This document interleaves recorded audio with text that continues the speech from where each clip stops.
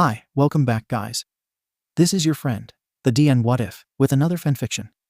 This is the movie of What If Kota Izumi was captured by the League of Villains. All credits for this video go to their respective authors, so please support the real author. Check out the link in the description for more details, and go to the story link to say hi to the author. Please give this video a like and subscribe to the channel if you want more videos like this. Now, let's get into the fanfic. Dim lights hung overhead, flickering to click of wine glasses that reflected smiling faces hiding a double motive. A rotten feeling sank into Kota's gut with each shuddering breath. Inhale, it's such a shame. He's only just a kid. Exhale. They were talking about him. As if the child, even with his quirk, was no threat to them. Kota grit his teeth and narrowed his eyes at the villains before him. I was just a kid when Sensei saved me. A man with shaggy hair said. He had a hand covering most of his face, and his lips twisted up in a slight snarl. We must work with what we have. Despite him not being our target and the loss of a few pawns, you really should value their efforts more. Shigaraki. Why should I? The scum let me down. Kota felt his heart skip a few beats as cruel red eyes fell on him. He whimpered, barely able to find his own voice. You, Shigaraki tilted his head, as if to inspect how the child squirmed against the restraints. He slowly rose to his feet, circling around the child. Won't let me down, right? He flashed a smile. The smile looked more menacing than warm and friendly. The way his crusty lips curled upwards and his teeth grinded together, as if he was holding back, unleashing his rage on the child. Kota let out a weak, frustrated sob. No, he didn't want to die here. But he could already tell how everything would go. The villains would take turns cutting up his body and dissecting him, bit by bit. This place would be his grave, all because of stupid heroes and villains fighting for no good reason. Their dumb feud would be the cause of his demise, and there was absolutely nothing he could do to prevent it. Kota jerked as a pale, clammy hand reached out to stroke his face. Shigaraki kept one finger away while admiring him. Hey, hush, now. He stroked away some tears. I haven't done anything to hurt you yet. When I start hurting you, then you can cry. Shigaraki, I don't think that's helping your case. The man behind the bar said, watching how this scene played out. Silence, Kurogiri. A cracking sound was made as Shigaraki glared at the older man. I know what the hell I'm doing. Do you? A new voice came from a man leaning over against the wall. He watched on with bored, half-lidded turquoise orbs. He shoved his hands in his pockets and took a few steps towards them. Looks to me like you're making a big mess. What do you know about hostages' intimidation? Nothing much. But I figure getting a name would be helpful. You're who brought this disaster to me. The blue-eyed man stiffened as if reflecting on his failures. Ooh, me, a blonde-haired girl cheered. I want to torture our captive. We can't do that, Yusiko. The blue-eyed man sounded almost disgusted by the idea. What the hell goes on in your mind, Toga? This is a child. Kota felt a bit of blood trickle down from where he assumed to be his forehead. Everything hurt. It didn't help these dumb villains were shouting back and forth. He hazily gazed at the girl. Toga, the hand guy, Shigaraki. The other guy, blue-eyed, looked freaky, like there was something wrong with his skin. Toga playfully tapped the blue-eyed man on the nose. You already know what goes on in my mind, Dabai. She spun around. I'm imagining so many beautiful guys covered in blood. Kota let out a high-pitched scream. This woman was really going to kill him. He was going to die. He kicked his legs, throwing a fit, until he was forced backwards. The life-or-death pressure dropped from his face to his neck. He gasped for air, finding it was impossible to scream and breathe at once. So cute, so cute. Toga bounced over to join Shigaraki in his game he seemed to be playing. I don't think capturing him was that bad of an idea after all. What's your name, kid? The blue-eyed man Dabai. That was his name? He seemed to have the most sense than any of them. Kota kept his mouth shut. He didn't have to tell these meanies anything. He averted eye contact and pain exploded through his body. He asked, what's your name, cry baby? What's your name? So we know what to write on your grave. Shigaraki placed almost all his fingers on the child's neck. Kota, he tasted his own hot tears in his mouth. Kota Izumi. His black hair bounced along with the rest of his body as Shigaraki released him. It was as if the sporadic burst of anger dissolved, as if never existing at all. So you can speak. Shigaraki took a couple steps back, as if hearing Kota speak made him comprehend how young their captive really was. Aw, he's cute really. Toga tugged on Kota's chubby cheeks. Her fingers squeezed the extra fat, causing her nails to slightly scrape the edges of flesh. Little streaks of blood appeared from the freshly made scars on Kota's skin. Kota whimpered, trying to pull away from the stinging feeling of Toga's merciless grip. Less force, he sniffled. Oh! Toga removed her hands from Kota's face. Damn, kid, Dabai said. His eyes flickered. How old are you? Kota trembled, trying to collect himself. Everything was happening so fast. He couldn't keep up, not with his mind mortified on how this might be his last moments. He didn't want to die like this. Despite all his fantasies of meeting his mother and father once more, it would be cruel irony. 5 years, he cried. Shit. Shigaraki cursed, as if baffled by the incompetence of his villainous pawns. His mind must have been unable to wrap around how the hell was it all they managed to kidnap was a 5-year-old. Please, if you're gonna kill il maya ki it quick and pp pass it painless. Kota stirred in his restraints. His hands locked up tightly as he wiggled his fingers. Ugh, cut the crying crap. Shigaraki swung a hand out as if to silence Kota once and for all. Kota didn't know what it was about his hands. Something about them. Shigaraki's fingers, maybe? They just seemed to scream out. Danger. Do not let all 5 touch you. He let out more screams at the top of his lungs as those deadly pale fingers loomed. Death was coming for his soul, and powerlessly all he could do was close his eyes and embrace it. Kota held his breath, bracing for the impact of whatever was coming next. Only much to his surprise came a soft, gentle pat on the head. Suck it the fuck up. Dabai patted his hand on Kota's hat. Shigaraki glared at Dabai, as if trying to figure out what his deal was. They shared a short stare off, pondering the true issue going on here. They'll come for him, Dabai said to defend his actions. We can bait them with him. Shigaraki recoiled, slinking into the shadows. All we need is for them to come. Dabai blinked. That was a lie. Their goal was to get in you, a student, to join their side and wreck the school's image. But a change of plan wasn't that bad. Having a child get kidnapped part of you. Or not. It still happened around pro-heroes. Heroes who were supposed to be keeping innocent civilians like Kota safe. No, they won't. Kota opened his eyes at the realization no harm was coming to him. Huh, Shigaraki asked. They won't come for me. Why the hell not? Because I said I hate heroes and all their dumb quirks, that's why. I said they're all stupid and flashy morons, Kota confessed through tears. Shigaraki's eyes gleamed with what looked like joy at the realization that the plan might have still obtained them a true heart for villainy after all. You hate heroes? Shigaraki sounded a bit too eager, shouting. You hate All Might. Finally someone with good sense around here. He threw up his hands. Ooh, ooh. Toga let out an eager squeal. I knew this kid was special. You hate heroes? Dabai cut his eyes at Kota, almost as if assuming his confession was a facade. Kota bit his tongue. This was not the best place to reveal that. He hated villains too. Well, I do. But. His mind flashed back to Izuku. The hero in training had risked his life to try and save him. Kota couldn't hide his admiration for the action. Even if Izuku didn't catch him before he tumbled off the cliff and into the arms of the villains below, Izuku had still risked everything for him. His hero. An idea flicked in his mind. Would Izuku come for him? Kota didn't know for sure. All he could recall was the distressed look on Izuku's face when he discovered he wouldn't get there in time. Too late. Kota began to catch the trend that everyone in his life he never cared about until it was too late. I don't think anyone will come. Kota tipped his head down. The shadow casted by his hat hid his watery orbs. Dabai's lips formed a straight line. Toga stopped giggling. The eoking joyful sound stopped bouncing off the walls of the bar as she knitted her eyebrows together, as if concerned. Yes, this it. Shigaraki took a seat at the bar and slumped over. Glee seemed to radiate on his face. Love and support doesn't only bring people together, but so does hate. The product of All Might's failures.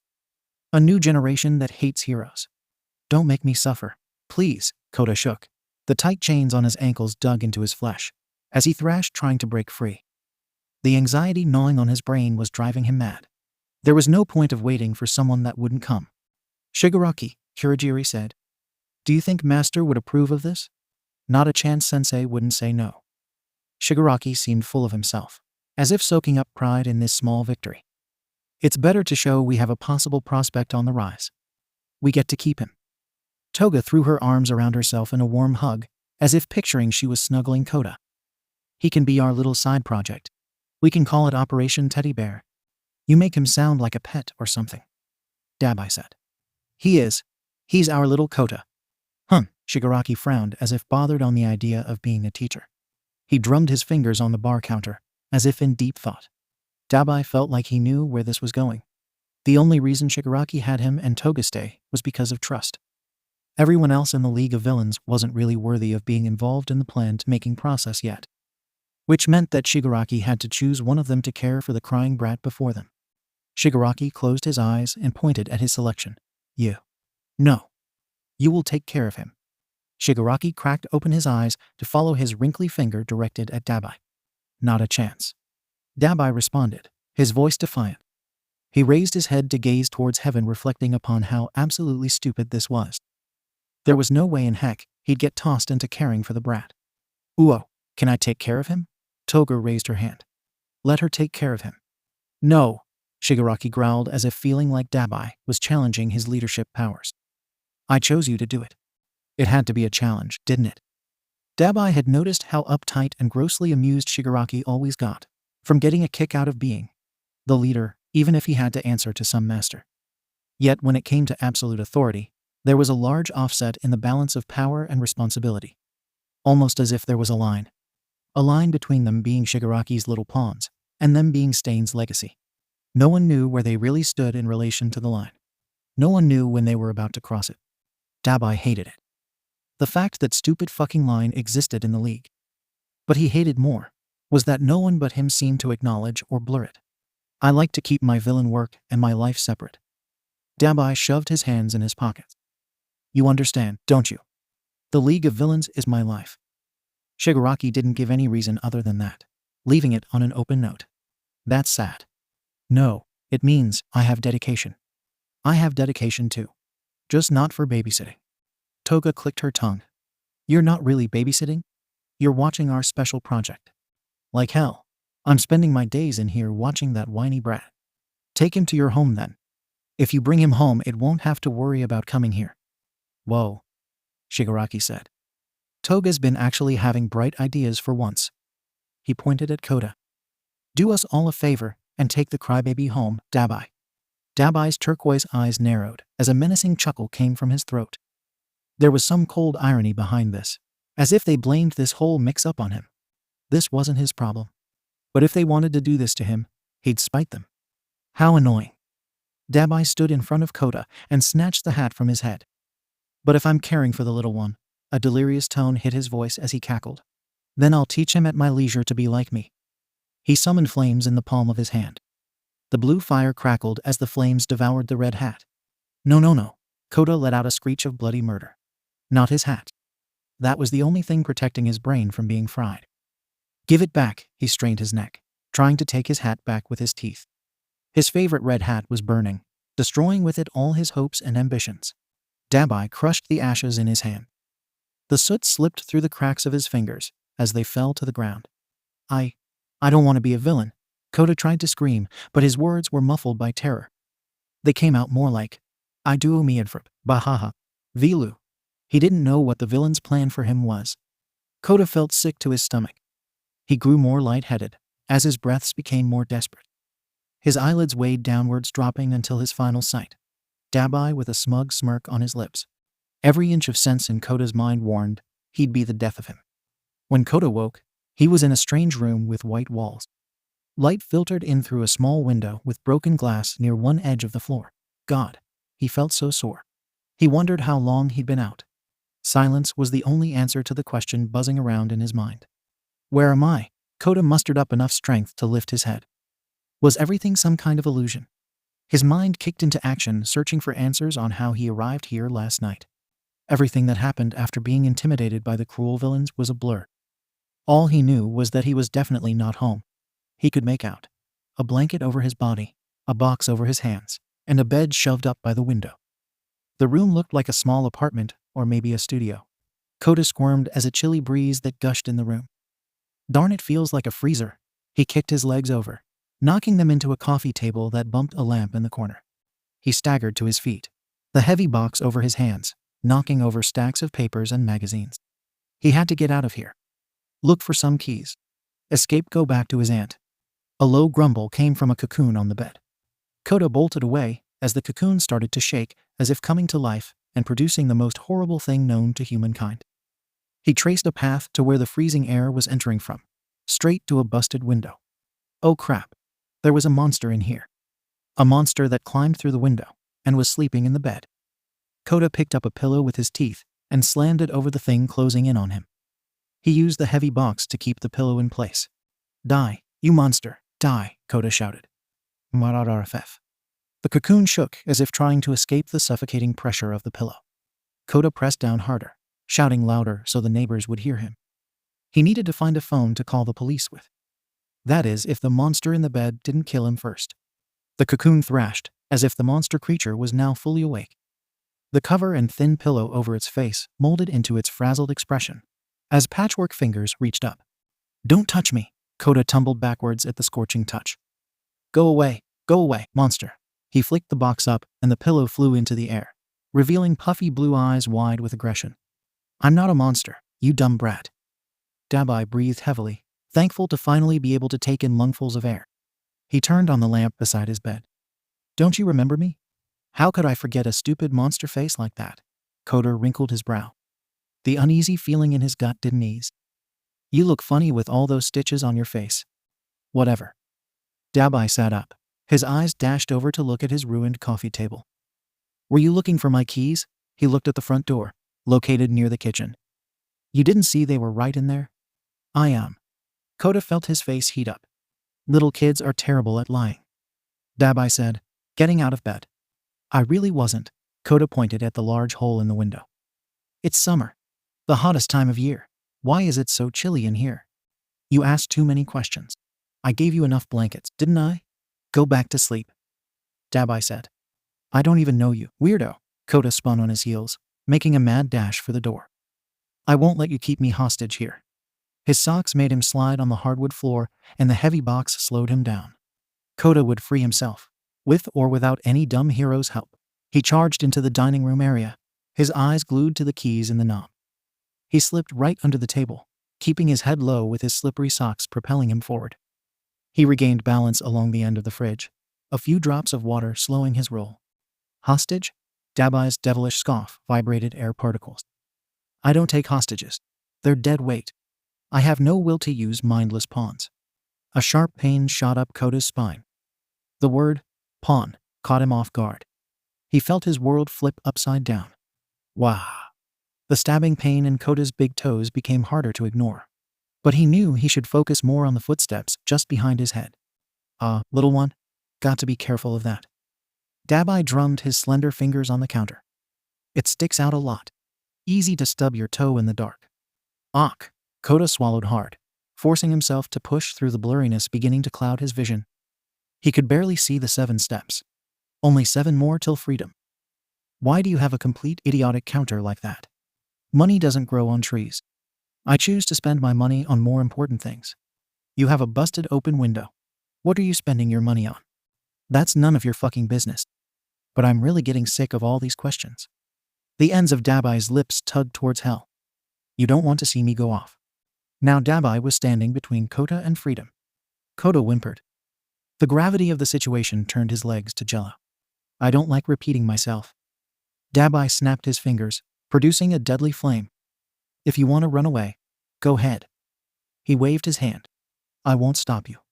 The flame that flickered off Dabai's skin twisted to cast a cruel shadow. It lit up the space between them. Why you? Kota felt his knees buckle. Can't be serious. I am. Dabai casually scratched in his hair. They told me to care for you. If you escape, that means you would no longer be my problem. Kota cringed up. There was no way. He kept still. Flames crackled as if time was winding down for him to make a decision. Freedom was worth the price, right? Kota took a baby step. Dabai blinked. Kota cautiously took a bigger step.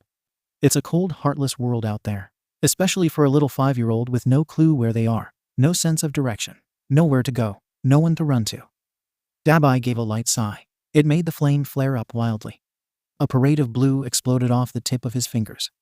What do you mean? Kota asked. You said, your name is Kota Izumi. Dabai restated the information off the top of his head. He picked up a vanilla file folder. Birthday, December 12th. Age, 5. Gender, male. Shares the same quirk of his both deceased parents' water creation. Huo. How did you get my information? Kota swallowed down tears. I'm a villain, Dabai said. Kota stared at him, perplexed at how Dabai assumed that would answer his question. He wanted to know why. He wanted to know how. He wanted to discover why him. I'm a villain. A borderline sociopath. At least you know what I am. Out there. Dabai pointed to the door. Not so sure.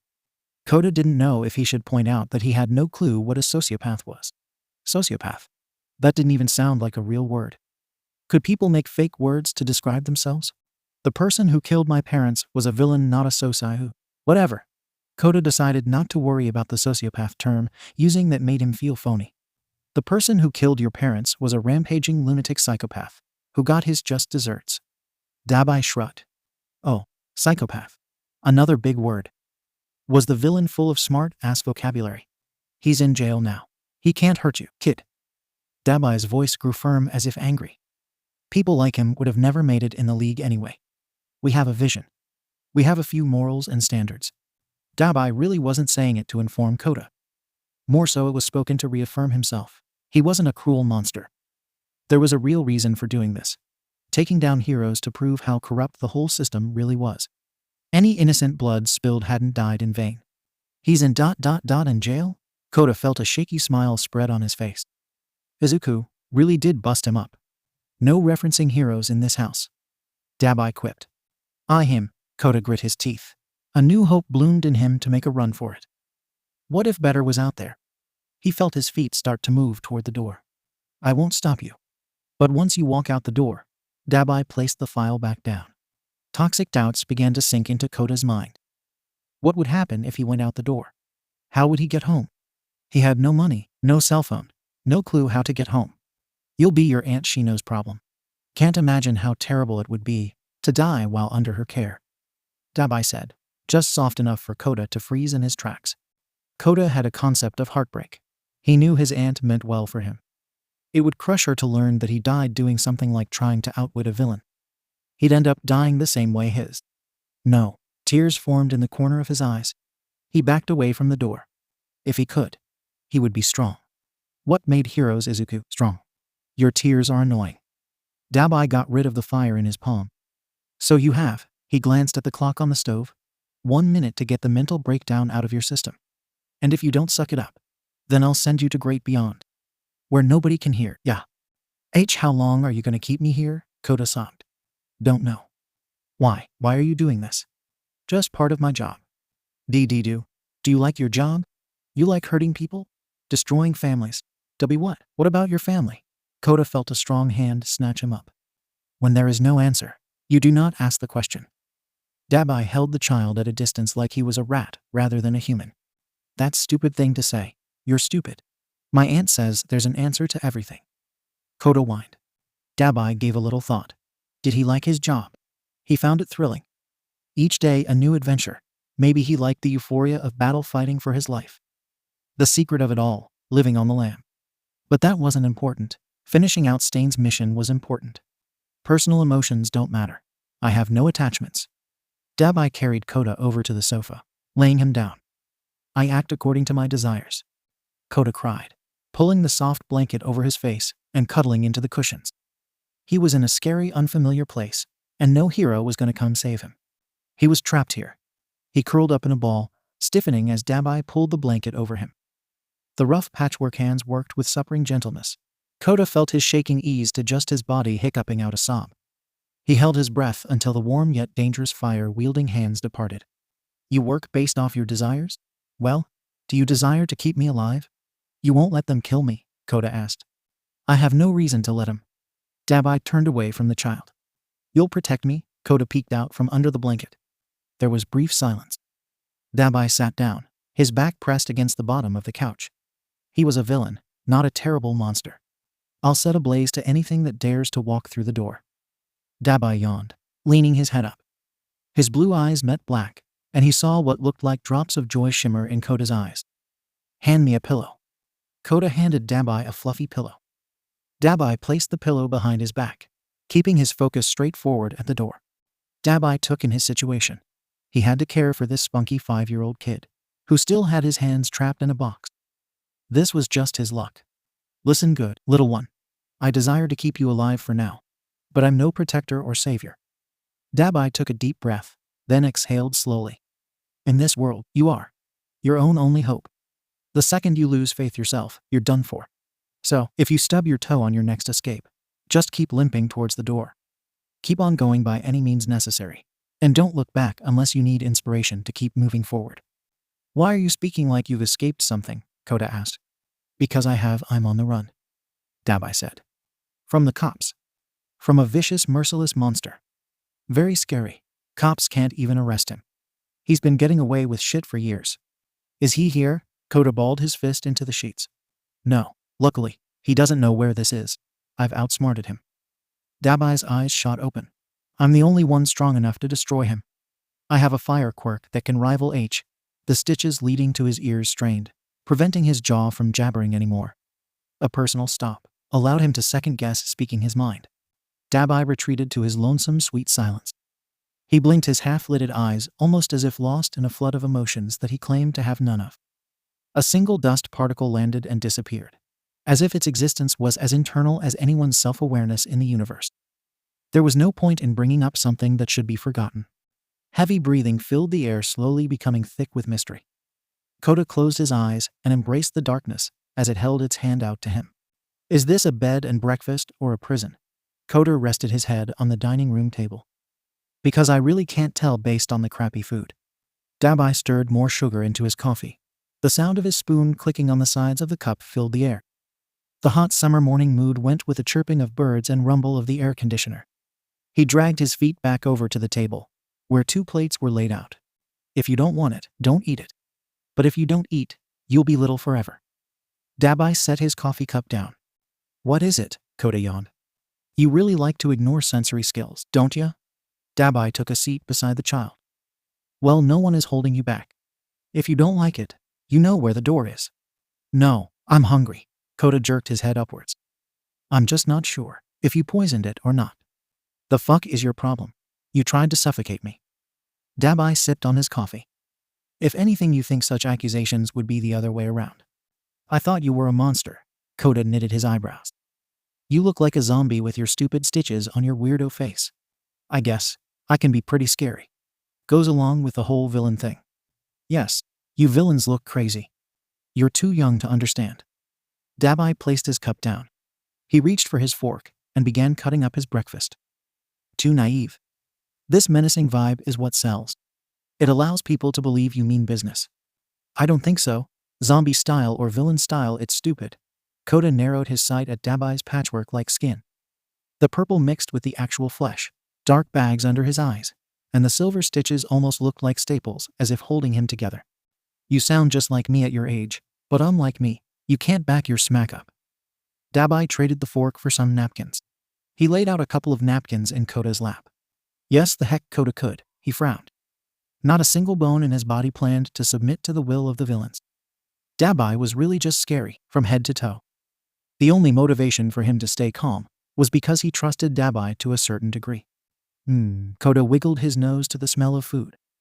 I suppose it might not be poisonous. I don't run fucking a 5-star restaurant. But when I was a little kid, this was something my mom liked to make after I had a bad day. So I figured you'd like it too. Especially after the whole entire kidnap mix-up. Dabai raised the meal of blueberry pancakes and bacon towards the heavens. I'm not a little kid. Kota turned his head. He didn't want any pity, especially not from a villain. You're 5. That's not even half my age. Dabai scowled, as if not comprehending what the problem. I don't want pitiful little kid food. When I hung out with the heroes, I got to eat what everyone else ate, Kota said. Heroes. Heroes. Dabai stirred his coffee. I really don't like to hear about them. I grew up with a hero, and let me tell you, kiddo. He slammed the spoon into the bottom of the cup with a loud clang. You're absolutely correct to hate them and everything they stand for. They use mind games to earn clout. He frowned. Did you even like the shit they gave you? It was okay, I guess. Kota said. Not really. I didn't like to eat with them. It's gross. They talk all happy about friendship. He closed his eyes, wishing that he could be whisked away to his secret place. There he could be alone and enjoy the comfort of peaceful nature. He didn't have to worry about villains or heroes. Friendship confuses me. I think it's dumb. I'd much rather be alone. Ha. Dabai took another sip of coffee to relax his brain from flashing back to more childhood trauma. Smart, kid. Friends are an unnecessary liability. You're not friends with any other villains. Nope. You have a secret place you escaped to. Damn, rig well, Dabai paused. Until you invaded, this was my secret place. I can only take so much with them. They're all a little too energetic for me. Kota gazed at Dabai for a few seconds. I do the same thing. It came out firmly, almost like looking at Dabai was a real glance into his future. Dabai shrugged, his wild hair slung over his eyes as his focus dropped back to the meal. Eat, before your food gets cold. How can I? I can't use my hands. Kota rattled the box. Obviously. Free me. Can't do that, little one. Water and fire don't go well together. How am I, Sue? Kota choked as a fork shoved pancake pieces into his mouth. The delicious flavors exploded in his taste buds. Yum, he groaned in disbelief of the taste. It was much better than the cooking he had to eat at camp. There. Dabai stabbed more pancakes on Kota's plate with the fork. Who you? Kota couldn't get his words out as more food was shoved into his mouth. Madu. The chunks barely had time to go down his throat as more forkfuls were shoved in his mouth. This H-fu? Don't talk with your mouth full, Dabai said. Boo oof, Kota gagged. A bit of the syrup dribbled down his chin as it slipped past his lips. Gross. Dabai lowered the fork. Get yourself together. Kota shook his head and gulped to gain the ability to plead for life. Hold Oiwoon. I'll try to eat. I just can't all at once. He felt tears sting in the corner of his eyes as his shoulders hunched over. If you have time to speak, you have time to eat, Dabai said. Who says that? I do. Kota flicked his tongue around the roof of his mouth, trying to free his taste buds of the mushy feeling. He sucked in his chubby cheeks. I think you're mean. I'm feeding you. But you're doing it wrong. Dabai took a sharp breath. This was really pressing his buttons. Each time he tried to be nice, Kota's head got too big for his body. It was clear that Kota didn't understand how dire his situation was, how at Dabai's pure mercy he was. Fine. Dabai dropped the utensils in his hand. He rose to his feet, picking up his plate and cup of coffee and walking towards the sink. Where do you think you're going? Kota growled. Dabai dumped his plate in the sink. He leaned an elbow on a counter near the fridge and kept sipping on his coffee. I know you can hear me. Dabai sipped louder. You're so mean to me. All you heroes and villains are the same. No one cares, you all just fake it. Don't you ever. Dabai slammed his mug down at lightning speed as it combusted into a parade of flames. Compare me to my D. He bit his lip. A wave of hysteria replayed in his mind. Not that. Never that. Dabai wasn't like that monster who raised him. Dabai wouldn't allow himself to become like that. He had to calm down. He had to get his emotions in check. He couldn't. Not a monster. Kota felt his heart race. Who thought it was a good idea to leave him with this crazy person? 1 second it seemed like Dabai gave zero fucks. The next he seemed to be setting shit on fire. I'm things real different. Dabai moved his fingers. The mug was now a pile of ash. His voice wavered slightly, as if the unsettling thing Kota kicked up inside him couldn't be kicked under the rug. There was so much, and Dabai sometimes considered it stupid. The more he shoved it deep into his mind, the more it hurt when it resurfaced. It felt ugly, cruel, and absolutely disgusting when it bubbled up to show itself. Power mixed with rage was too much of a toxic combination. Real different. Kota nodded sarcastically. Yeah. Dabai stretched out his fingers into the rough ashes. He smeared them across the counter, leaving a dirty streak of gray. That's how the world worked, didn't it? Take pure things and ruin it. Make it dirty. Little one. Dabai reached his soiled hand out. Come here. He felt the ends of his lips tug upwards at how quickly the color drained from Kota's face. Kota glanced left and right as if searching for an excuse not to come. Now. I didn't mean to insult. Kota felt his head spin. Why did Dabai sound like he was ready to set him on fire? He scrambled across the floor. Did the people who you met before at the bar scare you? Uh-huh. Wait. Are you going to make me go back to them? I know you're all in cahoots, but I'm no idiot. I'll bite if I have. That makes things harder. Now I'm not sure if you're bold with a smart mouth, or if you actually trust me. Lie like he act I would. Good boy. Dabai walked towards the front door, snatching his jacket off the coat rack. Hey, wait, are you leaving me? Kota stumbled after him. You didn't help me finish eating yet. You didn't want my help.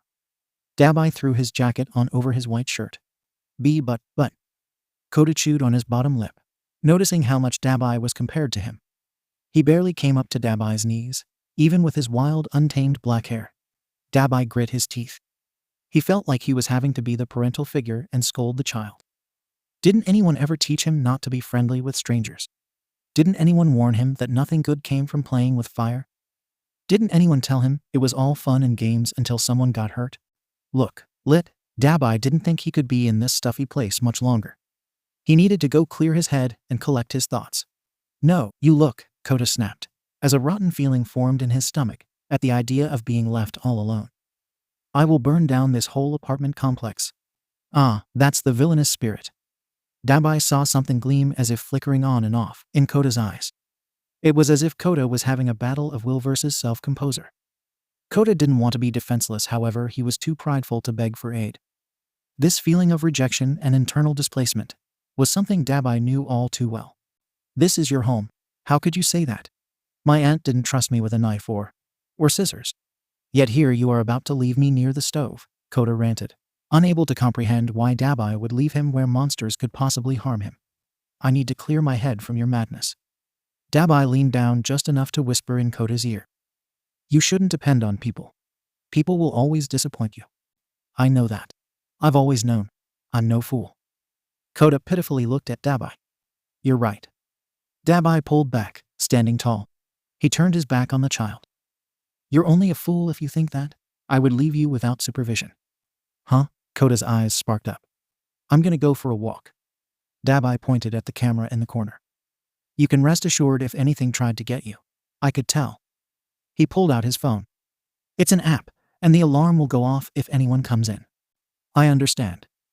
Kota didn't raise his voice over the sound of jingling keys. Villains like to have a secure idea and plan before they make a move. Heroes just rush in and try to work with what they got. They don't think things through. That's why they sacrifice themselves only to still let people down. Don't think so highly of me. Dabai reached in the inner pocket of his coat, his fingers wrapped around an object. A twisted gleam sparked in his eyes as he unveiled his special sidekick, a Glock 19 Gen 5.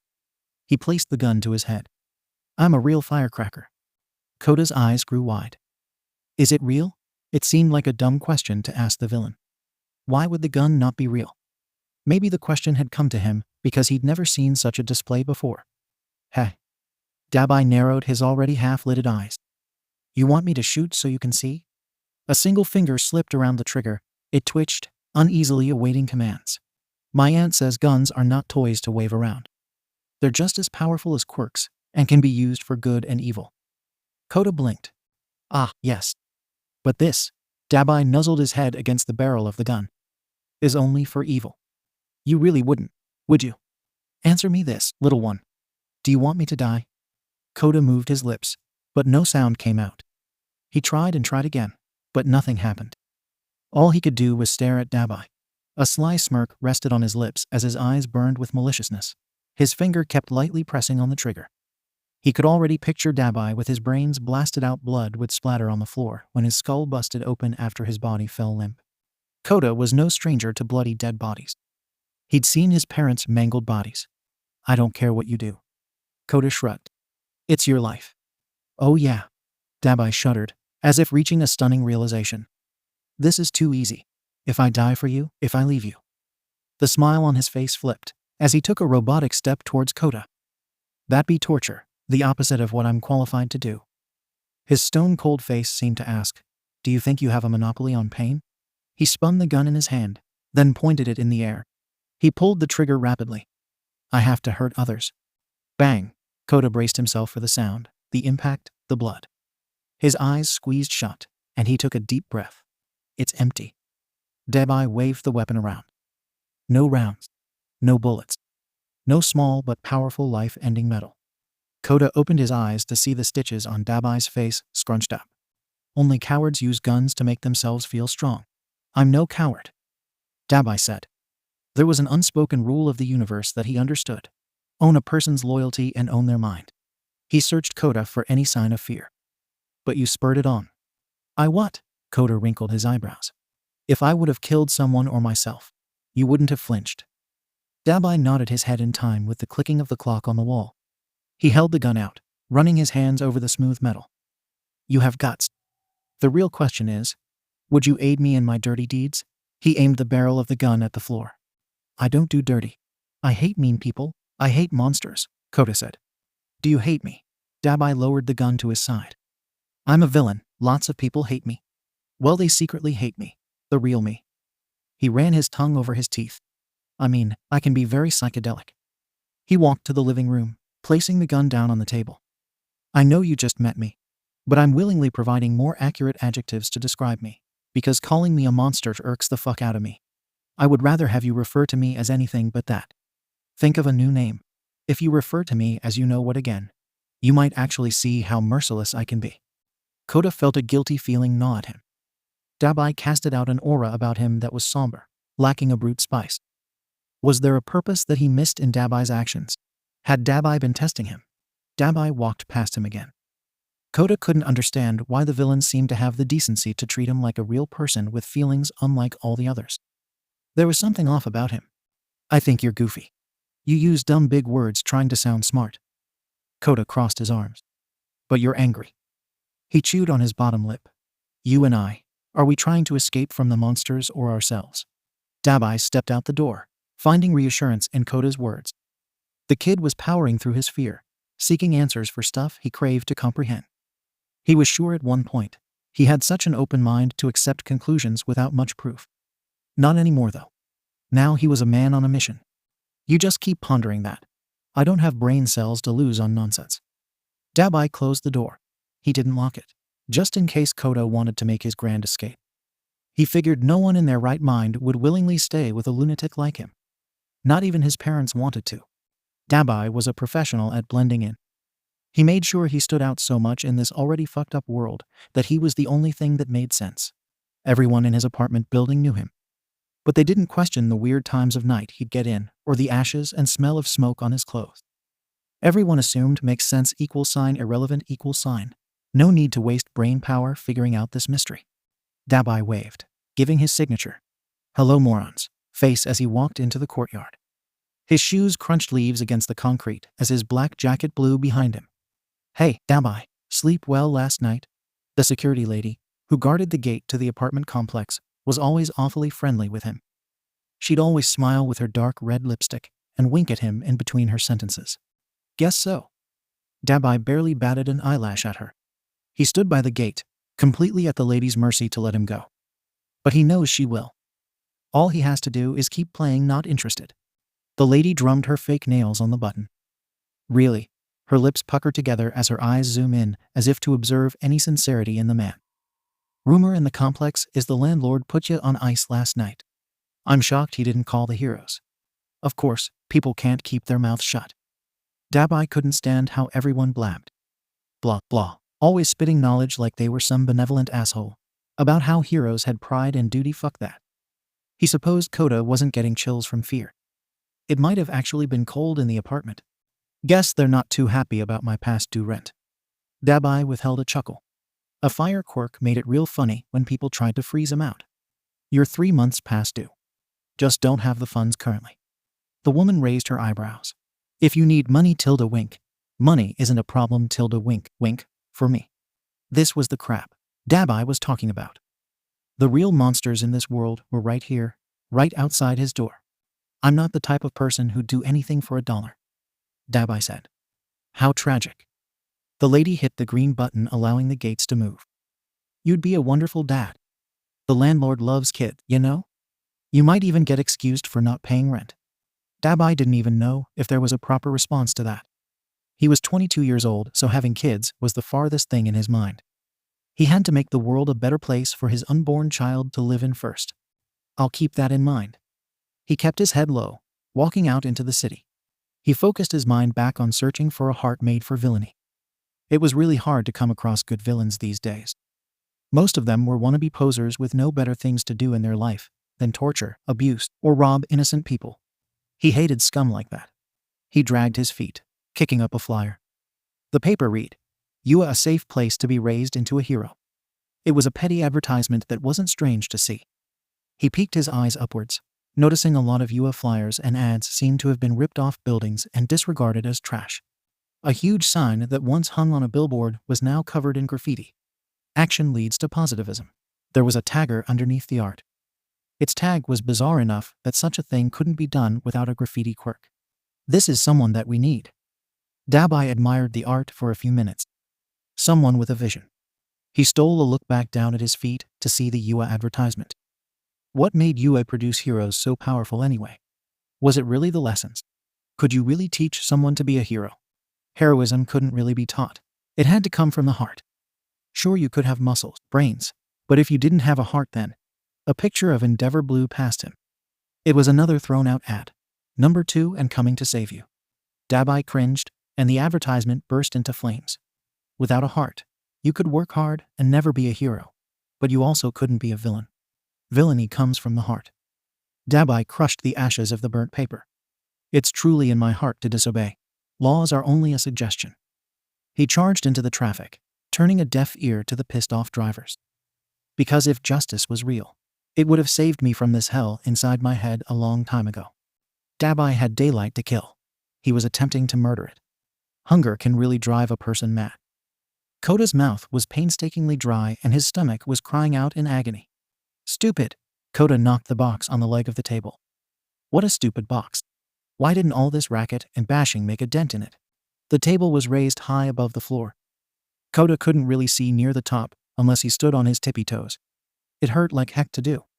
He could barely steady himself, rocking back and forth. He stuck his head upwards to catch a glimpse of the plate of cold cut-up pancakes. Ah! He took a seat and looked at the plate. He opened his mouth and licked up the pancakes. The delicious syrup stuck on his face as he hungrily gulped down the food. He felt gross. He licked the plate clean, trying to ignore the shame that hit him from acting like a pig. His aunt would be shaming him right now. "Kota, use your napkins." In her naggy voice. Who knew he'd actually be here, missing the feel of napkins on his skin? He jumped out of the chair, landing back on the floor. Kota dragged himself to the living room. There was still a gun resting on the coffee table. He hated that gun. He hated it because Dabai had teased him to no end about using it. He hated things that stole away life. He looked at the door. What kind of monsters awaited him outside? Were they powerful? He wasn't good at using his quirk. That meant going outside without aid or a rescue crew wasn't an option. He used his chin to hit the remote. The TV turned on. Now we return to the news. Top story of the day: a 5-year-old goes missing. Are you, a teacher's to blame? A picture of him flashed on the screen. Oh snap. This seems serious. He watched the pictures on the flat screen change to a crowd of news reporters and people rioting outside the school's campus. There were tons of groups, with cameras and signs, pushing and shoving trying to get through the gates of UA. Heroes are cowering right now in the face of the truth. One person even fired out, "How can you fail to protect an innocent child?" It was like the whole entire world was slipping into chaos over his disappearance. Sorta mind-blowing. These people didn't even know him. Did they really care about him? Did everyone assume he was trapped with some manic killers? He took a seat on the couch and leaned forward, trying to comprehend more of what people were saying about him. He wanted to understand why heroes were remaining silent over his kidnapping. Actually, no. He really wanted to know if the heroes planned to save him. Hostage situation, with 2 people still missing. 1 woman and a young boy. A reporter came up on the screen. Many questions have yet to be answered. The biggest one being, how could this happen with a pro-hero on the scene? Without an official statement, details surrounding the kidnapping are still blurred. Kota kicked up his feet, a part of him wishing they'd skip to the important stuff already. This was boring. He wanted to hear the words, plan and rescue. Those words were equivalent to his freedom. A rattling at the door was heard, before it swung open. Dabai stepped through the threshold and waved at Kota. Dabai placed his coat on the hook. He was surprised that Kota had stayed put. It confirmed his previous assumption. Kota was curious when it came to mischief. A heart like that was perfect for villainy. You're in big trouble. Kota felt a smile grow on his face. He moved his heavy box to gesture at the TV screen. They're gonna get you. Who? Far as I know, our plan is working nicely. The media is grilling heroes. Dabai walked over to stand in front of the TV. Huh? Kota stood up on the couch, trying to see over Dabai's head. Sit down. I can't see the pictures anymore. How'd you turn the TV on anyway? Don't change the subject. You're gonna go to jail. Far as I can tell, they don't have names either. What? They didn't say that. Read the headline. Dabai moved out the way for Kota to see the words at the bottom of the screen. Kota stomped his foot. He could see the words written clearly, but he didn't know how to pronounce them. There was no way he going to make an even bigger fool of himself. How about you read it to me? Kota asked. No. Why, PFF? Can't you read? Can you? Yes. Kota stole a look at the words at the bottom of the screen again. B but not big words. Spell villain. VILLANE. Oh goddammit. Dabai ran his fingers through his hair. What grade are you going to, kid? I'm gonna be in first grade, Kota shouted. I don't need your pity. I can write, I can read, I can spell. You can't spell villain. Dabai chided with a lazy sort of drawl. Reading and writing are the fundamental footsteps to success. You know how old people always claim knowledge is power. It's like that. Kota contemplated the idea for a few moments. So what? Imagine if I did have a larger vocabulary. You would be so motherfucked. That sounds wrong. And I know your aunt wouldn't let you cuss. Watch your fucking mouth. How come you get to cuss? Because you can't read the words on the screen, and I can. Dabai said. Read it. Kota regretted asking, because the villain's eyes immediately fell on him, deprived orbs hungry for him to step out of line again. Are you giving me commands? And no. It says, kidnappers unknown. Beware of the deceitful suspects possibly still on the rise. Dabai said. It's pure bait to engage the reader. Reel them in with sorrow and outrage. What about that?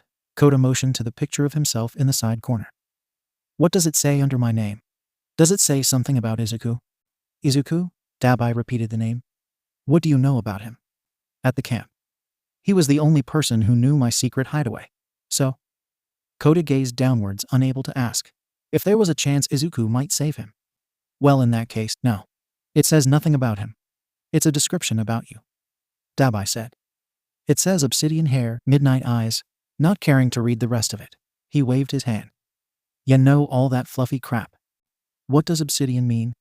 And what does suspect mean? What about deceitful? I'm not a dictionary, and I'm not Google. Look it up yourself. I don't know how to use a dictionary, and I don't have a phone. Well then use context clues to figure out the meaning. What's context? Kota titled his head to the side, hoping to better view the screen. Why does it have clues? I'm not your school teacher. Dabai looked at Kota as if the kid would constantly forget who he was. I'm a villain. I know, Kota said. My teacher doesn't look like a stitched-up zombie weirdo. Then you comprehend, I have no will to inform your naive mind. Dabai smirked, watching Kota's glee deflate. So you shall remain ignorant and blissful with the facade of broken dreams. He sat down and reached over to grab the remote off the front table. Don't, Kota whined. Dabai's hand stopped just above the remote. Little one, you don't control or make des. I know. But this is something I need to know about, Kota said. It's about me. I'm on TV, that's me. And? Read it to me, please. You trust me to read that to you? I won't hesitate to bluff for my own amusement. I just need to know if it says anything about my aunt. That's not a request you just ask any person. Dabai clasped his hands together. When people convey information, they can twist it any way that benefits them. They can take advantage of you being uneducated and naive to brainwash you into believing stupid shit. He closed his eyes. I know, but you're not a regular person. You're a villain. Kota gazed at Dabai like he was a star twinkling in the midnight sky. Even more reason to spite you. Dabai cracked his eyes open to see Kota, with his chubby cheeks covered in syrup. I don't know what spite means. Kid, you're hopeless. The monsters in society will eat you alive. I'm not hopeless. I can spell your name, Kota said. D-A-B. Is that it? Dabai asked. Is it wrong? My name is Dabai. D-A-B. No, Dabai. D-A-B-B. Double B doesn't make the ending sound. How do you spell it then? Kota frowned. D-A-B-I. And don't you forget it. Yeah, when the police ask me, I'll be sure to say it. Kota rolled his eyes. It's such a dumb name. Is that what your parents really named you? No. A scandalous grumble erupted under Dabai's breath. But it's better than my real name anyway. This is a name I gave to myself. He raised a finger and tapped it against the various stitches on his face, touching the sandpaper-like feel from the mound of purple bagging under his eyes. Something I rewarded myself with. I made a name for myself. All on my own. I don't need shit from nobody. That's kinda cool. I want a name like that. Kota said. But you could have chosen a better one. Anyone can make a name for themselves, good or bad. Dabai rose to his feet, motioning for the child to come with him. But if you really want to get into the name-giving business, you can't always trust other people to properly relay intel. Kota hopped off the couch, following Dabai to the kitchen. Dabai opened cabinets, revealing there was little to no food, only ramen noodles, Insta-mixed potatoes, tomato soup, and alcohol. He pushed around some noodles to reach the box of Insta-mix loaded potatoes, and placed it on top of the box containing Kota's hands. Read the instructions on how to make this. Dabai placed a spoon and pot on the countertop. You don't read. We don't eat dinner. Why are you helping me? Kota asked. Because no one will ever believe you. Learned how to read and write from a bad guy. Dabai placed the pot on the stove. There was something about the calm way Dabai spoke that agitated Kota. What was that supposed to mean? No one would believe him. But he would be telling the truth. You're making me think a lot. Practice thinking big ideas makes you better at reading big ideas. Dabai snapped his fingers, and the burner on the stove came to life. If you want to understand the news headlines, then work your way up there. Kota sighed. Well, at least he wasn't going to bed starving. The library was another safe place in the storm of Dabai's wild life. There was no one hounding him, or spitting curses in his direction. It was relaxing. All the silence was more comforting than a lullaby, and the smell of old paper was as satisfying as freshly baked cookies out the oven. Is there anything in particular you're looking for, young man? An old woman stopped beside him. I need an easy reader. Dabai paused, unsure of what the type of book was called. 1 fish, 2 fish, red fish, blue fish. The sentence hit his ears, and he realized how stupid it sounded. But like an advanced reader's copy, children's books have their own special section. The old woman guided him forward. I'll show you. Dabai gave a phony thankful nod. He made his way through the shelves of books. His eyes skimmed the titles, trying to resist the urge to punch the books in the spine and shelve them straight. The old woman stopped their journey at a section full of colorful storybook covers. These are a few steps up from easy readers. They're recommended for ages ranging 5 to 7, but a specific book series, Magic Treehouse, is really good for vocabulary and reading comprehension. Yes, that. Sir? He's 5 years old, so he's into action and stuff. He tries to read news headlines. Dabai felt a loss for words. There was barely anything he knew about Kota other than he had a smart mouth and hated heroes. Well, if you plan to work on reading with your son over the summer. The old woman reached out to pick up a few books. We have some excellent My son, Dabai repeated. Oh, the old woman blushed, as if catching her mistake. I just assumed. You kids get wilder every generation, starting off young, popping them out. Dabai raised a hand, silencing the old woman. Just need a book. Of course, she waved a few novels in the air. These are mildly popular. They are all about the wrath of villains and the triumph of heroes. I'm sure your special little one loves heroes, right?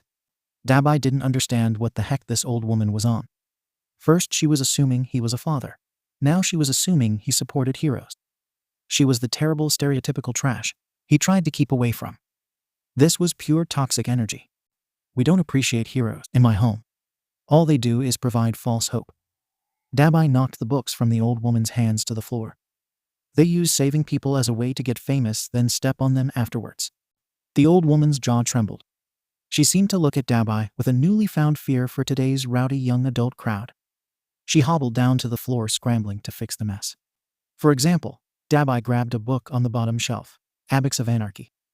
Where are your glorious heroes now? He watched the old woman's disarray bloom into apprehension. His mind felt luxuriated in letting his words sink in over time to convey their dastardly desired effect. That his patchwork-like skin would torment her dreams for days. He kicked a few books across the floor as he buzzed over to another shelf, near the more teenage-like books. He overheard a familiar voice. I don't get it. Why are we meeting in the library? SHHH. Keep your voice down. I thought meeting you here and telling you this would be better than Baku. Dabai focused on the conversation. Baku.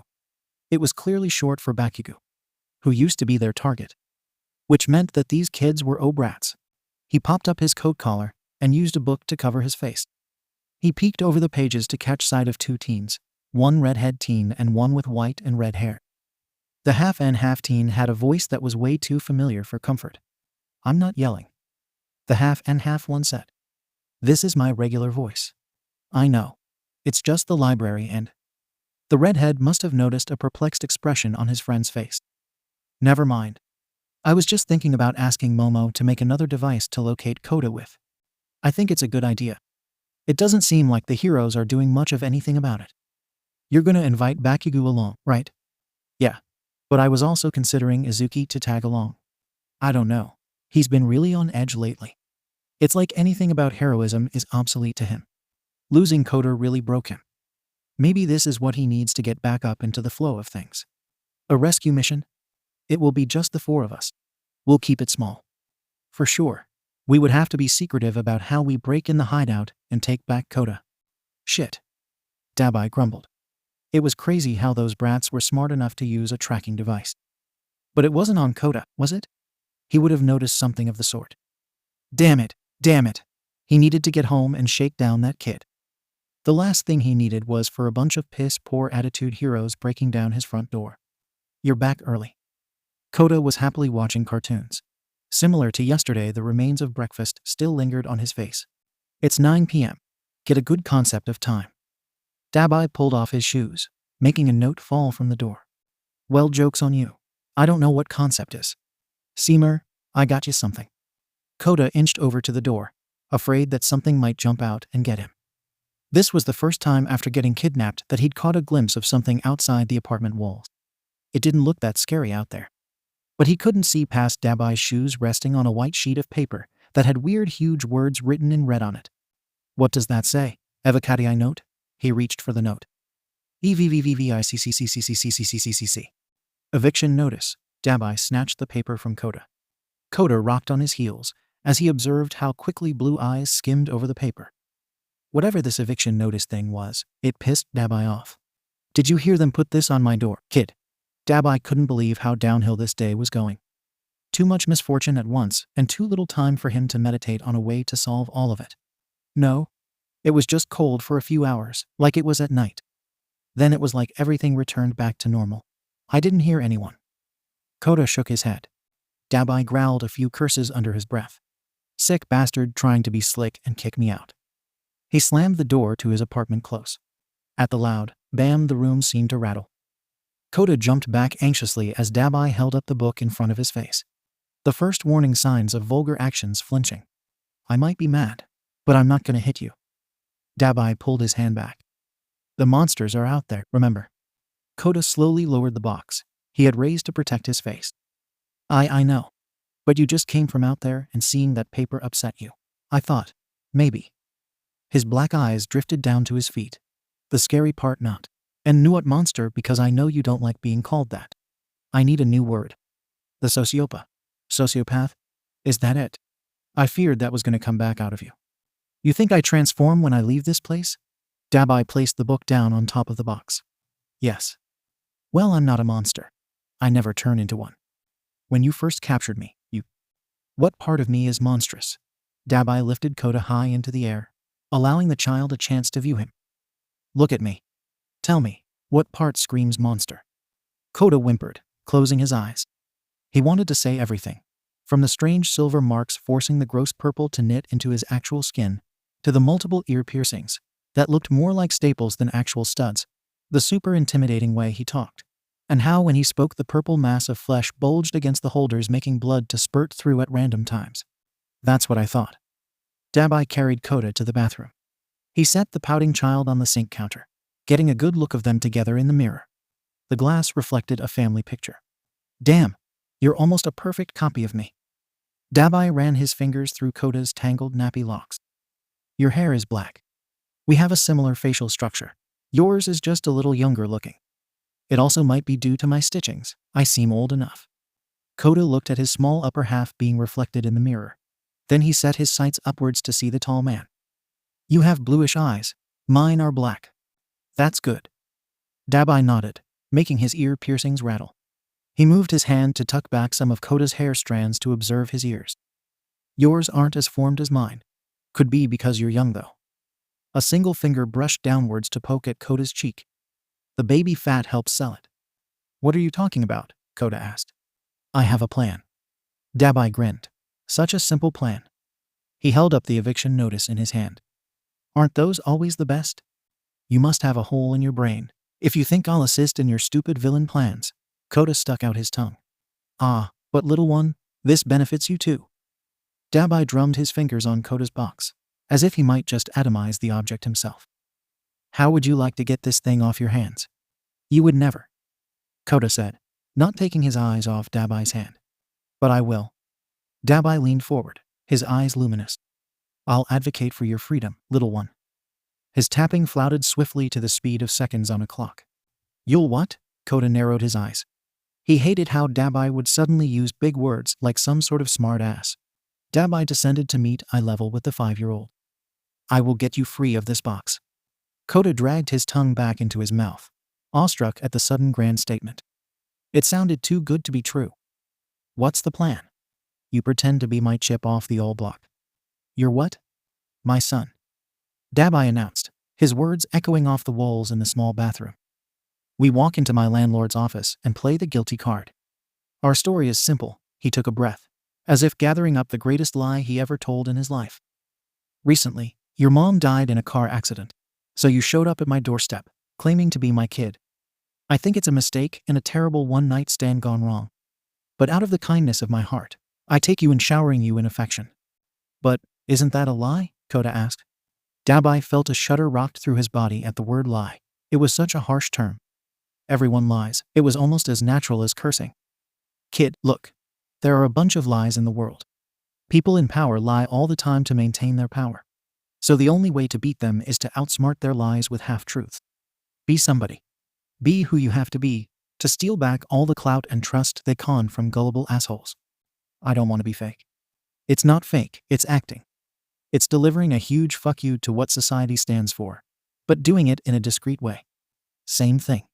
The only way to move up in life is to steal from the people who put you in such a crappy position. Think about it, Dabai said. Those heroes have done nothing for you. They don't care about this city. They'll never care.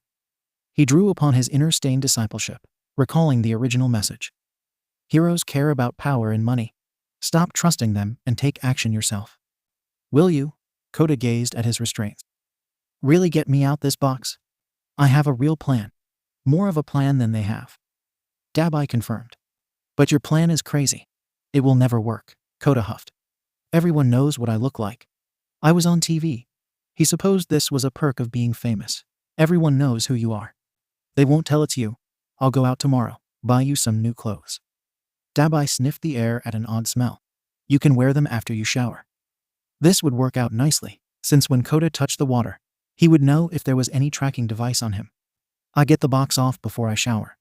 Yes, you get it off before, if all goes well with the other villains. But I'm sure they'll agree. Just gotta bluff some crap. Let's do it then, Kota smiled. His mind filled with possibilities awaiting him when he got his hands back. He could punch Dabai in the balls and run off, using his water quirk to demolish any monster in his way. Yes, getting this box off was a step towards victory. This will be magnificent, proactive. A good step in training is starting with petty identity theft crimes. Dabai let out a satisfied hum, his sight drifting to the Acts of Anarchy book.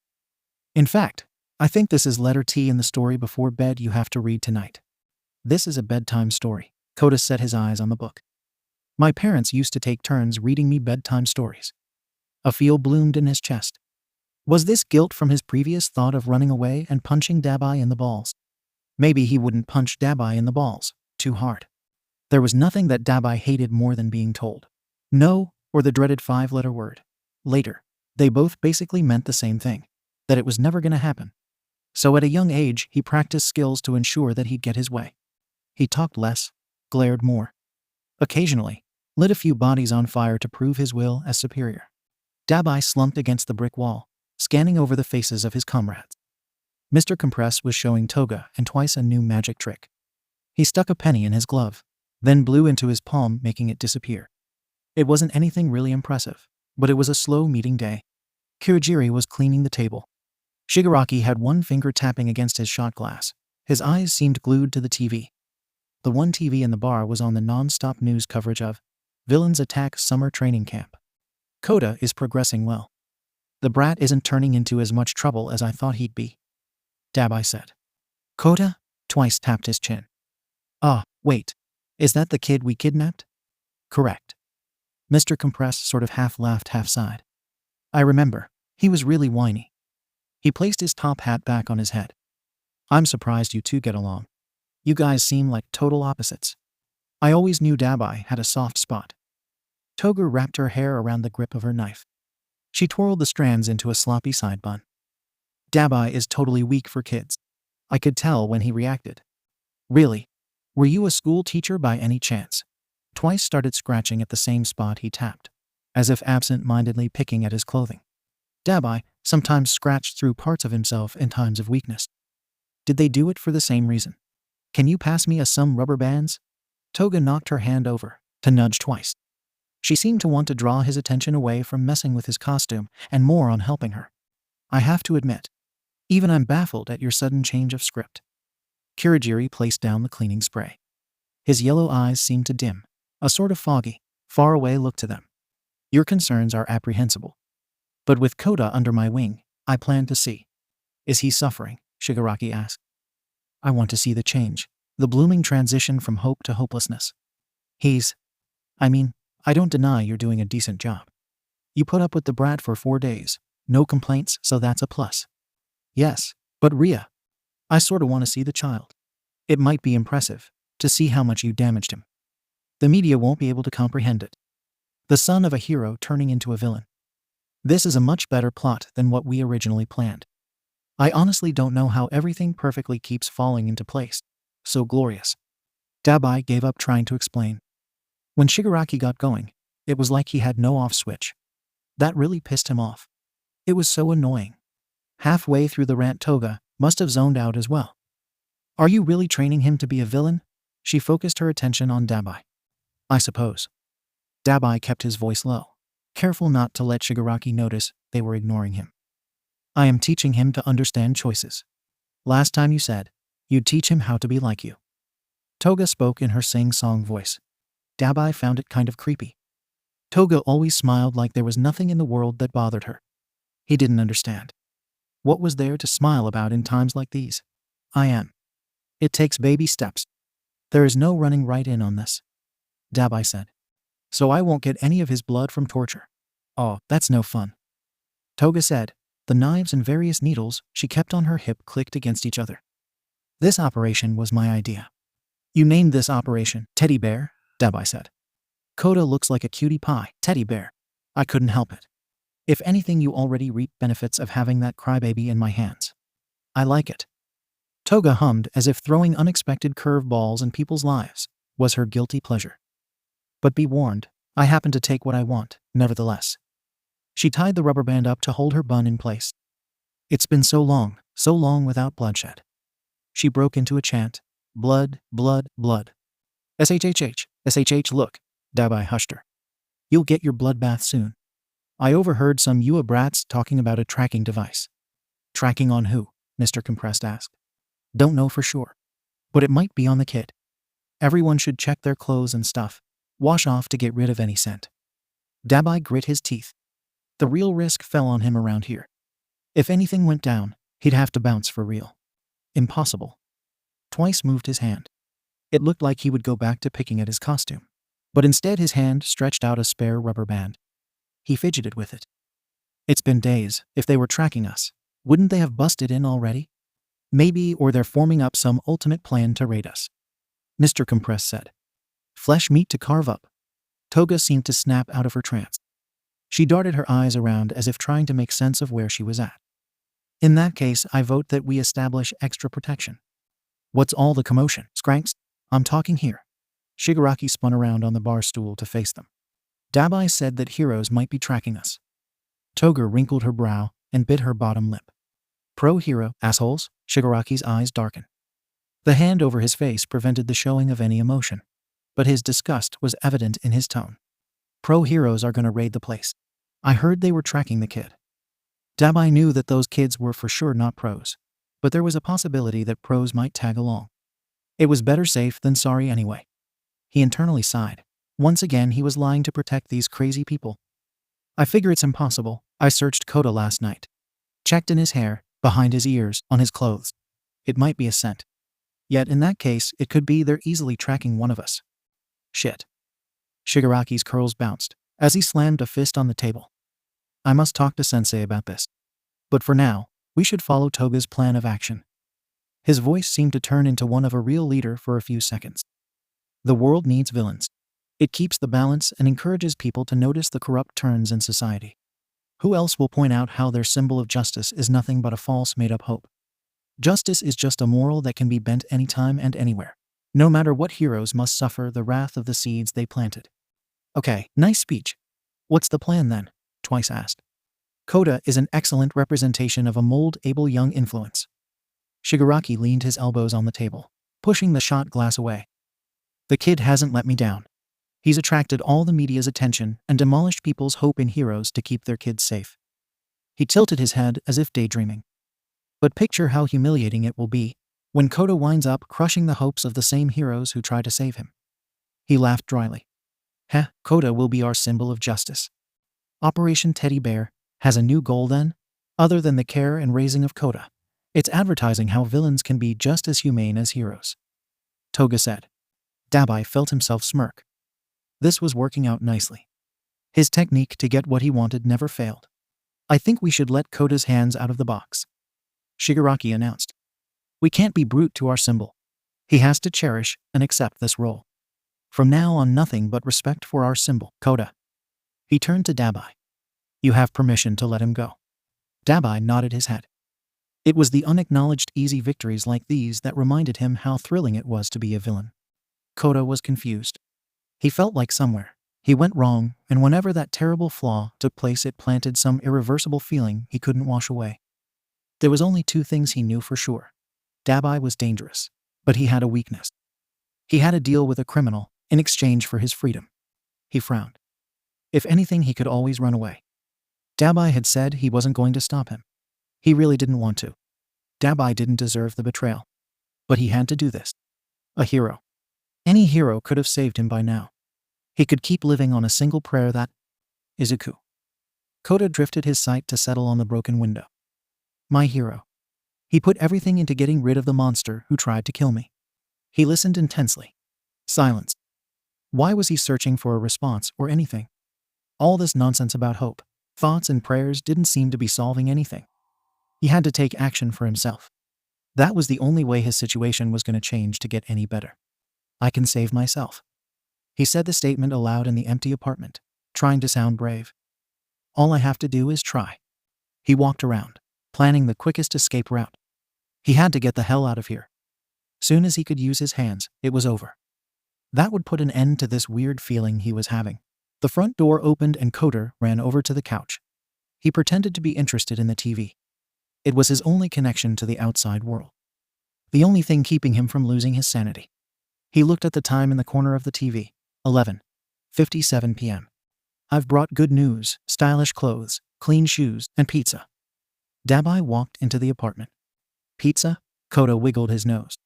A familiar smell of delicious hot greasy cheesy cradled his nostrils and lured him to his feet. He gazed up at Dabai with his hands full. Pizza. My aunt wouldn't ever let me eat this. She said it was too unhealthy. I'm not your aunt. I'm a lazy ass that doesn't feel like making dinner since it's so late. Dabai placed their dinner on Kota's box. He pulled off his shoes and jacket. Honestly, I expected you'd be asleep. I was going to surprise you. How? Kota looked at the numerous bags of clothes Dabai set down near the door. He assumed those were full of his new clothes and sneakers. It's part of the good news we're celebrating. But I want to know. It's my good news, right? Tell me. Don't know how to break it to ya. I was practicing the long pizza line, but got distracted. Tell me now. Kota stomped his foot. Damn, so rude. Dabai rolled his eyes. Getting an attitude with me isn't gonna help your case. I fucking hate rude brats. He took the pizza box from Kota and placed it on the table, far from the child's reach. Sorry. Kota rocked back and forth. Can you please tell me? Don't know if I want to anymore. Dabai pulled out 2 paper plates. If I guess, will you tell me? I might. Why are you like this? Dabai actually didn't know how to answer that. He could place the blame on his parents or a corrupt society. But really he made himself, didn't he? He did this persona, decided that he just didn't give a single fuck anymore. I didn't choose it, Dabai said. It just happened. He pressed a hand to his heart. The loud pumping organ was singing a plea to salvation. Each beat was a thrill of agony, coursing through his bloodstream. All my self-hatred came out of me and created this. Wow, that is sad. You sure like to talk about yourself a lot. Kota snorted. Don't be dumb. You know nothing about the real me. You only know what I want you to. Dabai flicked Kota in the forehead. Kota blinked in confusion. Was this another mind game? Or was the man being serious? It was hard to tell if all this was an act or not. Now that you've reflected back upon your place as a hostage project. You've been promoted to a non-hostage project. Now you're just a project. Dabai said. Explain. Kota narrowed his eyes. I can show you better. Dabai heated up his hand, bursting the few locks into flames, until the box fell off Kota's hands. You actually got permission to free me. Kota felt joy bursting from his heart. He looked at his hands eagerly, delighted at the sight of them. He wiggled his fingers and ignored the red markings where the box had cut him. You did it. You did it. He hadn't felt this relieved since he saw Izuku come to save him from that terrible monster. It was like Dabai and Izuku held the same positive energy in his heart. Course I did. We have a deal, right? Dabai winked. Son. The nefarious roll of his tongue made the word even more execrable. Kota felt his enthusiasm deflate. This reward came with a price. It would be wrong for him to run away now, wouldn't it? He had to hold down his side of the deal. Plus the pizza. Dabai was letting him eat. All that cheesy, delightful goodness. Our deal is good. Anyone who gets me pizza and reads me bedtime stories is good. I'm far from good. Not good for you, not good for anyone. Dabai scooped up Kota's hands. They were small and soft compared to his own. These hands kill people. He almost forgot how normal skin felt, how fragile children were. Your hands can be different, though. Do you want to put them to good use? He motioned towards the pizza box. Yes. Kota opened the pizza box. He breathed quickly, enjoying the mouth-watering smell finally being set free.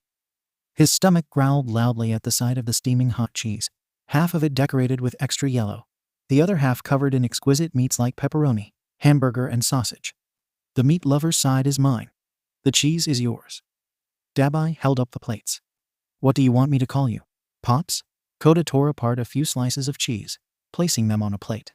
That makes me sound old. Dabai grimaced. He didn't want people to assume he was some bum.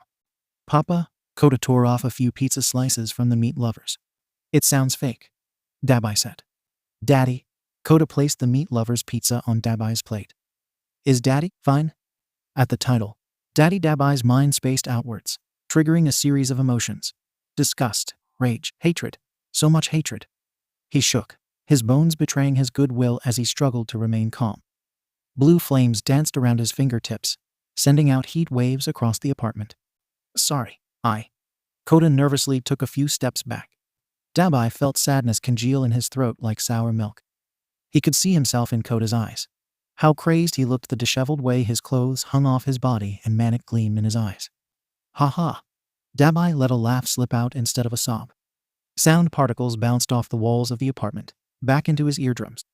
It was easier to laugh at the cruel irony of it all.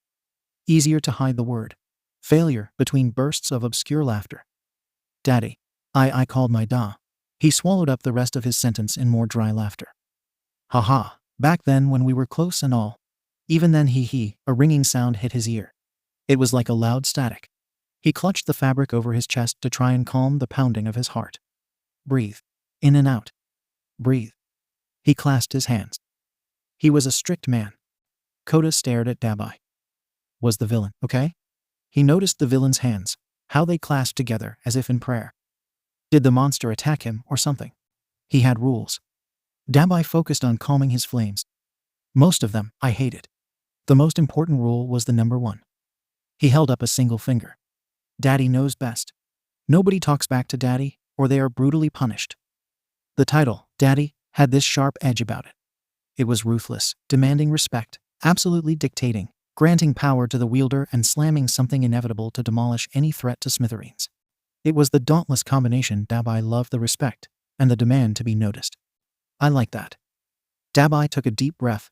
It felt like he was obtaining some unspeakable power. It fed his ego. His shaking halted and flames dispersed. Fits your age range too. You should act more pure and innocent. Call me Daddy. Okay, Kota said. We need to work on it being normal, Dabai said. He needed to get his temper under control. He headed towards the living room with their plates of food. But we're going down to the landlord's office first thing in the morning after you shower, so we have no time to rehearse. Where is the food going? Kota followed behind Dabai. I was being good, wasn't I? I thought you might have wanted to eat in bed since it's so late, Dabai said. Heck yeah, I do. Kota jumped on the sofa and took his plate. He bit into the pizza. A cheddar explosion filled his mouth. Dabai took a seat beside Kota. Kota kicked his feet into his lap. You keep your feet there, and I might use them as a table. Dabai lowered the plate full of pizza in his hand. I alaka dalgal, you mind do. Speak after you swallow, little one. Dabai bit into the pizza. He decided to give an example of how it was done. This is just susu, good. Plus you got the stuffed crust. Kota let out a groan. This was on a new level. It tasted delicious. It's a guilt pleasure. Dabai took another bite of pizza. I love meat, but also cheese and garlic crust is the best. Kota hummed. I am HAPPY, but I still WNTABOOK. He licked his fingers clean before going in for another slice. Dabai smiled. At least the kid worked on his spelling. He pulled his phone from his pocket. You want to reread the Abbots of Anarchy book? Or you want me to pull up an audiobook on my phone? I like it when you read it, Kota said. You, NARATETE funny. Then you help me to say the big words. Narrate. NARRATE. That's how it's spelled. Dabai corrected. He paused, confused on how to respond to the compliment. It wasn't often that people would praise him or his actions. Thank you. The phrase was foreign on his tongue. Maybe he'd use it more now, because a part of him really was thankful. Dabai was thankful Kota didn't leave him alone. You should do it more. Reread the book. But next time you go to the library, let me come. Kota tapped a finger on the top of Dabai's phone. Sure, little O. Dabai saw a notification on a message on his phone. The message reading, Sensei found the tracker. It was on a Namu. It's destroyed now. No worries. Still stick to the new operation plan. A few seconds later another message came. Who is this? Then a response. Oh, I thought it would be cool to make a villain group chat. A flood of new contacts entered his phone. Spinner, Mag, Toga, twice. Dabai growled at the grease stain on his phone screen. He couldn't read everyone saving his contact. How the hell did Shigaraki even get all their numbers? He lowered his phone to see Kota's endearing chubby face still gazing up at him. Story. Kota shoved a book into Dabai's hands. All right. Dabai opened the book. The second his fingers touched the page, all his stress faded away. He grunted at the newly added weight on his arm as Kota leaned over as if trying to read the book with him. This was nice, he guessed. Once upon a time. Water washed away Kota's doubts and purified his body. This was his revival, a rebirth to his new life. He stepped out of the shower as a new person. He was Kota, the son of a villain. He walked out to the living room, where he saw Dabai opening up the front door. Looking sharp, Dabai said. Oh yeah, Kota figured his outfit was in line with the fashion trends. He checked his outfit in the mirror. A white Supreme shirt, ripped up black skinny jeans, and a black leather jacket. His eyes shifted, and he noticed Dabai wearing the exact same outfit. The only difference was the holes in his jeans were in another pattern, and he had silver chains hanging from his belt loop that matched with his silver earrings and stitchings. We look almost like twins, Kota said. This was going to be too easy for them to get away with. This was great luck. He'd do this one crime, then he was out. That's the point. I'm the hip dad who buys their kid the trendy shit. Dabai ran his fingers through his black hair, leaning up against the door frame. His Timberlands left a few scuff marks as he moved them over. Kota put on his new sneakers. He peeked outside. Okay, so far no sight of monsters or anything deadly. What? Don't tell me you're still scared? Dabai motioned out to the hall. You want me to burn this place down to ensure your safety or something? And no. Kota felt his stomach flip-flop. I'm not scared. He made a tight fist. I'm no wimp. I'd knock them out. Good. Dabai moved into a fighting stance. Go right for the ankles. After you knock the wind out of them, grab the throat while they're on the floor, and don't stop choking them until the body stops moving. Ooh! Kota stood up and threw some air punches. I'd knock 'em out in one punch. I go for the weak spots. Jab hard. Force comes from the arm. Dabai walked out in the hallway. Like this? Huh, this. Kota followed Dabai, throwing more punches. Each punch you give, take a step near the elevator and spell it. Dabai fiddled with his keys and locked the apartment door. He kept an eye on Kota. The kid had good boxing potential. Punch. Kota bounced down the hall, acting like an action hero. Now add your quirk into it. Dabai trailed behind Kota. He checked his watch on his phone. Good. They'd make the meeting in plenty of time. Kota shot his hands out. A few drops of water fell from his palms. That doesn't sound like spelling. Dabai hit the down button for the elevator. WTER. Kota tried to force out more water. It was like his quirk wasn't listening. Darn it. He felt his arms start to weaken and trembled. You should work on that. Dabai patted Kota on the head. But look, you got past this floor all by yourself. No monsters. Don't tell me what to worry. I did what? Kota felt his heart flutter at the sudden realization. Don't worry about it. Dabai entered the elevator and pressed a button. Kota scurried in after him. God, not warning him to be cautious was an asshole thing to do. What if a monster would have popped out? He fumbled with the zipper on his jacket. This is stupid. No, it's not. Yes, it is. Who wears a leather jacket in the middle of summer? You'll understand when you enter the landlord's office. Dabai knelt down to fix the jacket correctly on Kota. You're weird, Kota said. He was sure if he kept saying that over and over again, it would wipe away any respect he was starting to form for the villain. Anything wrong with weirdness? Dabai asked, pulling away to admire his work. Everything needed to be perfect and flow flawlessly between them. Any disconnect would make his story suspicious. No, Kota said. He had never been more thankful for the sound of the elevator door opening up. He stepped out to see the quiet courtyard. There was a water fountain outside acting as a circle about for cars, with red, yellow, and blue flowers around. The outside world was so pretty. It's almost as calming as my secret spot. Listen, we need to make this as believable as possible. We gotta act like a happy, loving family. Think of this as a game of pretend. Dabai led Kota in the direction of his landlord's office. I don't know what that even looks like. Kota tugged on Dabai's shirt. Don't give orders without providing an example.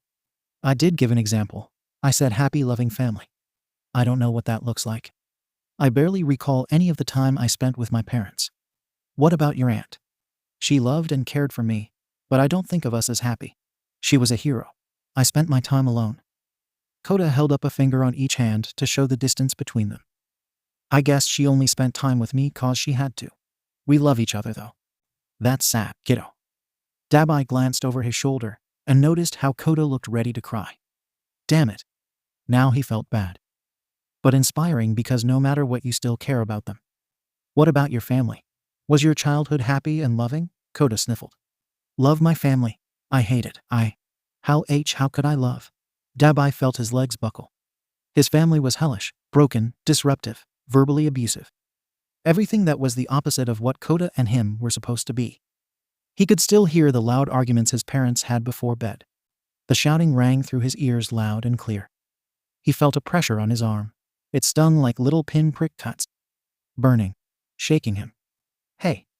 Dabai couldn't remember when he closed his eyes, but he blinked to see small hands clasped around his leg. If it hurts, it's okay to not talk about it. Kota's tearful eyes met Dabai's as if trying to comfort him. We can learn.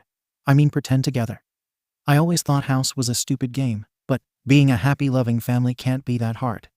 Dabai blinked, his mind coming back to reality. Not talk about it. That sounded good. No more talking about the past, okay? He pried Kota off his leg. From now on it's just you and me. Okay, Kota whispered. They walked in silence until they reached the office. Hello? Dabai knocked on the door. Come in. Sit down. The landlord sat behind a desk. Kota followed closely behind Dabai and took a seat. The office was nice and wide with elaborate decorations and pictures explaining the apartment floor plans. A huge sketch of the original architecture brought the space together. It felt like there was some raw tension in the air. No one said anything. Kota lowered his sight to things at his eye level. Pens, papers, candy jar, and pictures. He reached in the candy jar to pull out a handful of Hershey Kisses. He popped some chocolate into his mouth and chewed loudly. Cute kid. The landlord motioned at Kota. Yours? Can you tell? Dabai asked. On your lease. It claims only one person is living in the apartment. I was the only person living there. Until recently. He showed up at my doorstep. Nothing but a note and the clothes on his back. The note, claiming him to be mine. The landlord raised a brow. I never married. She was a beautiful woman. That's how I never forgot her butt. Dabai moved a hand to block his lips from Kota's sight. Completely buck wild. Got him. The landlord sighed. You like him like that?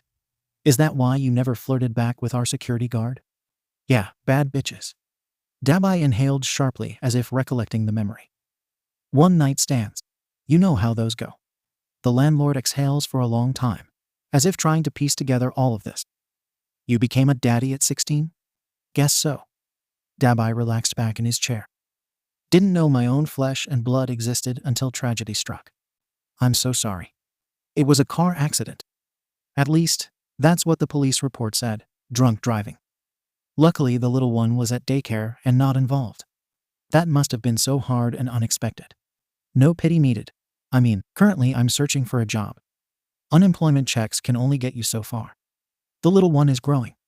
He eats a lot. So we were actually going to head out to try and apply for food stamps. I just thought I might stop by to say thanks for the opportunity and allowing me to live here. Wait. The landlord sounded overwhelmed with emotion. Dabai, I've thought about it. I had no clue of your current situation. My situation is something I've brought upon myself. Dabai purposely made his voice crack. He couldn't believe that stupid security guard bitch was right. This shit was too easy. Yes, that's true. The landlord looked down at the past due bills on the desk. There are people that can help you. Landlord, with all due respect, I don't think you understand. Time isn't on my side, and with another mouth to feed, it's hard to dismiss my childhood foolishness. Dabai said. Mistakes are made to be learned from.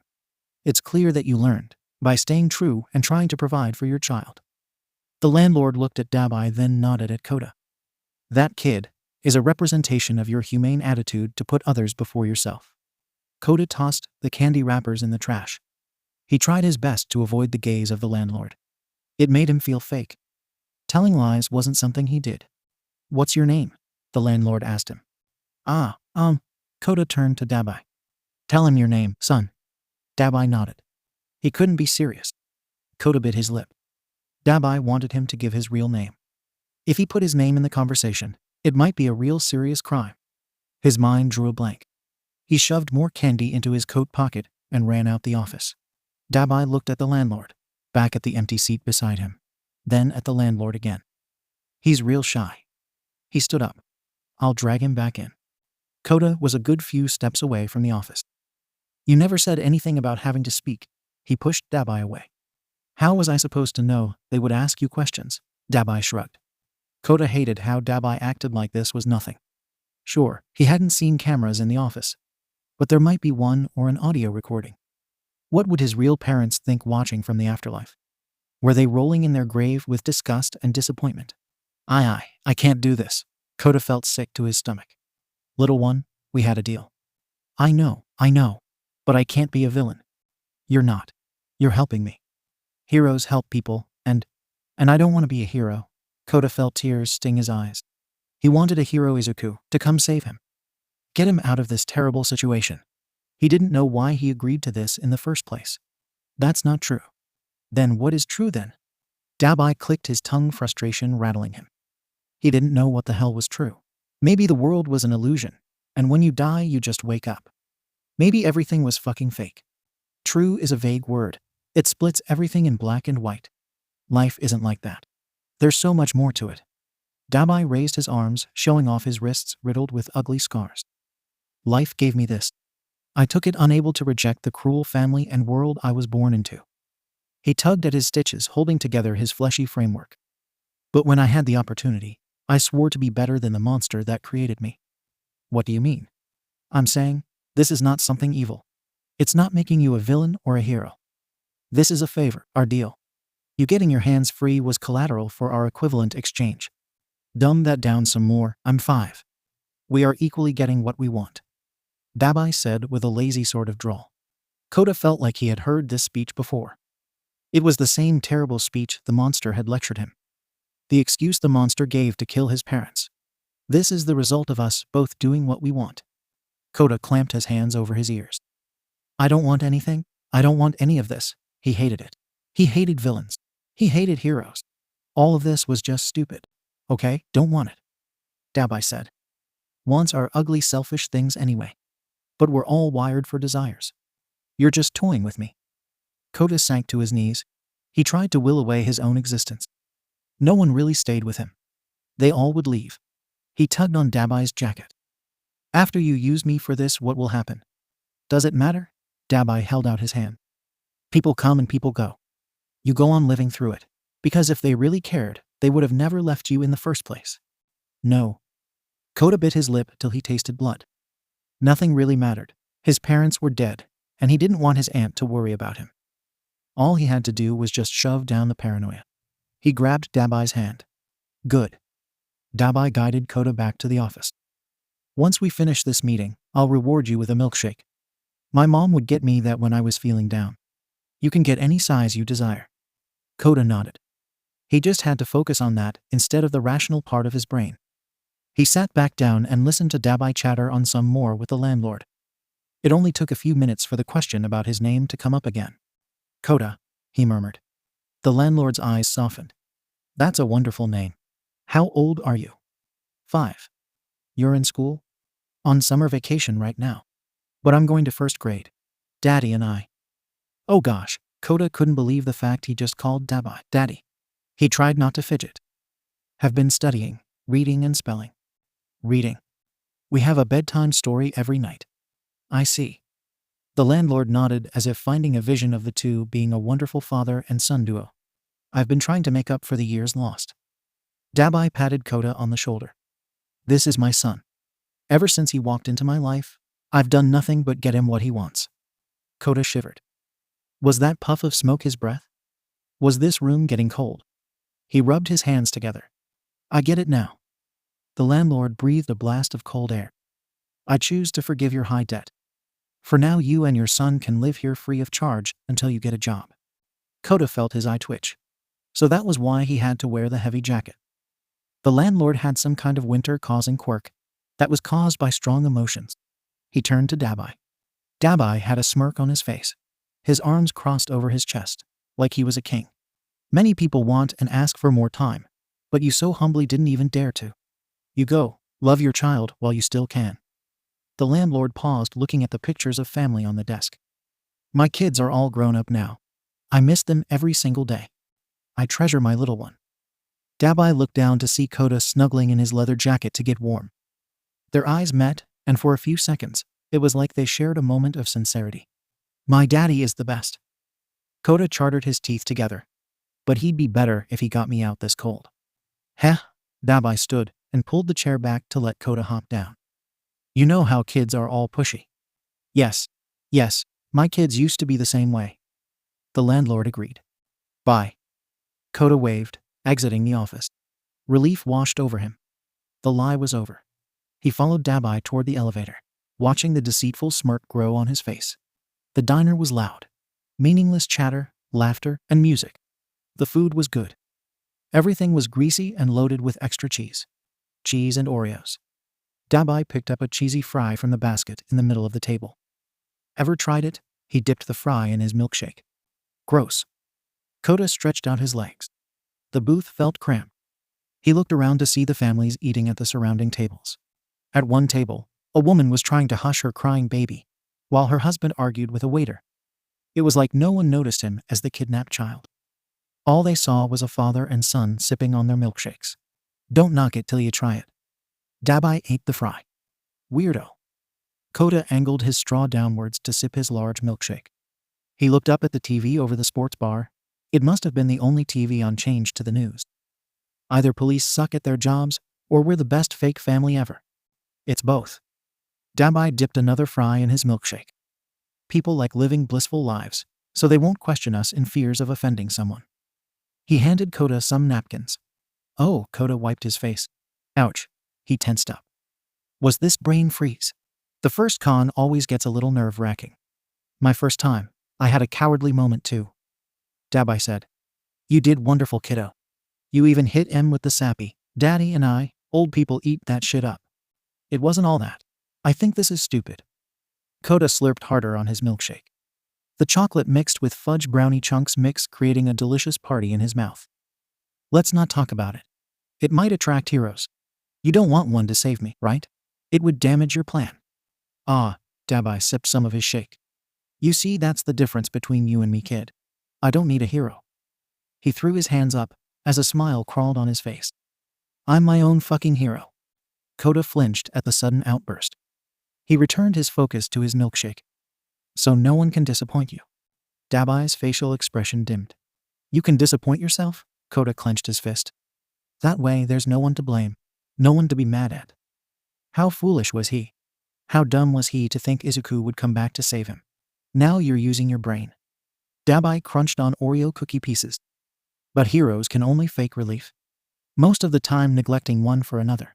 He closed his eyes, hearing his mother's voice. Not really. It's fine. Your father just doesn't get it. My first child? I'm worried about him. He talks loudly, screaming in the house, sometimes to himself. He might be lonely. I overheard your dad talk about your quirk. I will always believe in your good. He only thinks he's better. Your flames are just as powerful. Ah, he's not my little one anymore. Strong-willed now that he's older, less boisterous. They're all scared of what you become. A person with no values can never really be alive in the first place. They say, you're a killer. Please don't give me reason to believe them. You didn't have to fight your father. He was only doing what's good for this family. Daddy knows best. He's sacrificed everything to be a hero, so don't tarnish his reputation. You have that look in your eyes. It's pure, but also evil. Please, don't give in to that. If you become horrible, and it was my fault, I couldn't live with myself. Damn it. His mother's voice would always know. Any reflection on the past would terminate his mission. Stain's ideology. Heroes are corrupt. Society must be destroyed in order for it to be rebuilt. Kota noticed the disconnect. There it was again. It was like Dabai would spaz out into his own turmoil. It was freaky. Dabai seemed to stare at him, but his eyes were empty. He tapped on the table. Daddy, you shouldn't be forced to be something or do anything. Dabai opened his eyes like his once shallow tunnel vision was expanding. I know that. Kota sipped his shake. I am doing this because it's in the deal. Plus, you got me a milkshake. Beyond that, Dabai said, returning to his senses. No one tried to help him. He helped himself. He solved problems himself. Kota was his problem now.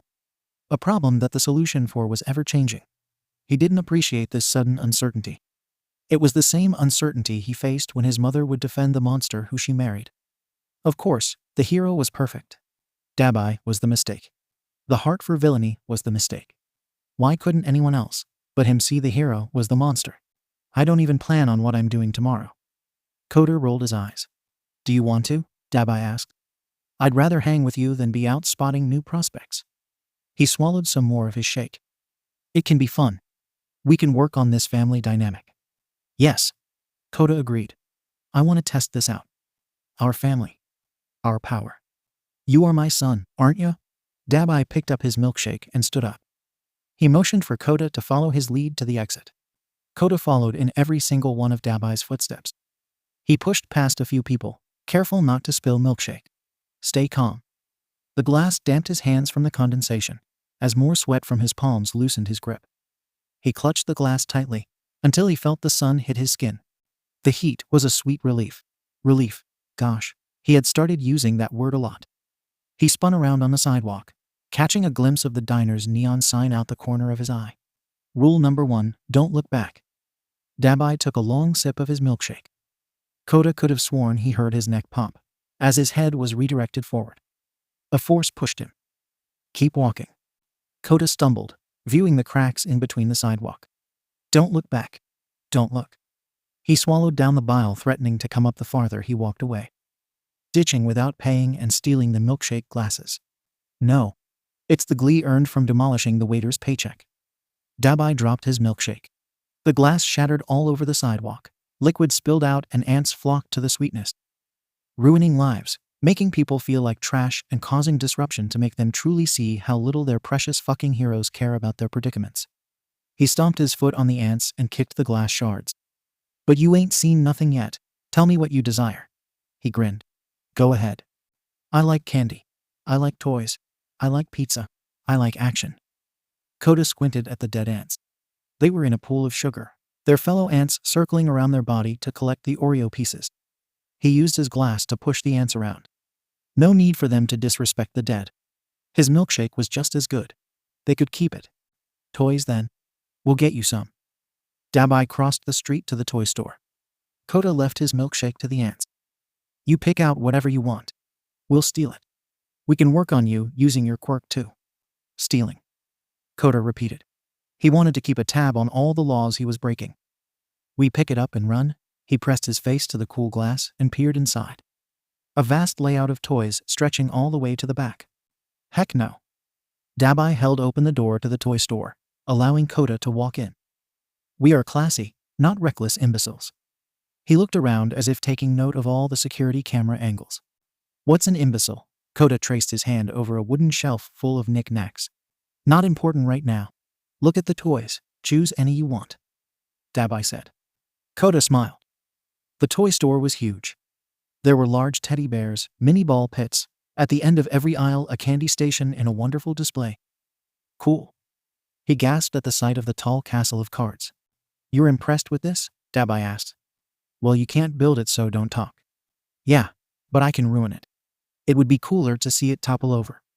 Kota felt his smile falter. What as with this guy? Did everything have to be burned or destroyed? He motioned to the red rope blocking and the huge sign reading, Do not touch. Think about it. Dabai stepped closer to the red rope. I like it how it is now. Kota pulled on Dabai's jacket.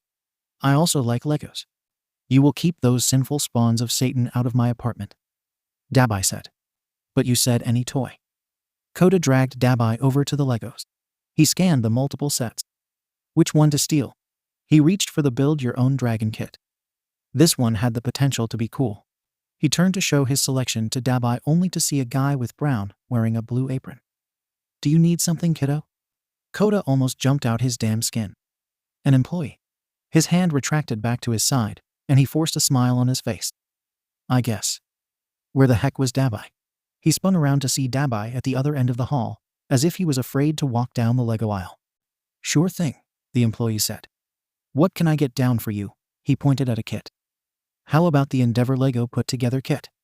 Kota took a deep breath. Focus. Show no fear. I don't really need your help. Well, maybe. He narrowed his eyes to try and read Dabai's lips.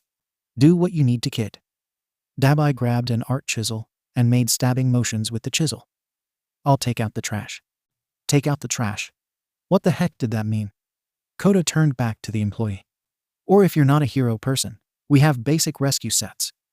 The employee pulled some sets down to show Kota. What? Never seen an adult Lego fan. I used to be a kid who loved building stuff yet like you. So I can recommend the best. Don't be shy. Don't talk to me like you know what I want more on. Kota felt his eye twitch. This was just his luck. A force pushed him backwards as Dabai stepped in front of him. You're pretty annoying. Anyone tell you that before? Dabai spun the chisel in his hand. He should burn the employee's eyeballs out. Not like they were being used for anything productive by looking at Endeavor much like it was the best thing in the world. Scum that supported and liked heroes were part of the problem. Are you his father? The employee flipped his hair, as if to get a better view of them. I see it now. I didn't mean your son any harm. Just wanted to have his opinion. He's a kid. It's fine for him to be indecisive. Not everyone needs help. Dabai raised the sharp blade in the air. I'm sick of everyone trying to be a hero. Everyone thinks they can make the world a better place one heart at a time. Sir? The employee took a step back. This is just my job. He appeared to be shaking now, slightly terrified at the confrontation. I only make minimum wage, and what? Please calm down. I should cut this right out of you.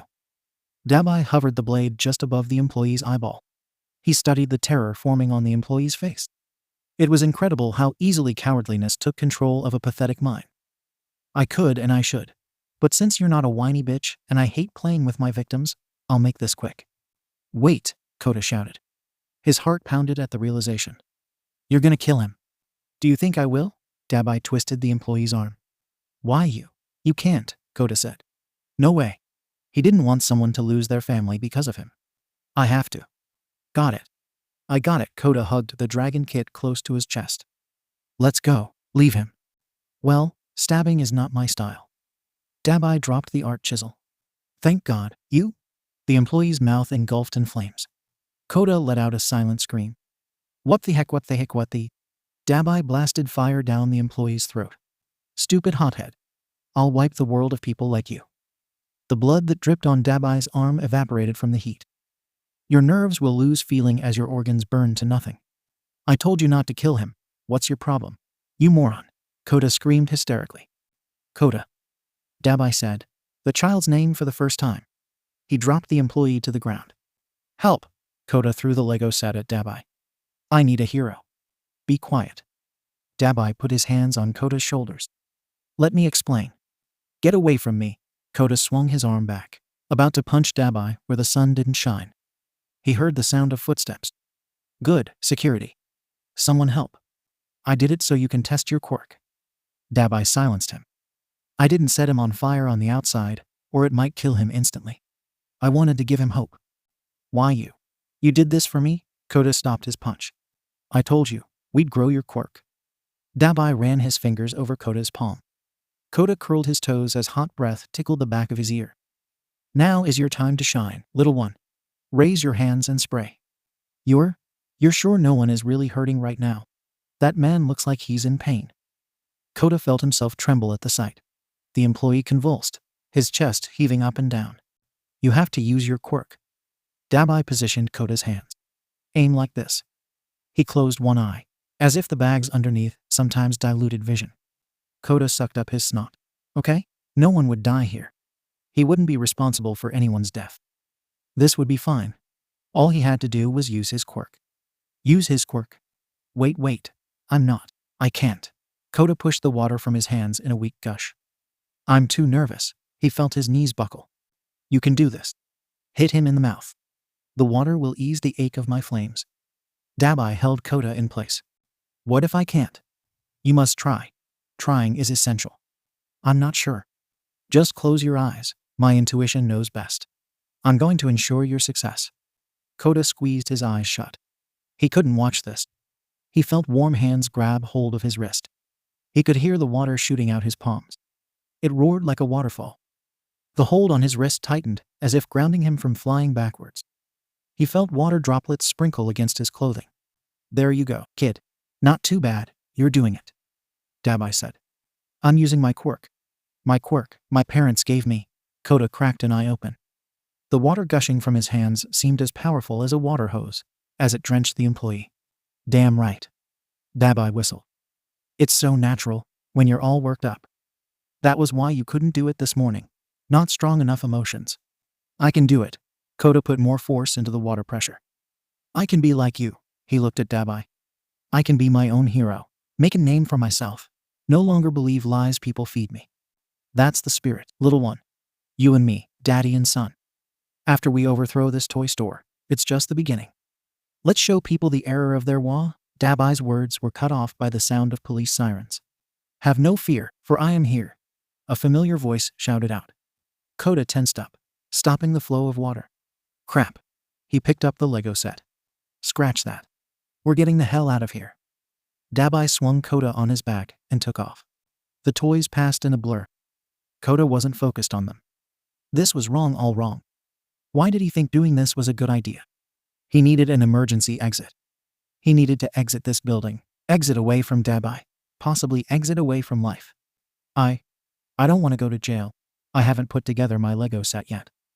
Kota pressed his head against Dabai's back. He really hoped he saved that employee back there. He hoped he could go back to his family and eat a nice warm meal. Don't worry, I got this. Here, focus on this. Dabai yanked a coloring book and marker set from a shelf. Kota clung to the Lego set. He took the coloring book, and the taste of cardboard filed his mouth. Mif-foi, he glanced down. Marker box, great. See, it's impossible to cry when you have markers in your mouth.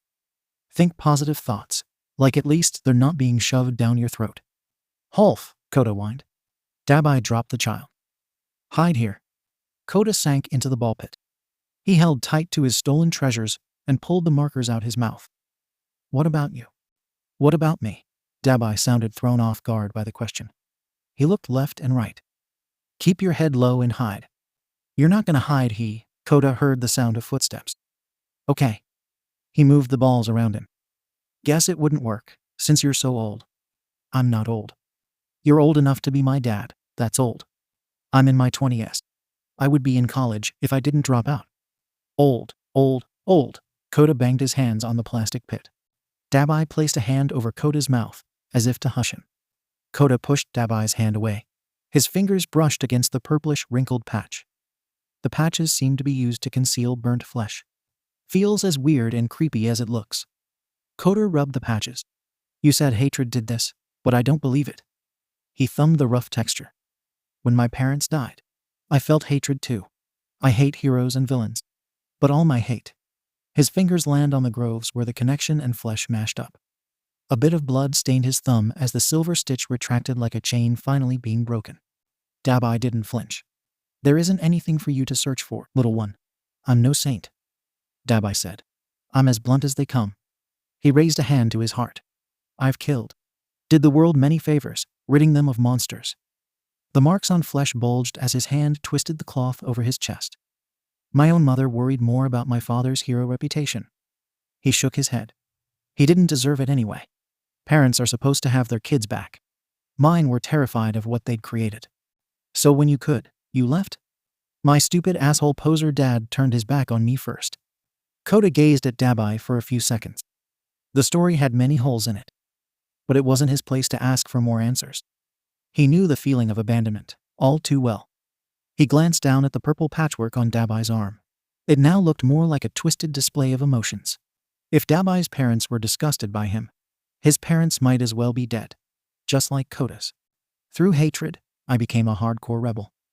Dabai took a deep breath, watching how Kota observed his arm riddled in battle scars, all the ugly parts of him. The no-good parts that couldn't be erased or hidden, no matter how hard he tried. Hate doesn't drive people mad, trying to forgive does. Kota said. That's why I don't mind you. I like being alone. But your company is good. You get me. I get you? Dabai asked. Yes. Kota sank deeper into the sea of balls to hide his embarrassment. So please don't die. Wasn't planning on it. Dabai withdrew his arm. I'll come back for you soon. Kota really wanted to know how soon. It was crazy that heroes had even showed up. It wasn't like anyone got shot or killed. This was supposed to be a simple crime. Come on, nerd. Move your ass. You used to love this, rushing into combat. Get yourself together. A loud, aggressive voice howled down the aisle. No. A voice came that made Kota's heart swell with pride. Izuku, Kota blurted. He felt his heart flutter. His hero. His hero was here to save him. Shit. Dabai pushed Kota into the ball pit. These brats know what I look like. You can't be seen with me, or you'll be in trouble. Kota tasted dust and salt, as darkness started to cloud his vision. He barely caught sight of Dabai dashing away. He coughed, struggling to regain his breath. I heard something. Let's go this way. The same voice shouted. Once you save someone, you'll be back to your stupid regular Deku self. What's the point of trying to save anyone? I couldn't save Kota. If I can't save him. If we don't. Izuku sounded like he was going to cry. Why even try? So you can get better, and you can save him. Kaken. We're not supposed to be doing this. The teachers said no. All Might said not to do this. We're breaking rules for no good reason. Stop whining. I don't give a fuck about what people say. That was almost my ass captured. If anything, I'm gonna try even harder to be a hero. The Deku I knew would get this. I try so hard to go on living. But we're only rubbing salt in an open wound. It's pointless. None of this will bring Kota back. None of this will save him. There's someone in the ball pit. The other voice said, as if ready to jump in. The other teen Kaken. Kota wobbled as the pit shook. Izuku really was his hero. Izuku had been searching for him. All hope wasn't lost. But what would happen to Dabai if he revealed himself? Why was this happening here? Why now? Maybe it was a sign. A sign from beyond the grave. Not all heroes are scum. Only a few. Some will come back for you. It made sense people could change. You might crush them. Let the pros handle it. Let's go look for Kota, Izuku said. No fucking way. This is what the crazy bastard needs. Some negative reinforcement. Deadly pops of explosions mingled in his words. Now think logically about this. What's worth more, 25-cent balls or $1,000 in medical bills? 25 cents or thousands of dollars. Kaken, you can't threaten them. Whatever, Deku. I bet it gets the job done. Kota covered his ears at the sound of a loud crash. Then, screaming. An army of footsteps. Gunshots. It was like the world was coming to an end, and he was just chilling in the ball pit while it happened. We failed once to capture you, Bakugo. Don't think it will happen again. No mercy will be shown to you now that you're not needed. Kota knew that voice. It was hard to forget Dabai's sinister tone. Eh? You again, Bakugo shouted. Or was that Kaken? They sounded the same. Wait. Were they the same person? A loud explosion popped. Where the hell is the rest of your piss-ass crew? All Might, he's over here. It's the same man who Izuku's shout for help grew louder as Kota felt himself get lifted out the ball pit. He looked down to see Dabai's hands hosting him on his back. Kota? Izuku's eyes grew wide as if in disbelief. How? Kota was sent into a dreamlike state as his orbs fell on his hero. The wind blew in Izuku's wild green hair, and the sun kissed his skin. Time seemed to slow down to a crawl. Izuku gasped and Bakugo blew up the emergency exit door. Outside, there was a loud honking over the blaring police sirens. Heroes shouted back and forth between each other and saved civilians. Kota held tight to the Lego set, coloring book and markers. He hoped he wasn't shaking like a madman. He wasn't gonna die. He wasn't gonna go to jail. And Izuku was dedicated to saving him. Calm yourself, little one, calm. Dabai whispered, urged him, hypnotized him to submission. His eyes flickered with an emotion Kota couldn't put a name to. You crave power. Let daddy teach you. A panic washed over Kota each time police cars passed the apartment complex. He cowered under his cover to blue and red lights flashing and sirens blaring. Was this life on the lam? He walked over to the bed in the corner. He poked the cocoon a few times before wrapping his arms and pressing his face into Dabai's shoulder. I'm sick, he whimpered. Dabai stirred, feeling cold hands graze over his skin. Who got you sick? He reached up to rub Kota's bedhead. I don't know. I feel bad. Kota leaned into the touch. Have you been crying? And no. Are you lying? Maybe. Shit, come on, little one. Dabai looked at his alarm clock. 5:45 am. His hand slammed down on top of it. He should just burn it to ashes. Aren't we past this point? He stood up and stretched. Why'd you turn off the alarm? Kota wiped his tearful eyes. I don't need it anymore. Got you. Dabai shrugged. He knew he shouldn't feel bitter. He had stayed up late to text the villain group chat. I'm being annoying. Kota sniffled. Never mind. I don't need you. Screw it. He backed away. Hold it, little one. Dabai lifted Kota into his arms. He felt himself smile as Kota wrapped his arms around his neck. You're strong, right? He rubbed Kota's back. You have to be if you want to be like me. Kota wasn't sure. He did want to be like Dabai. But he didn't like running. Is this the power he wanted? The thrill he desired? You don't have to baby me or comfort me. Kota traced over rough purple patches riddled with scars. I can fight my own battles. I just wanted to tell you in case I threw up. Of course. Dabai inhaled. Kota smelled like tears. Maybe the child had been scared half to death from their crime spree. You know I'd be pissed if you wrecked my carpet. He nodded. Kota remained quiet. Dabai exhaled with a sigh.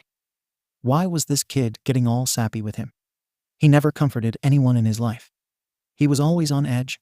It was how he survived. Do you want to color? Dabai carried Kota to his toys. I read online it can relieve stress. I'm not stressed. Kota began to get fussy. He squirmed as if to protest. I'm sick. I told you this. Can't sleep because of it. All right. I know a way to solve restlessness. Dabai set Kota on the floor. Donuts cure all sickness. He picked up his phone from the coffee table. Kota gathered his coloring book and markers. He glared at Dabai, who was calmly on his phone typing away. I'm ordering donuts. What flavors do you like? Glaze, blueberry, chocolate with cream. I'm getting a dozen. I need to hear at least 3 more, or I'll get you 2 of each. How do you have the money for this? But no money to pay your bills. Oh. Dabai cut his eye up from his phone screen. That's my little secret. If you steal it like you do everything else, that's not much of a secret. Kota said. Don't bite the hand that feeds you. Dabai said. Are we gonna go pick it up? I don't want a G. Delivery. DoorDash is very helpful. I'm telling them special instructions to deliver to the roof. The roof? Kota pulled his art supply to his chest. I'd rather stay and color than break my neck. You can bring them along. Dabai pointed above them. A rule of me being daddy is we always eat donuts on the roof. That's stupid. I'm not going. Kota stomped his feet. He wasn't going to waste energy climbing up a bunch of stairs to the rooftop. That's fine. Dabai put on his shoes. You just won't have donuts. Starving and lack of sleep makes people delusional. So hope you don't run into any real monsters. Kota rocked on his feet. He never considered that. I guess I'm coming. He dropped to the floor, shoving his feet in his sneakers.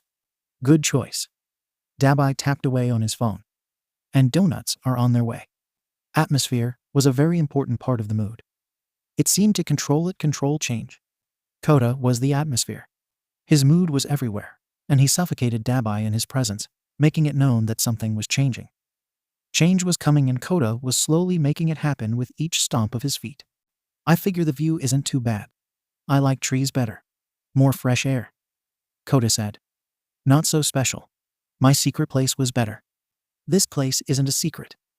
Dabai rested on the ledge, enjoying the view of restaurants and cars.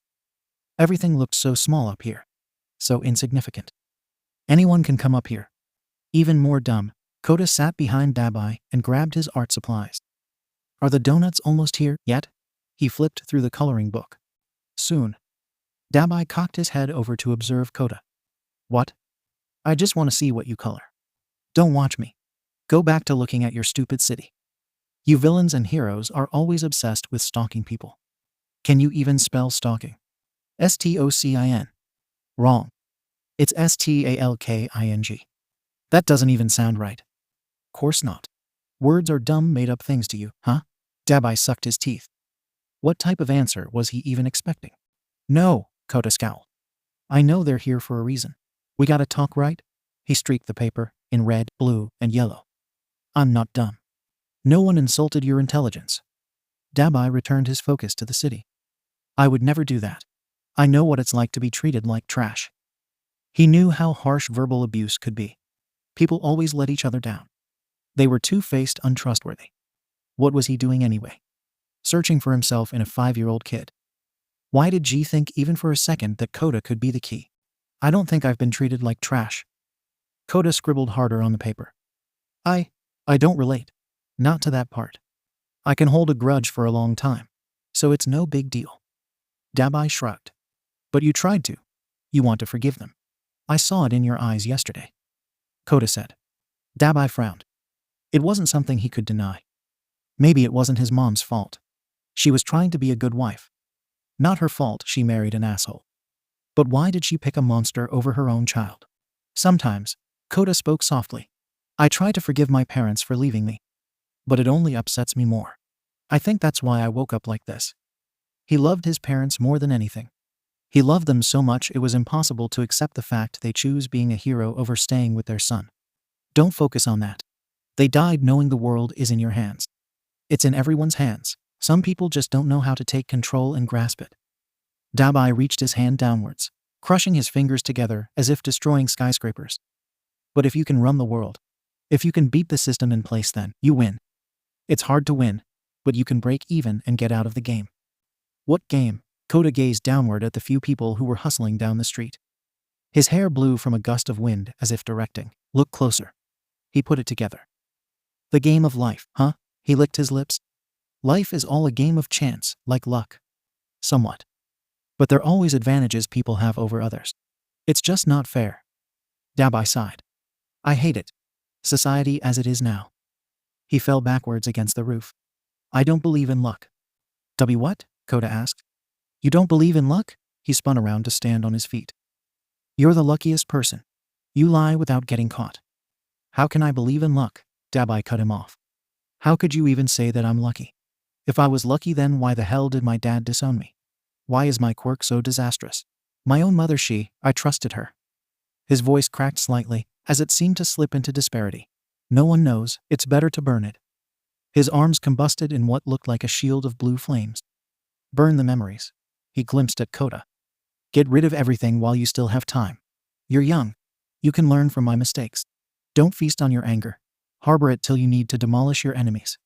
I don't think I have enemies. I'm only 5. Kota tiptoed near Dabai and held up his sloppy coloring. So how about it? Does it look like you? It's you right now, with all your madness pouring out. Get away before I accidentally set you on fire. Dabai backed away into the darkness near the pool. He blended in with the shadows, shifting his body around to hide in his blue flames. You started to teach me how to fight with my quirk. Kota breathed a silent prayer and placed down the coloring book. Dabai wouldn't hurt him. Well, more so Dabai didn't want to hurt him. I figure I can get some learning in. You shouldn't take my flames as a joke. Dabai's arm was rigid, but flames still danced in his palm. Kota held his hands up. I'm Ria. His words got caught in his throat. He bolted backwards as flames launched in his direction. Crap. Dabai was aiming to kill. He aimed his water at the sky. You'll never get anywhere in life, kid, if you think people will help you. Dabai flung more fireballs at him. It works better if you don't anticipate anyone's moves. I don't even know what antiquated or whatever that means. Kota spun around spray water on the flames.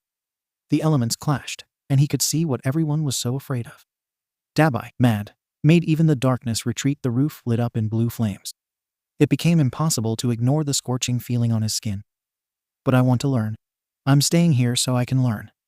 There was a knock on the roof door before it swung open. Dabai lowered his arm, and the flames died out easily. Kota breathed heavily and spewed out the last drops of water. Dabai? The delivery person raised their box in the air. I have your donuts. That would be me. Dabai straightened up and took the box. Wonderful day to train. The boy there looks a little worn out. Don't go too hard on him. The delivery person smiled. Ah, yes, my little one. Dabai raised an eyebrow. A twisted smile crawled on his already stitched up and distressed face. He's trying. It's a cold world out there. Best he learns young. Kota sat back down, trying to catch his breath. He shakily grabbed a marker. Ha, cute, like a teddy bear. I bet he is good for hugging. The delivery person turned to exit. He takes after you.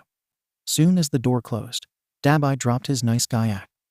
He walked back to Kota, his earrings clicking as the city lights made his stitches gleam. Kota slapped his hand on the ground beside him. Dabai took a seat. He opened the box of donuts and bit into one with sprinkles and strawberries. When he ate, the stitches under his mouth contracted. Blood and sprinkles dripped to the ground. Kota started to count each drip. 10, 11, 12. He didn't remember Dabai bleeding last time. Maybe it only happened on rare occasions. He snatched a glazed donut and munched on it. They ate in silence, taking in all the sounds and sights of the city. That's your motto? Kota reached for his second donut. Huh? Dabai swallowed. Repeat. Earlier, you told me to beat the system. The hero system. Basically do whatever it takes. Even using my hatred to destroy my enemies. Is that your motto? Kota took a bite of a blueberry donut. The whole making society equal thing. No matter what the cost. It sounds reckless. A mission. Dabai said. The correct word is mission, that I've dedicated myself to carrying out. The League of Villains mission? Kota asked. Stain's mission. Is there a difference? Of course. Then why are you in the League? Dabai didn't know. The hero killer was in the League, right? Stain was a villain, so he had to be a villain. There was a difference between being a pawn and leading a revolution. He was sure there was. There had to be one. I can see it on your face. There must be more to it, Kota frowned. Is it a secret? It's a persona, Dabai shook his head. The League, like my life, is complicated. Everything is like its own star scrambled up in the huge sky, and I'm not sure how it all fits. He sighed softly, stealing a glance at Kota. Where you fit? I like to fit where I am now, Kota whispered. Dabai pretended, like he didn't hear. Don't tell anyone about my parents and my siblings. He grabbed an Oreo cheesecake donut. I knew it. Kota waved his half-eaten donut at Dabai. It was like you had experience when caring for me. No, you don't. Dabai silenced him. You can't know about my past. Forget about it. Remember, I said we don't talk about it. Why? You know about mine. It's only fair. Kota said. You did say you want to make an equal society. Well, start here. He placed his hand on top of Dabai's. Start with me. Ooh well, Dabai dipped his head down. Someday, when you're older. I'm a second older now, Kota rolled his eyes. Ooh look now, I'm a minute older. Way older. There are graphic descriptions of violence I'm talking about. Dabai said. Way more details than what I told you about in the toy store. Like how by the time I was 16, I planned to overthrow the whole hero system. I wanted to storm in and set fire to all the fake two-faced bastards. I figured slaughtering the hero-corrupted government and wrecking everything was the best plan of action. Oh, that's so cool. How'd it go? I can't tell you. That's the point. I'll wait then, Kota said. Wait as long as it takes. He removed his hand from on top of Dabai's and picked up a marker to start coloring in his book. You're unique, little one. Dabai smiled. But at least now, you know why I like coming to the roof. When it feels like you're on top of the world, it's easier to just let go. A gust of wind blew through Dabai's hair and his half-lidded eyes seemed to open wider, gazing down at the neon lights of the city. Was that word in the book? Kota asked. Dabai stared right past him. Air pierced through his lungs, leaving a stinging feeling in his chest. He lowered the book in his hands as his phone loudly vibrated. Wait. What did he just say? He looked down to see a page filled with a big dog and the word, red. Kota stopped coloring and frowned. Fuck no. Dabai placed a hand over his left pocket to try and muffle the sound. It wasn't in the book. He turned to view the clock. It was evening already? Then why'd you stop reading? Kota pouted. I was drawing to your words. See? He motioned to the mess of markers scattered on the floor. But I was listening, I swear. Dabai heard his phone vibrate again and resisted the urge to set it ablaze. He checked his messages. No shock. They were all from Shigaraki. Where the hell are you? We have stuff to talk about. New meeting location is the alleyway. Did you check the group chat?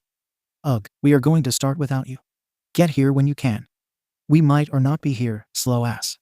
We can finish up as a bedtime story tonight. Dabai stood up and shoved his feet in his shoes. There is a villain meeting I must attend to right now.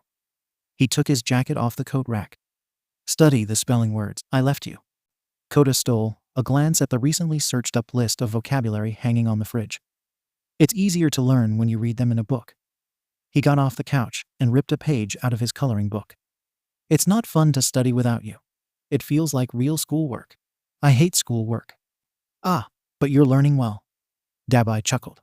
H-A-T-E, Kota stomped his feet. I might not even study while you're gone.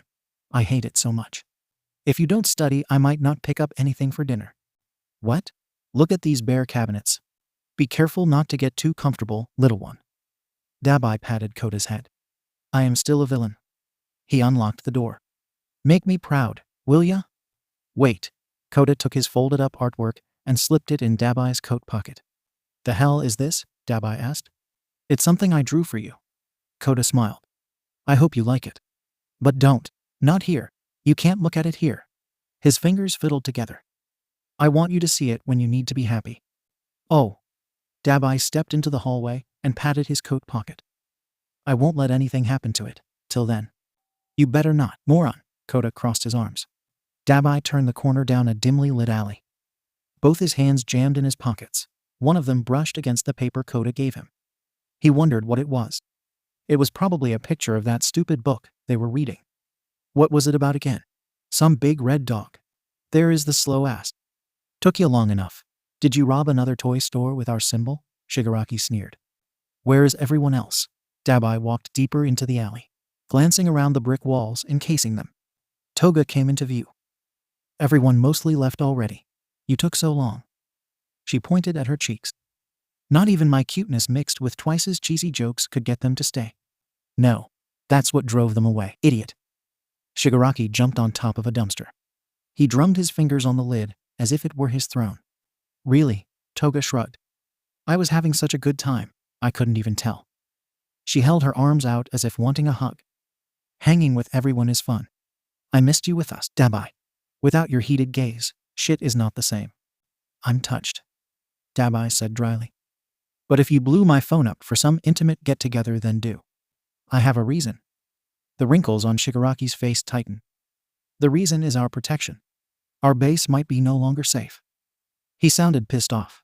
Even with the tracking device gone, we can't risk it. Kurogiri said, as if something was bothering him, maybe a bug biting his ass or something.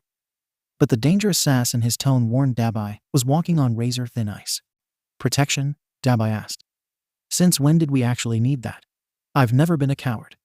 My sensei's life is at risk, Shigaraki said. Without him, I wouldn't know what to do. He encouraged me to keep meeting at the base, but I know better. You know better? We'll meet here. If we recoil in the face of heroism, we're not a good example for Kota. We have to fight the power. Dabai didn't know why he just inserted the kid in their conversation. He wondered if it was because Kota was becoming a part of his life now. Strange. Recently no one knew our faces, so our cover is still good. If they bust in on us, so what? He shrugged. If your sensei is so amazing, he should be able to handle a few pro heroes. Sensei is old and tired. It's my duty to carry out what he started. Shigaraki narrowed his eyes at Dabai. He raised me. I told you to raise Kota. To do the child a favor and introduce him to the horrors of the world early on, and you have done that. The problem is your ways of doing it, Kurogiri said. Randomly robbing a toy store solves nothing. If this is what you wanted to free Kota's hands for, you better think again for a more skill-worthy activity. How do you fail to see this as a good thing? Dabai asked. You could have gotten caught if those cameras were working. Everyone would know who you really are. Kurogiri spoke as if he knew some big secret Dabai didn't even know about himself. Dabai almost snapped. They wanted to control him. Control his actions with fear. He was going to make sure that Kurogiri and the whole world understood. I'm not a pawn. What do you mean? Dabai sure as hell meant what he just said. Not your damn pawn, Dabai repeated. So don't treat me like one. At the toy store, what you pulled was reckless and foolish. All for the sake of a child's desires. I don't care what you think. Fuck your irrelevant opinion. This was the fuckery Dabai always noticed. It was like no one could really focus on a single taste. They wanted more. Everyone was after his stance. Was it more Villain League-based or Stain-based? Was he destroying the monsters in the world or aiding them? Times are growing difficult, and all you consider is what you want. Shigaraki gave me a kid to raise. I am. How are you not satisfied? I'm going to keep on raising him how I want. Kota needs to be able to make a decision for himself. No, Kota, how do you not get it? There is a dignified way to get people to join our cause. The key is not corruption of the mind. It's getting people to open up their eyes. Shigaraki told off Kurogiri, as if tired of the annoying argument. Dabai has successfully accomplished this. Can't be mad at him for that. Of course. That makes sense. Didn't you track down Izuku in the mall once? Risk being discovered and ruining everything. Kurogiri said. You know why I had to do that? An animal-like snarl passed Shigaraki's lips. So don't rake my actions through the mud at somebody else's shortcomings. Shortcomings? Dabai couldn't comprehend the words that hit his ears. Did everyone in this hell-hole lack the ability to hold their tongue? Well, it's really not your fault, Dabai. Toga gave him an almost playful slap on his shoulder. Taking care of a kid would make anyone go soft. She grinned as if trying to encourage this sudden spring of niceness as a good thing. I am nothing if not a cruel villain. Dabai rebuked the accusation. That's weird, Toga murmured. When I came to deliver donuts to you, you seemed like you were having a grand time with Kota. She raised her hands up, waving them around. You were play fighting, teaching him how to use his quirk and everything. Dab felt a ting of pain in his chest. The fear of being called out for being such a nice person was crushing him. It hurt. You would have to be a dumb bitch to believe I care for the little brat. Dabai felt himself tremble. He hoped it was from rage. He hoped his voice didn't crack. He hoped nobody could tell earlier he was reading Kota, a story about some stupid big red dog. You said, my little one, when referring to Kota. Toga said, as if recalling the moment. I mean, nothing is wrong with it. She clapped her hands together, sweetly going into another wild mood. Kota is part of our league now anyway. Kota is officially a villain now. He's like our cute little teddy bear. It was taking Dabai so much self-control to not light Toga on fire. How dare she keep referring to Kota like he was still a project? He felt the heat in his palm increase. He's a person. A child with emotions. Even more reason for you to treasure him, right? Toga hummed. No one is upset. She paused from bouncing and tapped a finger on her chin. Well, maybe Kirigiri. But other than that, we support your efforts. Honestly, it was a stroke of fate seeing you two while on my part-time job. It made my whole entire shift worth it. Do you really? Dabai glanced at them like they were insane. I don't think either one of you comprehends that Kota isn't a Namu. He isn't something mindless that just obeys commands. He turned to Shigaraki. You praised Kota for being a new gen that hates heroes. Of course. Shigaraki's raspy tone sounded empty of emotion. But he's still our symbol. He's a child. Not some toy for you to bend to your will. Dabai grit his teeth. I know. Shigaraki blinked.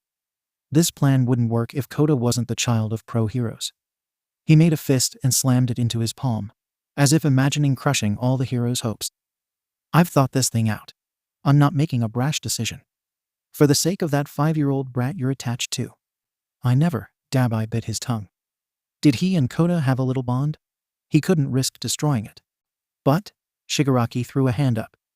You're talking like you forget your place and the child's. Or should I say, he lifted his head, as if to gaze him down. Your child. What? You all assume that Dabai tried to ignore the rapid pounding in his heart. Is this going to be a running gag now? He shook his head, trying to ignore the voices. Not the shouting. Not the arguing. He just wanted to ignore everything. Burn away any clinging hope bubbling up inside that Kota really did matter to him. Yet he couldn't shake the dreadful feeling in his soul treasured his care. Maybe he did care. What would that mean? We don't have to assume, when we know. Kirigiri said. Attachments are very bad for villains to have.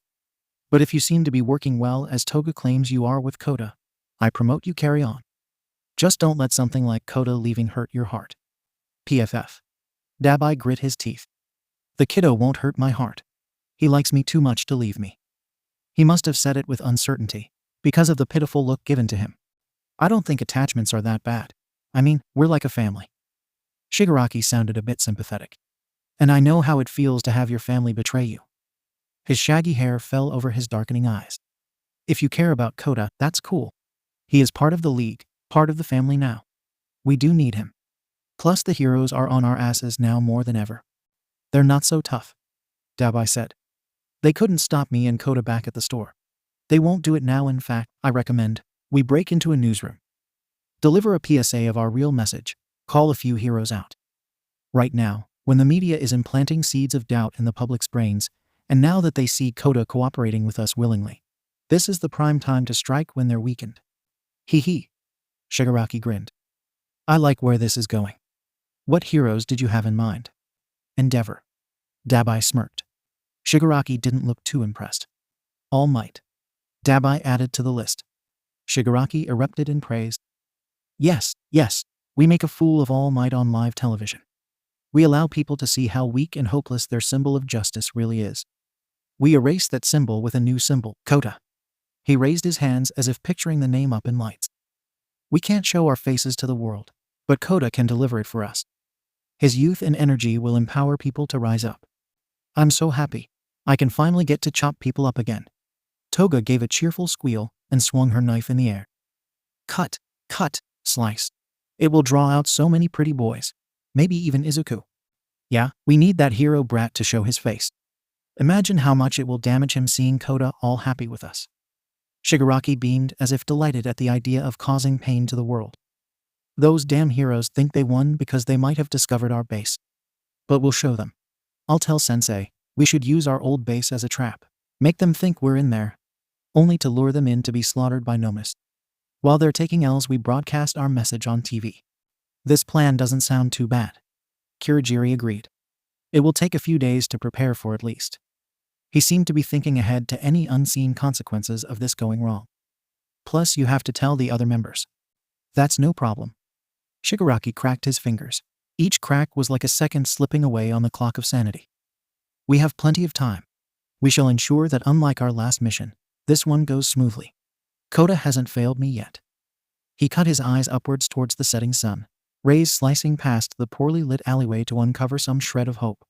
The few drops of sunlight rested on top of Dabai's coat pocket, right as a hand reached in to pull out the paper Kota had slipped in earlier. Dabai slowly unfolded the coloring book page to reveal a crappy picture. It was the work of a 5-year-old, from the multicolored buildings and the stick figures. The two stick figure were standing on a building.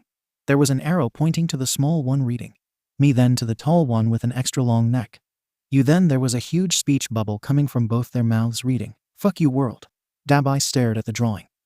Kota was referencing their little incident on the roof, and he couldn't sum it up better than a huge "fuck you" endeavor. Fuck your parenting. He was a better dad. A better person. He'd have a better family. A functional one. Kota won't ever fail you, so don't worry. Dabai raised the stick figure drawing for all to see. My little one's heart is too pure. Pure hearts are the best for villainy. Shigaraki pulled the hand off his face to reveal a smile. It almost looked genuinely sad. They suffer the hardest. Suffering. Dabai blinked. There was no suffering in the picture. Just family? Kota drew them as a real family. Was that family? He looked at Toga, who marveled at the picture as if it was a true work of art. Was Toga family? He locked eyes with Shigaraki. Shigaraki looked like he knew about suffering. Time didn't age him as much as the wrinkles on his face did. Sometimes he wondered if the wrinkles were caused by a monster, like the burns on his arms were. He wondered if Shigaraki knew the meaning of the word family, or if he just threw it around. They were alike in some ways, both violent criminals with a harsh past. But Shigaraki was raised to become a villain. This was Dabai's last resort. Thanks, Dabai said. Shigaraki grunted like the word caught him off guard. Family isn't supposed to turn their back on you. So, thanks for believing in Kota and I. Dabai passed the paper over. Shigaraki hesitated as if afraid of accidentally disintegrating the drawing to ash. Toga grabbed it and grinned. It's so cute. Toga took a picture with her phone. Can we please see Teddy Bear again? Please. Now that Dabai knew the truth, he wasn't sure he wanted it anymore. Crazy attracts crazy to make up for what it lacks. He neatly folded the drawing and placed it in his pocket. I couldn't hold you back even if I tried. Family. For so long Dabai assumed he would never know the meaning of the word. But the poorly drawn picture in his hand held more meaning to the word than he could ever imagine. He wondered if he did this unseekfully look up to that monster. If he actually cared about what that monster thought. He braced himself on the handrail as he headed up the long staircase. He glanced at the staples and piercings holding his flesh together. No, he did care at one point, but each burn took more of the emotion away. It formed a monster. It smells like rotten cheese and vomit. Shigaraki tucked his nose into his shirt. Smelled differently last time, almost like tomatoes. Toga sniffed the air. I deliver here a lot. Once it even smelled like dog shit. You're both here to see Kota, not trash talk my apartment complex, Dabai said. There was no telling where the funny smell of his apartment staircase came from. It was bad enough living with a bipolar landlord. He didn't need a reminder of how strange the stairs smelled. Kota is what's important, right? What's with the sudden change of letting us see him? Shigaraki asked. You said he's part of the league. Dabai reached for the exit door, keeping his head forward to avoid unnecessary eye contact. Part of our family. The word family held a meaning now. He should be comfortable around everyone. Toga grinned eagerly. Ah, Kota is so cute. I can't wait to see him again. She practically skipped out the door and down the hall. I'm going to make such a good aunt. Shigaraki stayed silent and walked in the middle between them. He always walked between Dabai and Toga, as if keeping the peace between two unruly siblings. It was kind of funny. Why was Dabai only noticing it now? Plus you mentioned wanting to see him a few days ago. You wanted to see how his training is going. Dabai stopped at his front door and pulled out his keys. I did say that, didn't I? Shigaraki spoke, as if withdrawn from their actual conversation. The wrinkles around his eyes seemed to darken as he squinted. Number 419. I just wanted to make sure you didn't burn the kid. I'm a villain, not a monster. Dabai repeated the same words he remembered telling Kota. He unlocked the door, keeping his eyes on Shigaraki. You know that, which is why you gave me this brat to take care of. You understand pawns are nothing more than fuel for your flames. If he passed your approval test, that kid is the real deal. Shigaraki smiled. It was cruel and cunning. I won't play rough with him this time. It's important he trusts us. Family.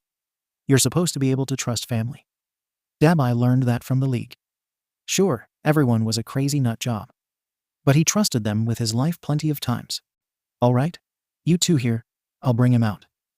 Dabai walked inside, quickly shutting the door so Kota didn't catch a glimpse of the villains outside. He mentally cringed when he heard Toga let out a little giggle. Who's that?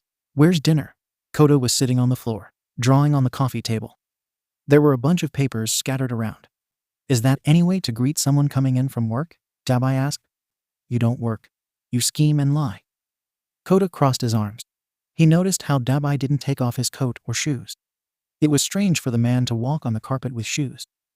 Are we going somewhere or something? I just don't get you, little one.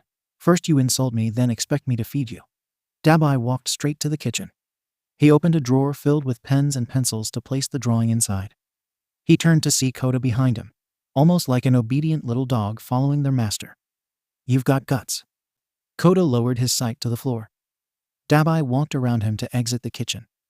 The child had always been at his mercy, helpless to do anything for himself. When I'm done with you, you won't have to feel like this ever again. Dabai took a seat on the couch. He felt flames dance on the tip of his fingers. He knew the feeling all too well, powerlessness and the pain that went with it. You trust me, right? Not if you're going to starve me.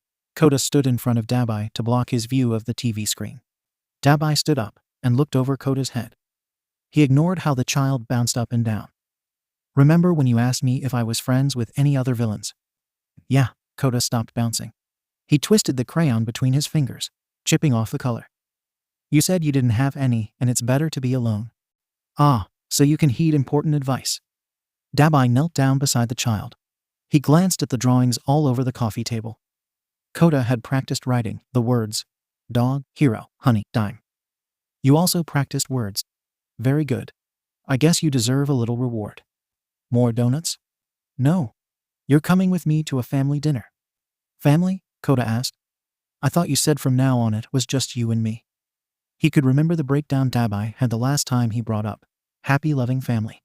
It is.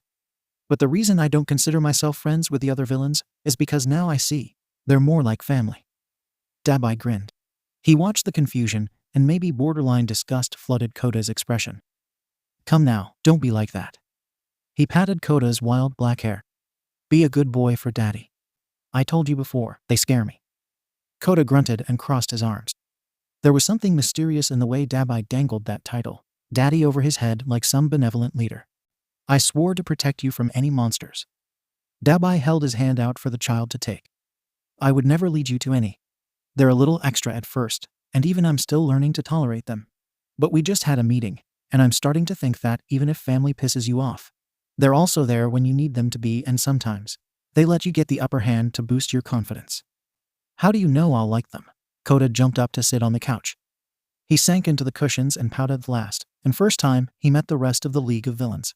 Hadn't gone well. Because deep down, they're just like me. Dabai picked up Kota's shoes. You're like a younger version of me. He slipped the sneakers over Kota's socks and began lacing them up. His fingers focused on making a knot as the rest of the sentence. So I will let you experience something I couldn't have, but always wanted. Rested on his tongue. Kota was tempted to kick his feet to throw Dabai off, but didn't. Is their family dead? Course not. We have each other. Dabai finished lacing up both of Kota's shoes. And everything that happened in the past should be burned. All that matters is who you want to be now. What you want to do now. He looked up at Kota. That's why I'm in the League of Villains. I can do what I want long as I carry out orders. You learned this from one meeting. Kota got off the couch to follow Dabai over to the door. Dabai shook his head. It took many meetings over the past few months, and even then it wasn't until he met Kota that it all clicked into place. You'll see. Kota shyly hid behind Dabai's leg as the door swung open to reveal his so-called family. There was a tall, shaggy-haired man, and on his left side was a blonde-haired girl. He immediately recognized the man. He was the big boss, the leader, the one who... What happened to the hand on your face? Kota asked. The question seemed to have caught Shigaraki off guard, because his expression went into one of almost shocker. Was that embarrassment? Dabai found the look strange on Shigaraki's face. The wrinkles relaxed as his crusty lips formed a firm line. Father? Shigaraki's voice grew raspy. Kota blinked. The hand is called father, Shigaraki said. That's dumb. Kota stared at Shigaraki. Without the hand, he noticed bloodshot eyes, red filled with rage and pent-up anger. I have never heard a dumber thing in my whole life. Dabai felt his heart increase in speed. Shit. He should have warned the child to watch his mouth. He slammed the door to his apartment close and stepped between Kota and Shigaraki. Shigaraki stared at the child. He raised one dangerous hand and placed all but one finger over his face. Are you saying I look better like this? No, I'm saying it was dumb. Kota pushed forward to point at Shigaraki's face. Why cover up who you are? It doesn't. Shigaraki shoved his hands in his pockets. He hunched over to walk ahead towards the elevator. There are some things you can't take a value of at first glance. Toga followed, humming happily to herself. Dabai took his spot as Shigaraki's right-hand man. You're not your father. You're you. Kota stuck close to Dabai's side. He didn't get why these villains always did extra stuff instead of being true to themselves. Heroes, villains, maybe they were all posers. He hit the down button. Besides, you look better now. Less scary. The wrinkles on your face are horrifying. You and Daddy can form a zombie squad. Daddy? Toga laughed. You really are bent on calling Dabai that. She smiled and patted Kota's head. You are almost a spitting image of him. I'm not. Kota jerked his head back, hiding his face in Dabai's jacket. A part of him knew it was true. What if Dabai was a glimpse of his future? The idea didn't seem so frightening now. Kota. Shigaraki spoke as the doors of the elevator opened. You said you're 5 years old, right? Yeah, what about it? Does Dabai make you ride in a car seat? Why do you care? I just wanted to make sure you're safe. Shigaraki didn't once look at him. But Kota kept studying the dry, cracked skin and its expressions. Pissy, tired, but satisfied. He noticed how the boss remanded hunched over and entered the elevator, as if unable to straighten up his back. A mind like yours would be a shame to waste. There was no mention of the fact that Kota riding without a car seat was against the law. Instead, it was treated like a threat to his safety that should be taken seriously. Had the villains always been like this?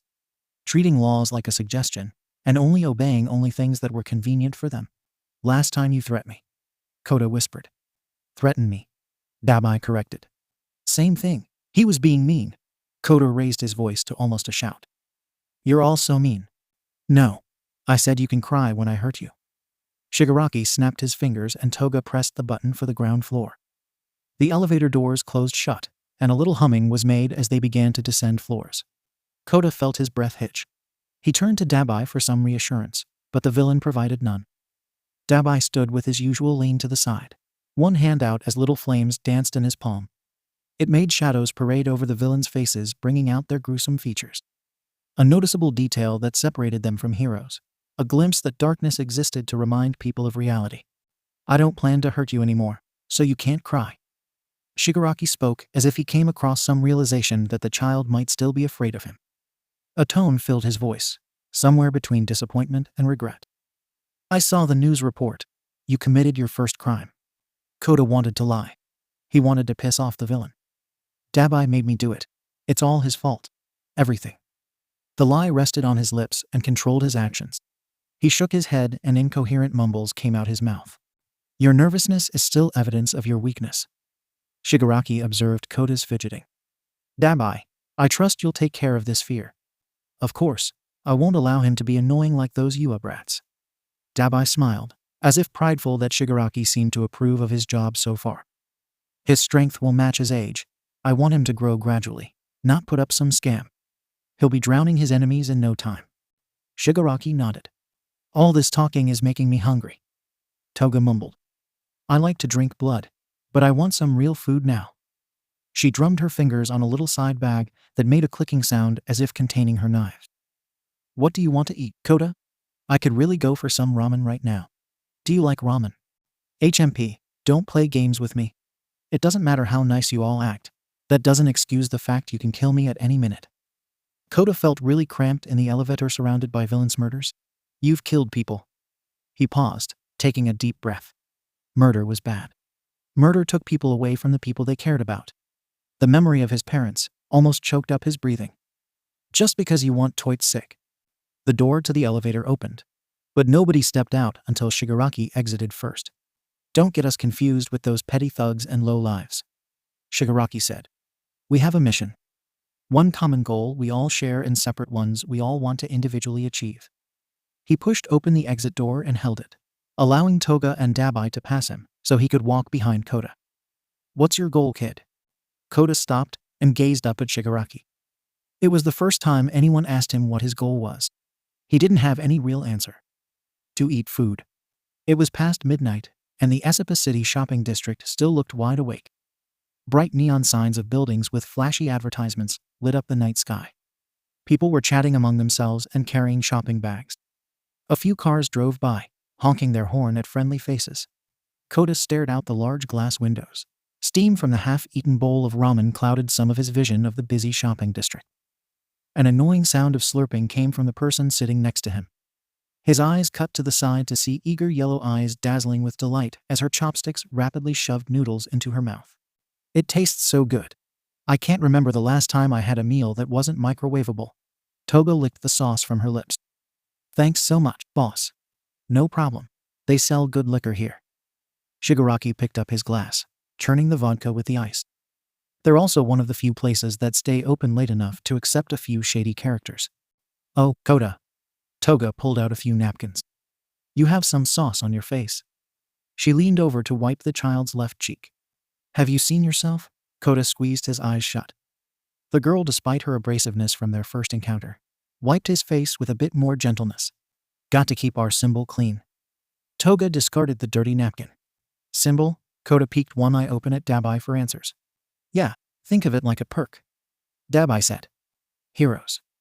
Shigaraki brought up the title, as if carefully watching for any change in Kota's reaction. They have a useless symbol. You'll be ours and make our cause meaningful. His curly locks fell to the side, as a smirk seemed to tug at his lips. If you choose to accept such a role, you're giving him a choice? Dabai was unable to hide the surprise in his voice. Maybe there was a slight hint of compassion in Shigaraki. He drummed his fingers on the table in front of them. Shigaraki was turning out to be a pretty decent leader after all, especially with him showing acceptance of Kota being young and impressionable. Little one, haven't you sworn off all loyalty to heroes? I did a crime. Kota's words were soft-spoken, but the powerful truth behind them wasn't anything to take lightly. So I don't care what happens to me from here on. He traded his chopsticks for a crayon, drawing a streak of blue over the wooden table. I just want power. Dabai felt himself smile. It was all coming together. Kota was finally understanding. No heroes were coming. In life you had to be powerful enough to save yourself. Are you like me, Kota? Do you just want to make the world an easier place to live in? Toga nudged Kota. No. Kota scribbled harder with the crayon. He didn't believe the villains would do anything of the sort. The world couldn't get easier, unless all the bad people were killed. All the wants and needs would just lead to more senseless deaths and create more monsters. People need a reason to live. Only then can they face death. Shigaraki's eyes darkened. I'm saying this so you can't act like you don't know the dangers of such a path. I don't care about any of this. Kota's hands steadied and his voice found more confidence. He looked at Shigaraki with an unyielding craving for destruction. But I don't want my aunt to worry anymore. Plus, if I choose not to walk this path now, you'll probably kill her. Wrong. Shigaraki sneered. If you don't walk down this path, I won't kill anybody. You'll kill yourself, trying to forgive everybody. Some people do irredeemable things that should never be looked over. There was a long pause, a distinct one, before Kota responded. He sounded just as driven as Dabai hoped he would. Is that what this family is for? Kota took a sip of his fruit punch. As the cup pulled away from his lips, he smiled in a way that mirrors the villains. To get back at meanies. To take revenge for Yawithyu. Shigaraki said, as if pondering the question. Toga marveled at Shigaraki with admiration. The simplistic way you view evil is almost endearing. She carved a heart on the wooden table with a chopstick. You just let heroes destroy themselves, with each fight for love and protection. Every failure chips away at their sanity a little bit more. Kota drew a streak of pink, slashing over the heart. The pink tip of the crayon snapped off. It flew in the air to smack a worker in his forehead. Aoi! A worker slammed his hand down on the table. Don't let your son draw on the table. We give out coloring books for our RIA. The rest of his words grew muffled as Dabai slammed his palm over the man's mouth. Shut up. Dabai increased the heat applied to the man's face. Smoke began to arise as skin began to melt onto his wrist. Don't you know it's rude to tell someone how to parent their child? He burned the man's lips off, watching the fear parade in his eyes. That was right, the same fear he had when that monster hurt him. A few people in the restaurant started screaming. The same look of horror from the onlookers that knew something was wrong but failed to interfere and help him. My dad told me, when a person in power is speaking, you shut your trap. You realize your place is trash because all you do is get in the way. Dabai crushed the man's cheekbones as the flesh gushed between his fingers. I burn anything in my way. Ah, Dabai. Toga stood up and a knife slipped out her long sweater sleeves. You shouldn't have. She sliced the throat of the employee. A trail of red dripped from the man's neck as his body collapsed on the stick floor. She licked the blood from the blade, calmly stepping over the dead body. You know, I've been craving blood. I hate annoying, disrespectful people. Dabai flipped his wrist, creating a small circle of fire. Couldn't help myself. He grit his teeth, the stitches in his face contracting and retracting in a horrid display. Kota's eyes widened. The smell of burning flesh filled his nose. Don't freak out. He had smelled this many times before. He looked at the blood splattered on Toga's shirt. Maybe if he just imagined it was tomato juice. He felt his recently consumed dinner hit the back of his throat. Come on, kid. They're just putting what we said about family into action. Shigaraki chugged the glass of liquor. He slammed the glass down. All 5 fingers touched, turning the glass and table to dust. Now I have to cover our tracks. Someone call the pros. More frightened screams came as Toga kicked the dust. Family. The villains had done nothing but be nice to him all day. They were even standing up for him just like Izuku did against that stupid muscular guy. Plus Dabai was a villain. The man wasn't all that bad. In fact, he had been nicer than almost any hero had even been to him. Don't move. The glass over the front windows busted as something that looked like a yellow sponge grew in front of the building. Surrender quietly. How troublesome when dumb heroes hang around here. Shigaraki's eyes shifted as if to find a path to escape the unraveling chaos. Octopus limbs busted in through the side windows. Toga held out her knife. I'll slice them into carry-out size. Fried octopus doesn't sound too bad. Dabai shot a ball of fire forward. It will save me from making dinner for a week. The flames hit one or the 5 arms. The other arms recoiled before zooming back at top speed. Kota ducked, covering his head with his hands. Toga jumped back, kicking one of the bowls of ramen splattered on the ground. The bowl sank into the yellow mass, instead of shattering and sending sharp shards all over the restaurant. This might be a problem. She looked at Shigaraki. Something impenetrable is blocking our entrance. And someone can use their quirk pretty fast. Dabai dodged the wild octopus arms coming at him. He jumped to the left and right, flipping tables that split when impacted. Damn pros. TCH hate having to get my hands dirty. Shigaraki slammed his hands on the front wall. The wall gained one small crack that slowly enlarged before spreading and dissolving into dust. The light of the city seemed to get brighter as it slipped past the spongy wall to reveal an exit. Kota trembled. The wall had a strange design with white streaks and a zipper. This wasn't a real wall. He made direct eye contact with the pro hero. Sun Eater, Red Riot. The hero, whose quirk formed the wall, seemed to be calling out for backup. That's the missing child. Save him. Worry about capturing the villains later. Kota, a familiar boy with bright red spiky hair, ran into the restaurant. Izuku was right. You were here under our noses all this time. This student. Kota vaguely recognized him from the cookout. What was his name again? We sent a rescue party out for you. You're the bastard I overheard at the library. Dabai swung his hand forward, creating a line of fire to separate them from the hero. Overheard? The redhead repeated. He glared through the tall blue flames, keeping his eyes focused on the small child. Ah, yes. We would have never known about the tracker if you didn't have such a big mouth. Dabai scooped up Kota. He flashed a cruel grin. I never got the opportunity to thank you for that. You fucking. Red Riot let out a shout as his skin seemed to harden. He dashed forward through the fire. Put the kid down. Consider these flames tokens of my gratitude. Dabai unleashed a strong force of flames on the hero. I'll be grateful when you give Kota back. The fire seal attack reflected off the rock-hard skin of Red Riot to shield him. He punched forward, his sharp skin grazing over Dabai's patchwork. Drop him. Toga jumped in front of Dabai. She attempted to stab her knife into Red Riot's chest. The blade bent backwards as the hero grabbed her hand and flipped her. Octopus arms wrapped around Toga, preventing her from any more movement. Stay out of my way, Red Riot charged forward. He aimed his fist at Dabai's arm as if trying to smash his bones to make him drop the child. Don't hurt him, Kota shouted. He felt a pulse, then sent a wave of water out in full force. His arms trembled as the water blast sent Red Riot flying into Sun Eater. The two heroes crashed into the building across the street. This is a refreshing turn of events. Shigaraki released a breath in a soft sigh. You're really down for the league year, should I say, family? Kota shakily lowered his arms. The water gush died out as spontaneously as it arose. He didn't know about finding a family with a bunch of villains, but the last thing he wanted was to see someone he cared about get hurt. Oh shit, that pressure was strong enough to blast someone's head off. Dabai whistled. I always knew you had it in you, little one. He better be lucky his quirk makes him a rock. My head is spinning. Toga groaned. The octopus arms ruined everything. It's not fun anymore. She looked grossed out at the food stains on her outfit. Kota helped clear our escape path. Shigaraki gestured to a path. That was a team effort to make. A decay quirk, a fire blast, and a water wave. Let's not waste it.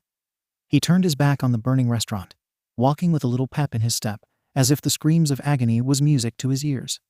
Kota clamped his wet hands around Dabai's arm, putting out the flames dancing up his skin. He whispered lowly so only the patchwork villain would hear. That was an accident. He felt tears stinging in the corner of his eyes. He wouldn't cry this time. He refused to. It was an accident, and his aunt always told him, there's no use crying over spilled milk. An accident. An accident. An emotional outburst that led to an accident. I want to go back home, Kota choked out. It was the first time he called Dabai's apartment home. Home was supposed to be a safe place, where no harm or fear should come. Home? Toga must have heard the word. Twice once told me crazy people don't have a place to call home.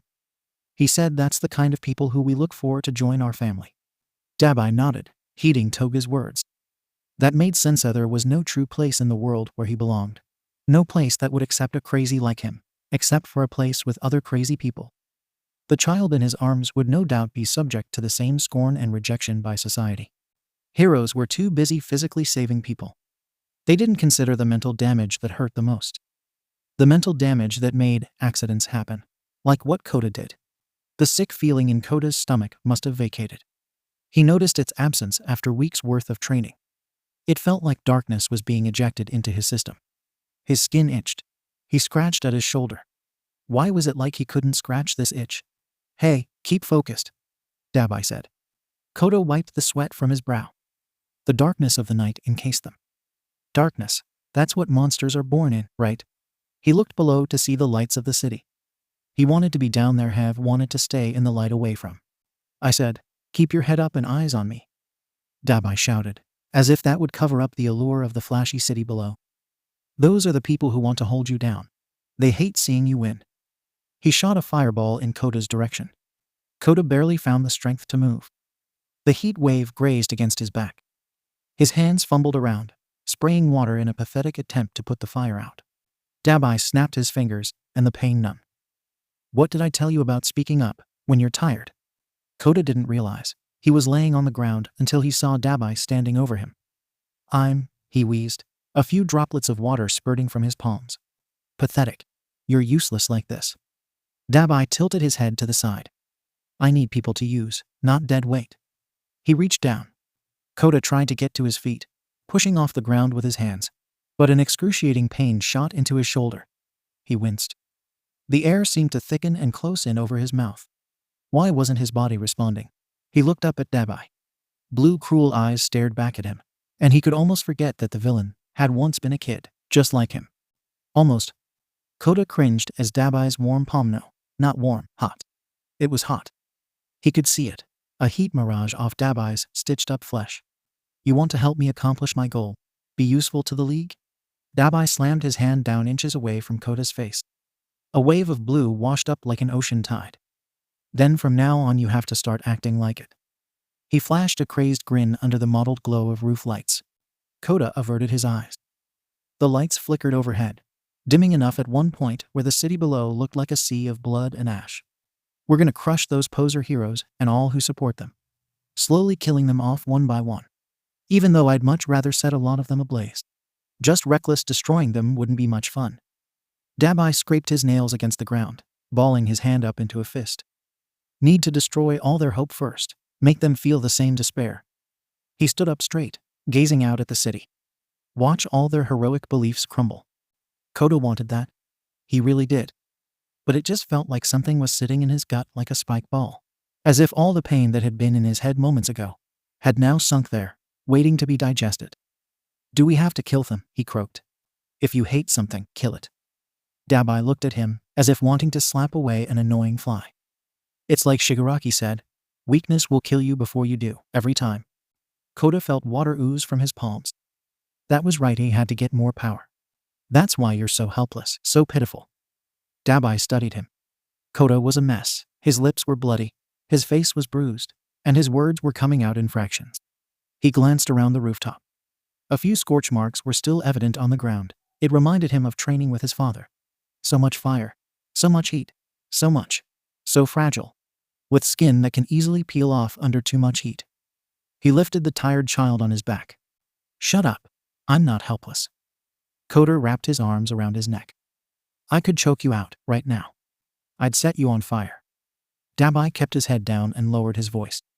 It's okay to need a break. Let's go inside for the night. He took a few steps toward the staircase, repositioning Kota on his back. HMP, Kota squirmed and pulled at Dabai's hair. Your hair is starting to turn red. Dabai stiffened. No. That was the only word he could get out. His hair shouldn't be no. He stepped over a few scorch marks. They almost seemed to taunt. Those destructive flames. The burn of failure and incomplete control. Things weren't like that anymore. He had a grip on his power. Yes, it is. Kota sounded like he was halfway in dreamland. I can see it. Black and red, it's kind of cool. It's not cool. Dabai almost ripped the door to the staircase off its hinges. Red is such an evil color. It's the color of blood, the color of pain, the color of death. The color of smoke arose from the handrail, and he quickly jerked his hand away. Not here. Red is the color of monsters. Really? Kota increased his grip, as if afraid something might jump out and try to kill them in the quiet stairwell. There was once this red monster that hurt little children. Like the big red dog in the book you read to me. What? No. Dabai almost tripped going down a step. That dumb question almost made him break his crazy neck. He regained balance. That dog was trying to find his bone. This monster didn't know the meaning of, I can't and I'm doing my best. Why would you do your best for a monster? Because the monster expected perfection, and if you couldn't do that, he'd beat you to the brink of death until it was perfect. That's mean. He liked to see children suffer. Dabai swallowed dryly. All the heat would leave him thirsty, but he could never get any water. Not until he perfected it. He couldn't get any sleep. He couldn't get anything to eat. The monster leaves children alone in the darkness, watching them slowly drift into despair. Is this the monster you're running from? Kota whimpered. Yeah. Dabai knew it was impossible to escape your own demons. But now it was like, his life now wasn't as bad as it seemed. He might still be fucked, just not as deeply. The monster I'm running from has been getting under my skin for years. It's like a nagging ick. I can scratch occasionally, but it never truly disappears. When are you going to destroy it? Soon. My plan starts here, with you. Why me? Kota bit his lip. I can't fight monsters. Roman 2 can barely use my quirk. Don't overthink it. We've been training for this. Dabai silenced him. You just fight, smile, and deliver a message on TV. He smirked. All the while, I'm out for bloody revenge. I still can't read that well. Kota said, softly. You just have to memorize a script Shigaraki wrote, and say it with some emotion to make people get overwhelmed with rage and sorrow from your story. Dabai noticed his reflection in a window. He looked nothing like that monster who raised him. Good. We'll talk more about it in the morning. Get some sleep, little one. MK. Kota yawned. 1 hour was the time it took Dabai to re-dye his hair. It took another 30 minutes to clean the bathroom, so it wasn't a mess of black dye everywhere. He groaned, combing his fingers through his hair to try and style it. His neck hurt. His head hurt. The bathroom smelled like an unholy marriage of Tylenol and bleach. A knock came on the door. "Are you done yet?" Dabai sighed. He knew he should have done this last night, when the kid was asleep. He opened the door to see Kota holding a box of Legos. "Read the instructions to me. I want to build the dragon," Kota said. "Did you clean the table, like I asked?" Dabai released a clump of hair.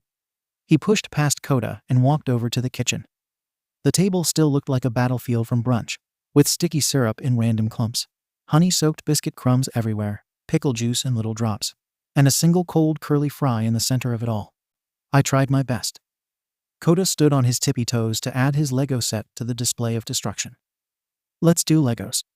I got the big one with the dragon for us to do together. I'm sick of all this junk around here. The second I step on that trash, I'll burn it all to ashes. Do you want that?" Dabai raised a hand to see if Kota would flinch. Kota didn't. A smile came on his face. "Do you want your hard-earned trophy of your first robbery up in smoke?" "How am I going to learn all the big words?" Kota rattled the box. "I'm sure a good parent would encourage their kid to play with Legos to get their mind ready to build those tall things. Skyscrapers? See? I don't even know the word. We haven't reached compound words yet." Dabai pressed a hand against the cracked wall. He felt his balance waver and feared it might just fall over. He pulled back, only to see a black handprint. Shit. Was this whole apartment a war zone? He looked at the messy kitchen. There was a point when the paint wasn't peeling off the walls and the cabinets weren't so bare. He just forgot when. "We'll get there. Okay. I just hope the message Shigaraki sends doesn't have big words. If I can't read it, I'd have to tell him it's your fault. You were actually listening last night." "I always listen." "Then why is this place still junky and needs to be cleaned?" Dabai dropped his sight back on Kota. "I should trash that picture you drew. What a waste of a tree's life." Kota slammed his Lego set down on the floor. "You idiot. If you do that, I'll die." "Ha ha," Dabai laughed. He motioned over to the picture hanging by a magnet on the fridge. "Your face." The skin under his stitching peeled a bit. "You think I'd throw something like that away?" "You better not." Kota cut his eyes. It was hard to tell if the laugh was mocking him or encouraging him. Dabai's laughter was creepy. "I worked hard on it." Dabai began clearing the table. Kota followed his lead, climbing on a chair to stand on top of it. He gathered the syrup and honey. Dabai took them from Kota and placed them in the cabinet. "I might frame it." Dabai held up the 2 dirty plates. "Will you put it on the wall above your bed?" Kota sprayed the plates.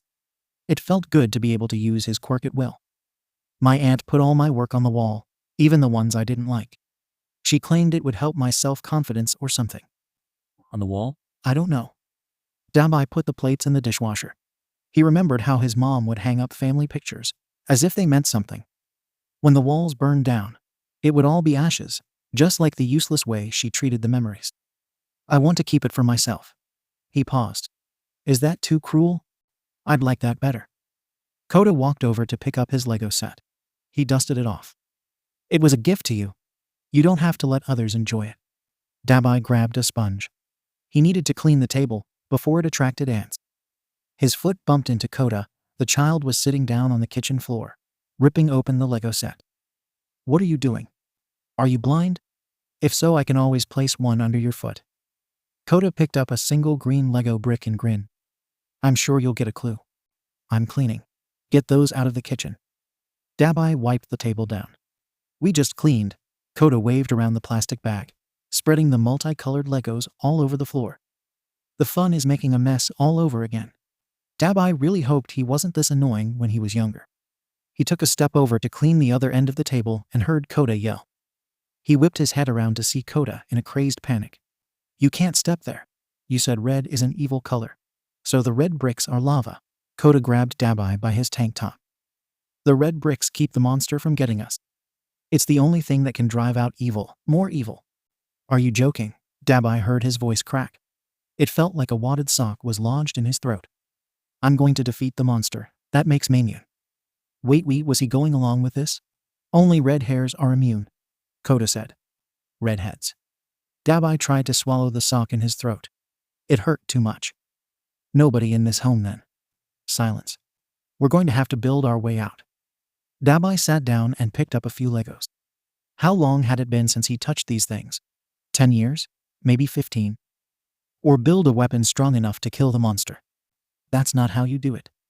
Kota picked up blue Legos. In this game, you can only pick up one color at a time, then fuse it with another. Only when everything comes together can we make the ultimate weapon. He picked up a yellow Lego to connect with. See? That's not what the directions say. Dabai grabbed the little booklet filled with how-to pictures. The last time he played Legos with his siblings did they make up rules like this. He flipped through the book. Here it says, "You said we're building a weapon, not a dragon. The rules change." Kota connected the Legos in a long line. The rules change, but the bricks stay the same. Dabai pressed together more Legos to form the hand grip. The bricks can be used to build anything they want. He heard his phone vibrate at villain group chat. Shigaraki. This is the script for Kota. Dabai clicked on the picture. The handwriting on the paper was almost illegible. He barely made out the words. Crush the opposition and terminate the hero system. He couldn't believe it took Shigaraki weeks to write this trash. Spinner. Who wrote this? Toga. I watched Shigaraki spend like 10 minutes on it. Twice. Did he misspell All Might? Or is the R-A-G? Shigaraki. You try writing without using one finger. Magni. It's just one finger.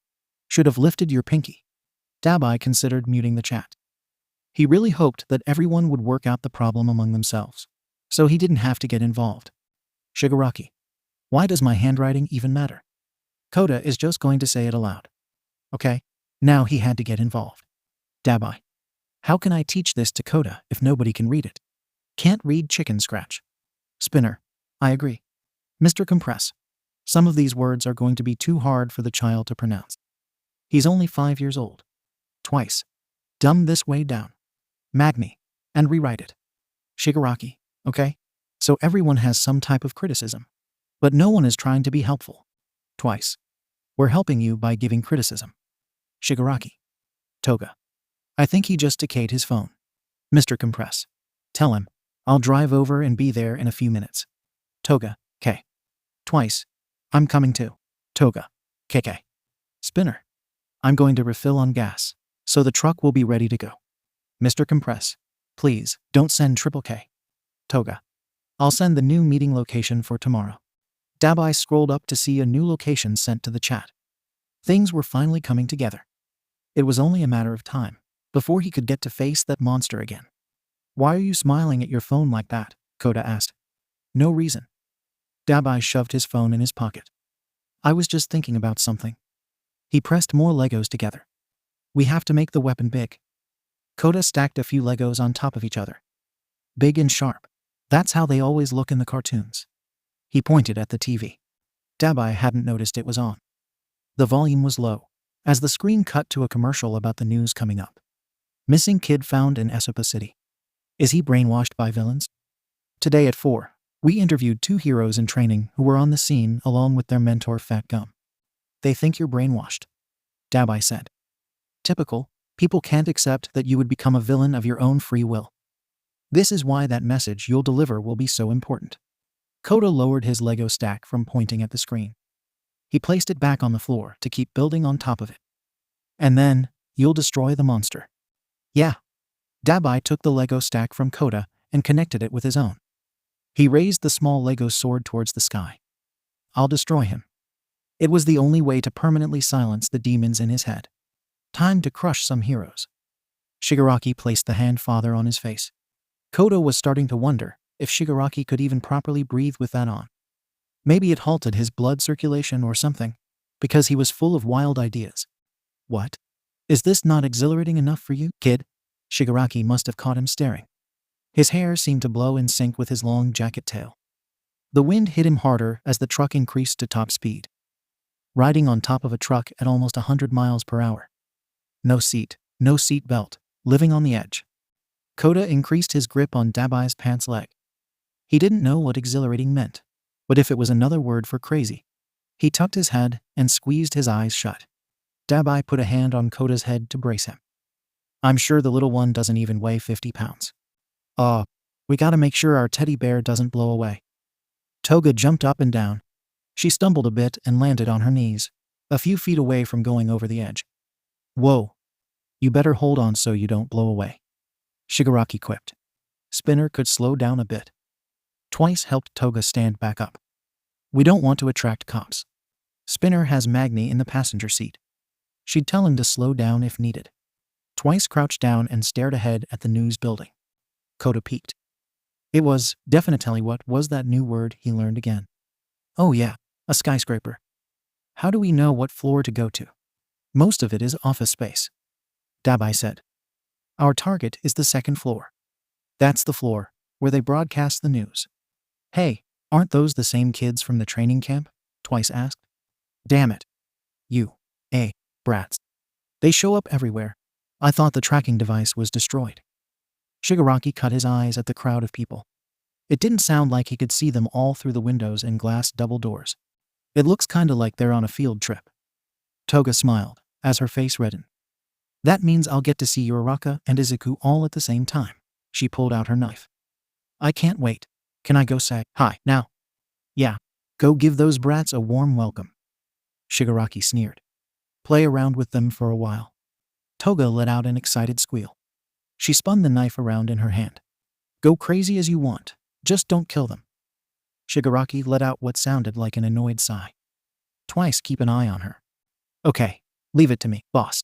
Hey, won't we need some kind of signal to meet back up? Twice asked. I can send out a fireball for us to meet at the truck. Dabai made a mini fireball in his palm. We'll go with that, Shigaraki said. He turned to Mr. Compress. Everything ready? Of course.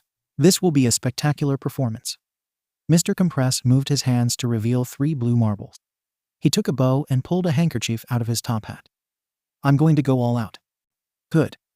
When the truck hits in about 10 seconds, launch us into the building as hard as you can. The rest of you, stay on the ground floor to hold off any surprise hero attack. You got it, boss. Mr. Compress snapped his fingers. The world started growing. Or was he shrinking? Kota felt this before, last time when he got captured. He blinked. The world changed to look like it had been bubble-wrapped in a blue hue. He was floating upwards, as if a comet zooming aimlessly in space. Hold on. A force propelled him. His face slammed into what had to be an invisible barrier. This must be a marble. He tried to steady himself. The surface rocked back and forth. Was this how sailors got seasick? He pressed both his hands to the wall and propped himself up. Don't look down. Don't look down. Don't look. The firm surface holding them up dropped. Kota swallowed a scream. He accidentally looked down to see the truck plowing through the building into a crowd of students and teachers. He noticed Toga waving at them with a wide smile on her face. He could almost hear her sing-song voice. Bye-bye. The parents are here too. Dabai grinned. He put a hand on his forehead, as if to block the sun from his eyes, as he gazed at the crowd. This should be fun. Fuckies that endeavor? Shigaraki asked. Well, no matter. They'll be too busy down there to notice us. He pressed his hands against a large window. Kota squeezed his eyes shut in fear of crashing. But when no pain came, he opened them to see a ruined break room. A turned-over coffee table, an open fridge, and a broken soda machine. He rubbed his head. Did that just happen? You good, little one? Dabai stretched and cracked his knuckles. The first couple of times can be pretty scary. You'll get used to it. Kota didn't think he could ever get used to hate for the heck that just was. He stood up and crept to the door halfway blown off its hinges. There was a long hall leading to a vaulted door. That's the studio. Shigaraki flicked the dust from his hands. He stepped into the hall with a calm stride. Help, a woman screamed. Call the heroes. She scrambled down the hall and pulled on a door.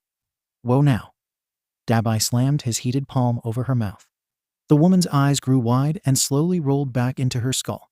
Can't have you going downstairs snitching. Dabai quietly closed the door to the stairwell. He laid the woman's body against the wall. It's bad enough they have cameras all around. See if she has any ID on her. Shigaraki pressed a hand on the vaulted door. This thing is taking a long time decaying. Kota pulled a lanyard off the dead body and raised it in the air. Will this work? Bring it over and see, Shigaraki said. Okay, Kota was doing this. This was happening. He wasn't all that nervous. All right, he fumbled around, trying to find out which spot to press the ID card. Try pressing it on the screen part. Dabai leaned over his shoulder. I don't know if I can reach that. Kota inched up on his tippy toes. He extended his arm to press the card to the screen. It produced a loud humming sound. He held it there until there was ding. The heavy door rumbled open. You still have the script, right? Shigaraki asked. Yes. Kota patted his pocket. It felt like he was carrying around a half-ton weight. But he was sure that was just the uncertainty.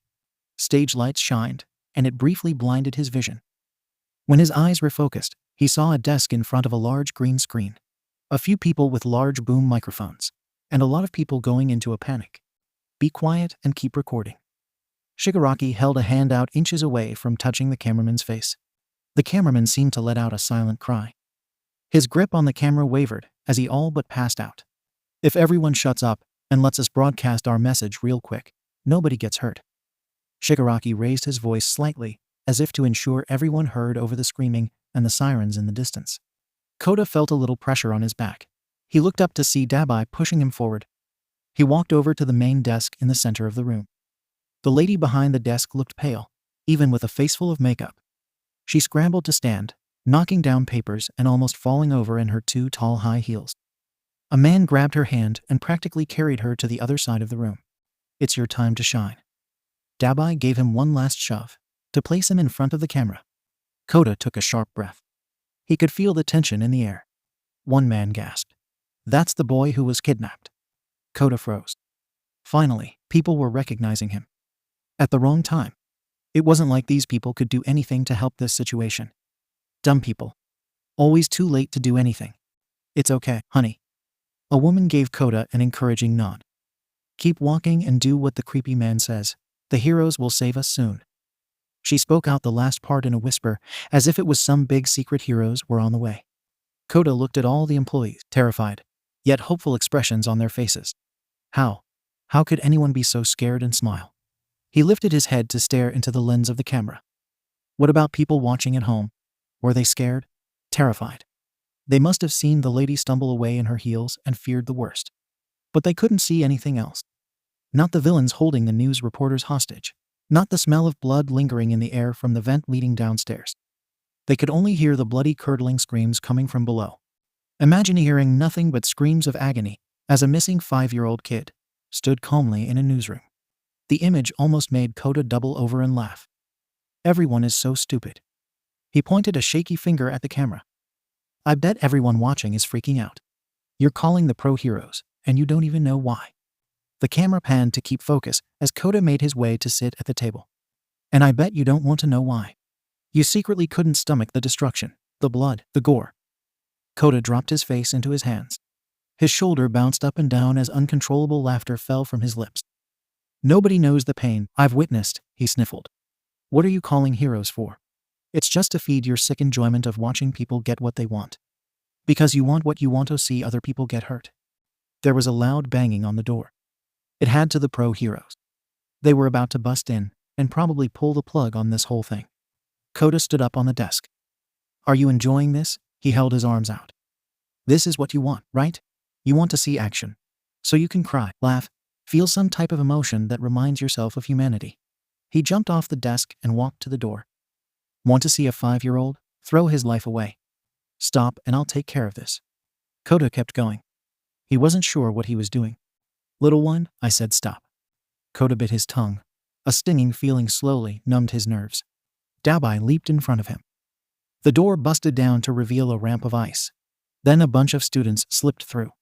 We might not be able to fight. But the teachers didn't say anything about helping a friend. Uraraka tapped on Izuku's shoulders, and he began to float upwards. Uraraka, thank you. Izuku pushed his arms outwards. Don't you brats know when to quit? Dabai slammed his hand on the ground, creating a barrier of the fire. Should have left before someone gets hurt. The flames were quickly cancelled by stronger ones. Red ones. Ugly red and orange. They stormed the room, elegantly with control. Dabai locked eyes with endeavor. Was it shock? Maybe regret on the hero's face. He couldn't tell. Let the child go, Endeavor said. Don't make me laugh. Dabai cocked his head to the side. Pretending like you actually care about children. How can you possibly care what happens to this child when you don't care about your own? You know nothing about me, villain. Endeavor shot a blast of fire. I know you heroes have a thing for ruining our fun. Dabai embraced the heat against his skin. He grinned through the flames, savoring the feel. It doesn't hurt anymore, though. Someone, immune to my flames. I didn't say, I couldn't feel the heat. Dabai punched a fist full of flames forward. It's just bothersome. Endeavor dodged and Dabai saw nothing but red. A sharp pain dug into his back, and he tasted dust. I don't have time for you.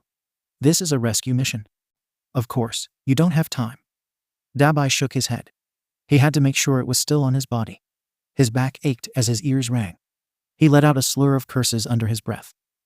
Pathetic. You heroes always selfishly caught up in your work. He managed to raise his head to see Kota trembling in the chair way too large for his small body. Damn it. He came so far. He refused to be brushed off like some insufficient scrub. Endeavor turned away, walking towards Kota. I can't let you take what belongs to death. Dabai unleashed a harsh blast of blue flames on Endeavor's back. The little one made his choice. All you scummy heroes fight for justice? He got back on his feet. Well, he wants to fight for a better society. You villains are destroying society. Endeavor swung his arm back, unleashing a wave of flames. His fire canceled out the blue flames, and the temperature of the room seemed to double. Surrender, now. I'll burn this place to the ground before I do that. Dabai blasted more fire. He was mad. He was so mad. He couldn't even see straight. He charged forwards, ignoring the pain in his ribs. Never thought I'd see the day a villain fights to keep a kid hostage. You're not even using him for ransom. You guys aren't as bright as we thought. They're brighter than the fucking stars, asshole, a voice shouted. Was that Kota? It sounded like him, but Dabai couldn't tell. The lights were making him crazy. There were cameras everywhere. He was not about to get his ass kicked on TV. He had to erase Endeavor. Show the world how mean and careless heroes really were. Everyone in the league, you're all a bunch of psychos. Now that voice, Dabai knew that voice. From the library. No, before that. He cracked an eye open to see the half and half teen, red hair, white hair. The teen looked so familiar now, and the voice, it seemed aged some, but it belonged to someone he knew too well. Shoto, Dabai whispered. He could see his own breath as an icy coffin wrapped around him. Icicles dangled in the air above him, as if they were made weightless. It felt like a dream for a few seconds, like a flashback of his life before death. Do I know you? Shoto asked. Dabai felt the air sucked out of his lungs. This should be a good thing. He fled that life. His siblings, his parents, they should be all behind him now. Shoto seemed to hesitate for a few seconds. Todoroki, Uraraka shouted. We can't get caught fighting without our mentor. Just like that, the blank expression on Shoto's face changed. The lines on his face tightened, and his eyebrows twisted in disgust. Oh yeah. Dabai felt his body heat up. This wasn't right. His brother shouldn't be looking at him like that. Shoto should be looking at Endeavor like that. It was all his fault. All the pain caused by his quirk. All the suffering caused by him wanting the perfect successor. The room combusted in blue flames. Fire busted out the window, spilling sharp glass onto the crowd of onlookers below. Such a shame, wannabe heroes and amateurs. Dabai rose like a zombie from the grave. He took a pained breath. Damn it, done in by his own quirk. His vision was fuzzy, his body too much smoke. You're all so weak-minded and blinded by ambitions to see the light before your eyes. A loud popping sound bounced off the walls, followed by grinding metal. Everybody get down. Endeavor quickly stopped a beam from falling on the bystanders. The news reporters crouched down and covered their heads. But then again, lying to gain trust. That's real tradecraft. Dabai managed a shaky grin. Something you do all too well, Endeavor. You be contemplative and get people to work for you, admire you. He staggered around the hero. Cover up for your shortcomings. All useless in the end. Useless. You look at your limit. Endeavor sneered. Dabai grit his teeth. Damn heroes, acting like they won something. If only he was stronger, if only his stupid body would hold on a little bit longer. Watch out. Shoto grabbed Uraraka. He pulled her to the side as a large camera crashed to the floor. The cables are burning. Soon, this whole place will come down. We have to evacuate everyone, Uraraka said. That's right. Dabai clenched his fist. Focus on doing what you do best, And don't mind me turning up the heat. He shot fire at the main support beams. He felt the heat from Endeavor's flames increase with rage. I guess this is why you're the number 2 hero. Second best at saving lives. That is if you manage to save anyone at all. He shrugged and walked out. Till we meet again, Endeavor. All the smoke made Kota wheeze. He couldn't see through the walls of blue, red, and orange. Everything was really hot to touch. Where had Dabai gone? He had been sure. Dabai was right beside him. He crawled back over to the desk and sat down. Too much fire. Too much smoke. We have to hurry. Shigaraki sounded like he already clammed all 5 fingers on the cameraman's face. Kota slumped over. He felt hysteria rising in his chest. He was supposed to say something. He shakily pulled out the script. Crap. All the letters looked weird and blurry. Why'd they look like that? The paper trembled in his hands. My name is Kota Izumi. He blubbered out. About a month ago, I was kidnapped by the League of Villains. They sent me on here to say my kidnapping was a mistake. He paused. Did he read that right? His kidnapping was a mistake. The real target was Bakugo. He stopped reading and tried to skim the other lines of text. Was this a trade offer? No, nothing about trade. He squinted. The handwriting was starting to get wonky. Kota, Izuku landed. I'm here to save you. He charged forward at top speed. Save me. Kota crushed the script in his hands. He couldn't believe his eyes for a few seconds. He assumed the smoke and everything had made him crazy. Izuku. Where were you 3 months ago? You saw me in the toy store. I was too much in a shock to do anything then. But now I swear. You swear, what? To save me at all cost? Yes. Your aunt has been worried sick about you, and everyone has been working so hard to track you down. Working hard? Kota felt his eyes almost bug out his head. You call going on a class field trip working hard? I personally didn't want to go. The teachers did it to boost morale. Izuku grew closer, leaping over the rubble. I don't even know what that means. Kota spun around in the chair uneasily. He didn't want to look at his hero. He couldn't bear the delight bubbling up in his chest. This was what he wanted, right? He wanted Izuku to save him. Morale, you know, to make people happy. Izuku placed a hand on Kota's shoulder, as if to calm him. Don't touch me. Kota yanked his arm back. No, the feeling in his chest, it was all false hope. This was just an act that Izuku knew, an act all heroes put on. You, heroes and you wannabes, all think the same thing. You want people to smile and be happy no matter what. What's wrong with being happy? Life isn't always happy. There was nothing happy about my parents dying. But everyone smiled and praised them for being good heroes. Heroes want an honorable death to save and protect the ones they love the most. Save and protect? Kota looked at the chaos unraveling around him. Still no sign of Dabai. The blue flames were starting to die out. Had the pro-heroes arrested him? He coughed. How many people did you hurt to save and protect me? Just the villains holding you hostage. Nobody should have to get hurt. I agree. Izuku nodded. But those villains hurt plenty of people. They kill people. Heroes don't. We save lives. Kota felt sick all of a sudden. He was sure the sickness was gone. But here it was again. He felt ready to throw up. The floor beneath him seemed to tilt sideways. Those villains who you hurt saved my life. Taught me more than any hero ever did. What? I'm the one who got me captured, who left me alone. It was like everything was messed up. The world was flipping on its head, and all Kota could do was scream. I never stopped trying to save you, Kota. Izuku held his hand out as if wanting him to grab it and swear off the dark side. Please, believe that. Oh, I believe it. Kota stood up and pushed the chair under the desk. But I don't trust it. How can I trust someone who claims to save people but hurts others in the process? I'm sorry. You're so young, all this must be confusing. Izuku shook his head and made a sorrowful face. Heroes, not all of us are the same. We each have our own ways of handling situations. Blah, blah, blah. Kota stomped his feet. The villains never lied to me. They never talked about making a safe world for everyone. Dabai told me he was a cold-blooded killer. He never asked forgiveness for that. We're going to destroy monsters. Whatever happens after that happens. What about your aunt? Everyone on the Wild Pussycats have been searching for you nonstop. Izuku said. The League is my family now, not those poser heroes.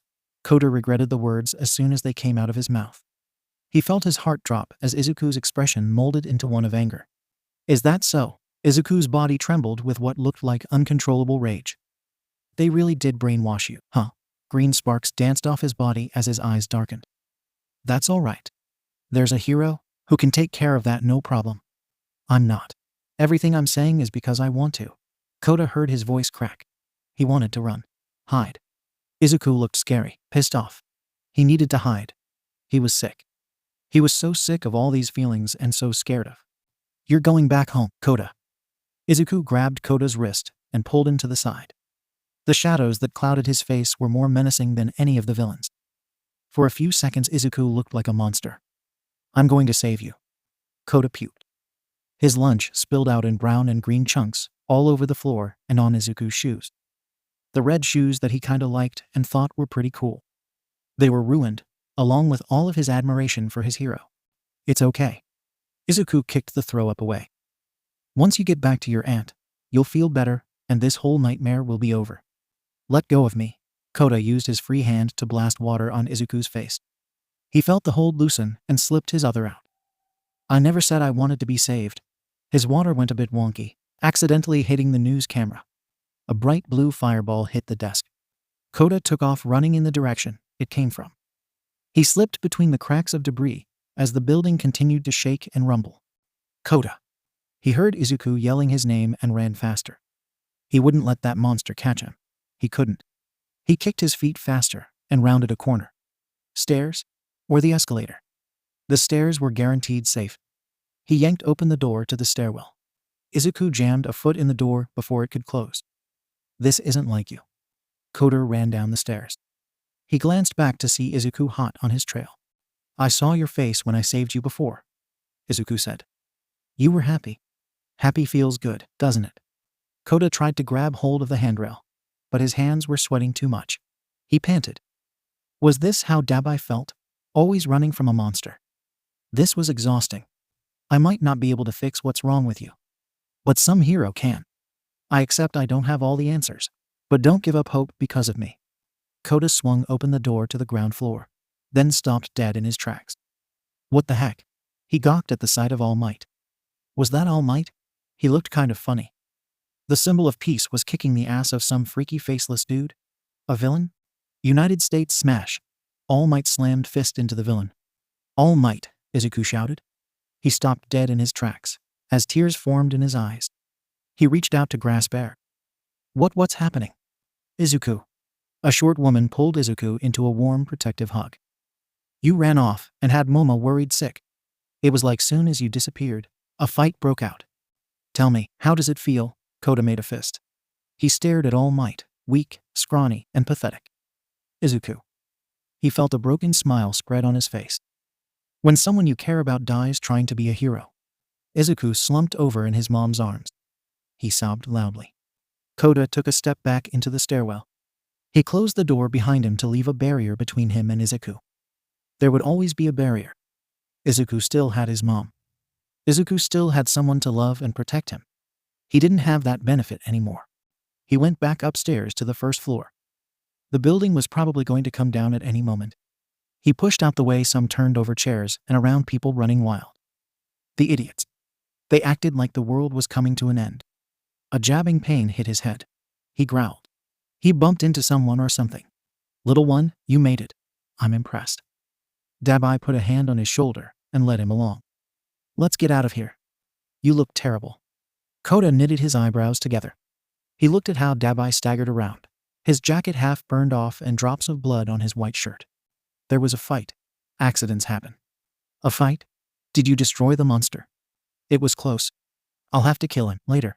I can't not now. Dabai held up his smoldering arms. The stitches oozed out blood and contracted. Need to cool off. Get stronger. He glanced around. I thought I saw Toga somewhere. Kota nodded. He followed Dabai's line of sight, then cut to the side to see a familiar face trying to make their way to the first floor. Sensei, Shigaraki was in a full-on panic. He missed a step on the escalator and went tumbling down. He fell face first. The hand acted like a protective helmet. His head, back, shoulders, elbows, and kneecaps, all hitting the sharp metal steps. He didn't stop until he landed by Kota's feet. The hand called. Father, landed a few inches away. Are you okay? Kota noticed how ghostly pale Shigaraki's skin had turned. He had never seen someone so distraught. That was a real bad fall. Dabai squatted and scratched his head. You know your name and where you're at, right? Shigaraki seemed to stare past him. He floundered around as if trying to collect himself. Shigaraki. Toga ran up and grabbed one of his hands, carefully avoiding letting all 5 fingers touch her. I don't see any blood, which is kind of disappointing. She pressed a hand to his forehead as if to double-check. But it means you're okay, so that's a good thing. What are you idiots doing? Shigaraki's eyes darted back and forth between the 3 of them. Can't you see, Sensei is in trouble? He struggled to stand, as if there was a sharp pain in one of his legs. I survived being shot. I can survive a fucking 10 feet fall. That was way more than 10 feet. Dabai said. Shut up. I'm fine. Shigaraki groaned. He limped over to rest against the wall. We have to save Sensei. I already sent out the fireball. Everyone is waiting for us at the truck. Kota pointed at the truck. It seemed so far away. He could barely make out the faces of everyone on the other side of the battlefield. Fuck the truck. I'm going in. Shigaraki took a shaky step forward, before Toga rushed to his side. It's a suicide mission, Toga said. Every mission we do is a suicide mission. I thought we call them suicide missions because they sound cooler. I mean, most of them are homicide missions. I don't expect your punny one-track mind to understand. Shigaraki pushed Toga away. He staggered off to the side and grit his teeth. I don't expect any of you idio. All for one, did this because he cares about you. He wanted to give you time to escape. Dabai said. How do you know that? Shigaraki seemed to shout. Because I would do the same thing for Kota. Dabai yanked Shigaraki up by his jacket collar. If we turn back, everything we've done up to this point would be a waste. I know you don't want that. And you know All for One doesn't want that. He shook him. He was so mad. He was close, just wanted to punch Endeavor dead in the face. You're supposed to be our leader. You're the boss. We trust you blindly. And now you want to backtrack. Everything I've done up to this point was Sensei's idea. Shigaraki croaked. Dabai stopped shaking him. He saw sadness brim in Shigaraki's eyes. It's the same sadness he knew so well. The sadness of having someone you trust betray you. Someone who you thought would never hurt you. It was the same sadness he had when his mother sided with that monster, instead of standing up for him. I wanted to ensure none of us got hurt. I take time to plan things out. Why can't my plans just function correctly? Shigaraki closed his eyes. I hate it. I hate everything. I hate how the whole entire damn world is so cruel and filthy. It's like no matter how hard I try, the world proves it needs to be destroyed. Damn it, Dabai cussed. God damn it. He wanted to throw Shigaraki to the ground. He wanted to stomp on his chest and tell him to suck it up. But he couldn't. He pushed Shigaraki into Toga's arms. We're getting you on that fucking truck. This mission is gonna be a fucking success. Everything will still turn out okay. Toga cradled Shigaraki against her chest. She picked up his hand and placed it on his face. There you go. Father protected you from getting a black eyes and a few bruises. You look fine. Kota tugged on Dabai's burnt shirt. How are we going to get past the fighting? We're going the long way, Dabai said. Kota was sure Dabai was pissed off about something. Dabai kicked Spinner out of the driver's seat. He yelled at him and told him he couldn't drive worth nothing, so sit down and shut up in the back trailer. He was more nice to Magni and just requested she sit in the trailer with the others. Kota leaned back in the passenger seat.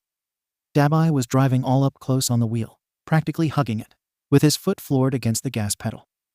The radio was at max volume, blasting hip-hop music, to the point it almost rocked the truck. I guess that eyeless guy was a big deal, Kota asked. I couldn't care less about him. Dabai turned the corner. The truck jerked to make a hard right. You seem mad. I am. But not about him. Is it about? Do you know when to stop asking questions? Dabai slammed his foot on the brake.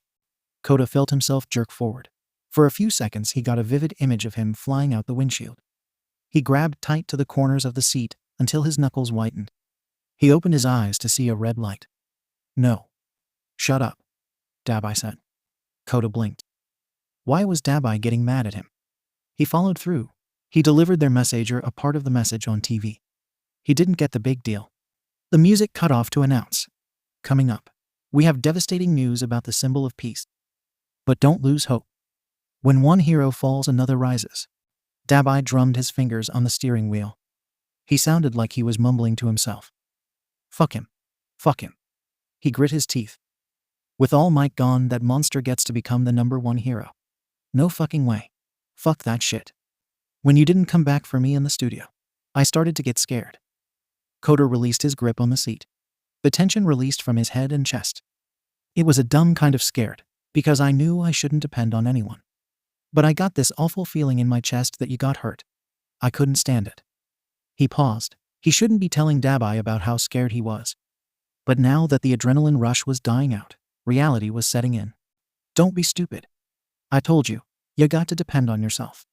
Don't waste time thinking about other people. But everyone in the league. Shigaraki was willing to risk everything for one person. As a leader, he should have better judgment on top priorities. I'm confused. Kota slouched. The light turned green. You say you're family, but when a little thing happens like this, it isn't a little thing. Dabai gripped the wheel and slammed his foot on the pedal. You're a little thing. A little mix-up. A mistake. A fuck-up. You don't matter. Kota blinked. It made sense now, back in the studio. He didn't get lost. Dabai left him. The trees and buildings started going by in a blur. Why did those simple words hurt so much? Family isn't supposed to abandon each other. This is different from the mission when he kidnapped you. We won. We won our first real battle, but nothing good came from the result. Dabai flicked on the turning signal. He wasn't mad that Endeavor became the #1 hero. He was mad because somehow, his plan to erase Endeavor backfired, and inadvertently boosted Endeavor to the top spot. Now Endeavor was going to become #1 all because of... Hey, Shigaraki wants to know why we keep moving, and then stop. Toga peeked out from the sleeper compartment in the truck cabin. First it was a red light, now it's a jaywalker. Dabai said. Hey! Toga smashed her hand on the horn. Go cross the road in a crosswalk, dumb jaywalker. Dabai threw his hands up. Damn way was Toga getting mad at some guy for jaywalking? He jaywalked all the time. It must really be a shitty thing to do. Is he slowing down? Toga honked more. We should just run the asshole over. Don't do that. Kota pointed at the man walking with a little girl. She can't be much older than me. Oh. Toga sounded almost regretful. I didn't see the cute girl. It's like he's shielding her. No. Dabai took back control of the wheel. More like he's hiding something. But that's none of his business. He watched the two of them cross the street. It was the same Khan he ran pretending to a father. You think he'd be helpful for the league? Toga asked. I think he looks like what you called him the first time, an asshole. Dabai turned the knob to silence the radio. The man walking must have noticed the change, because he looked dead at them. That's when Dabai noticed some important details: gloves and bird-beak mask. This man wasn't some stupid scumbag out to cause trouble. He had a plan. He tapped a finger to his head, just below his short-cut brown hair, as if to signal use your brain. The girl had a single horn and long off-white hair. She kept her focus on the ground, with one hand firmly grasping the man's green jacket. Her mouth was moving, but it was hard to make out the words. Heroes. Fire. She raised her head, revealing her red eyes. She stared at Kota. Kota stared at her. He could clearly read the words from her lips. That's the boy who was just on TV. Hurry up, Eri. The man pulled the girl forward. If you do good, maybe I'll get you a gift. Hurting others. The girl Iris took one last look at Kota as if to study him.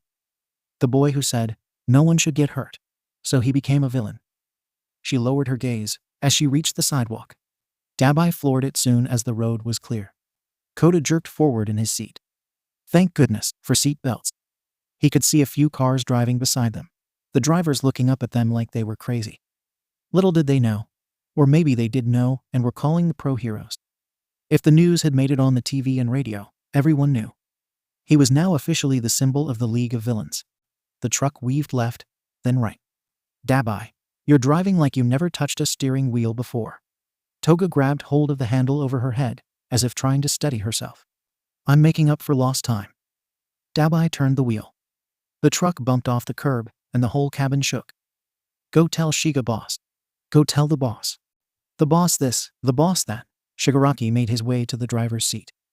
Next time I hear you call me the boss, I'm going to. His hands firmly grasped the headrest, and it slowly began decaying. Well, you are the boss. Dabai whipped his head around to face Shigaraki. I wasn't always the boss. Sensor for one was the boss.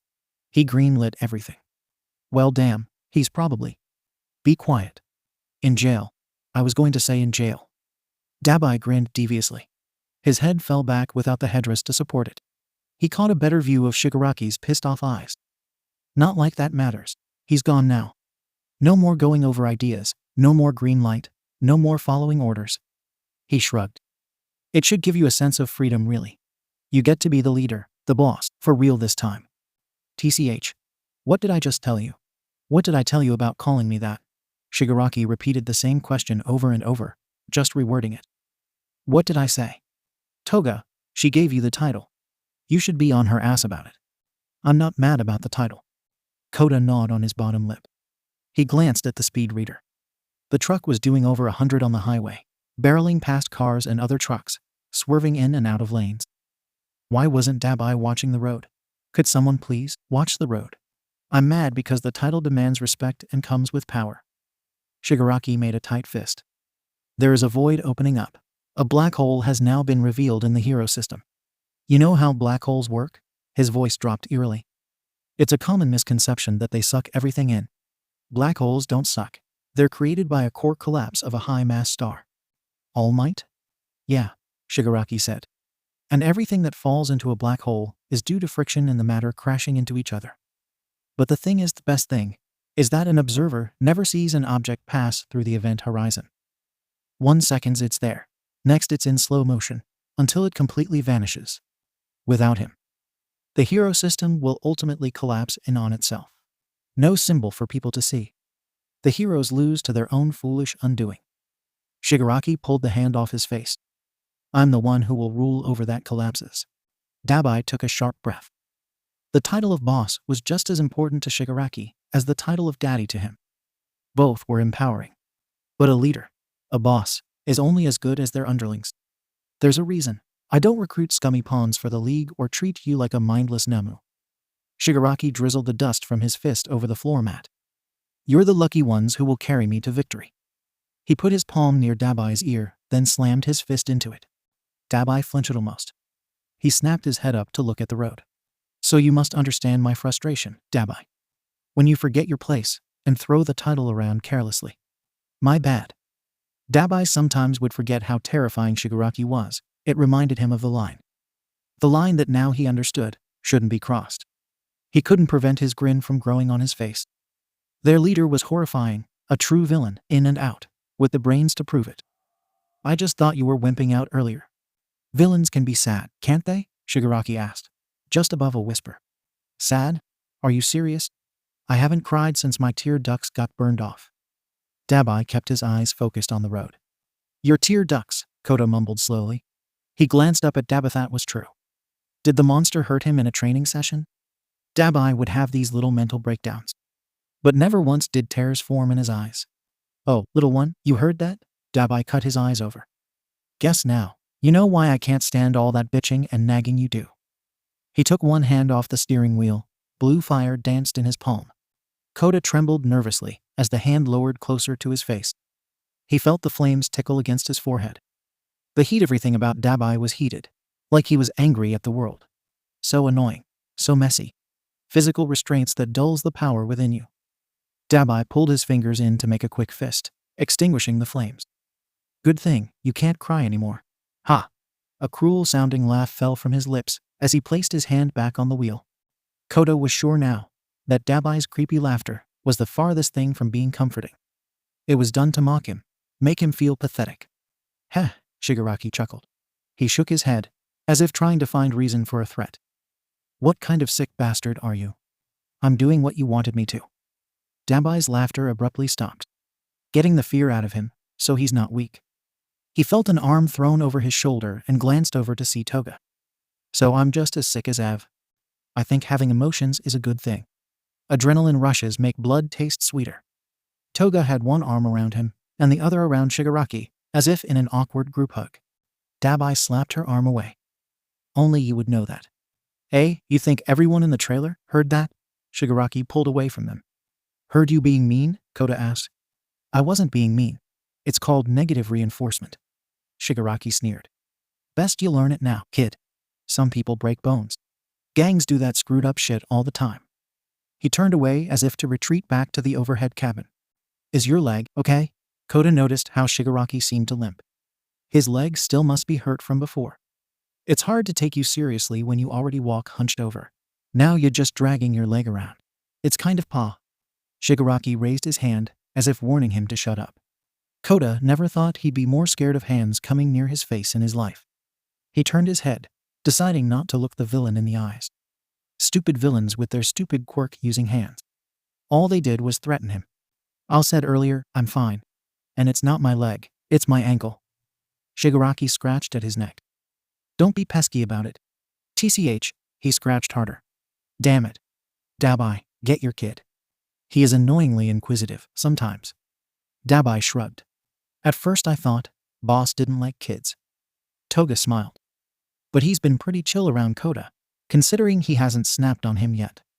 I can hear you, Shigaraki said. You like our little teddy bear, huh?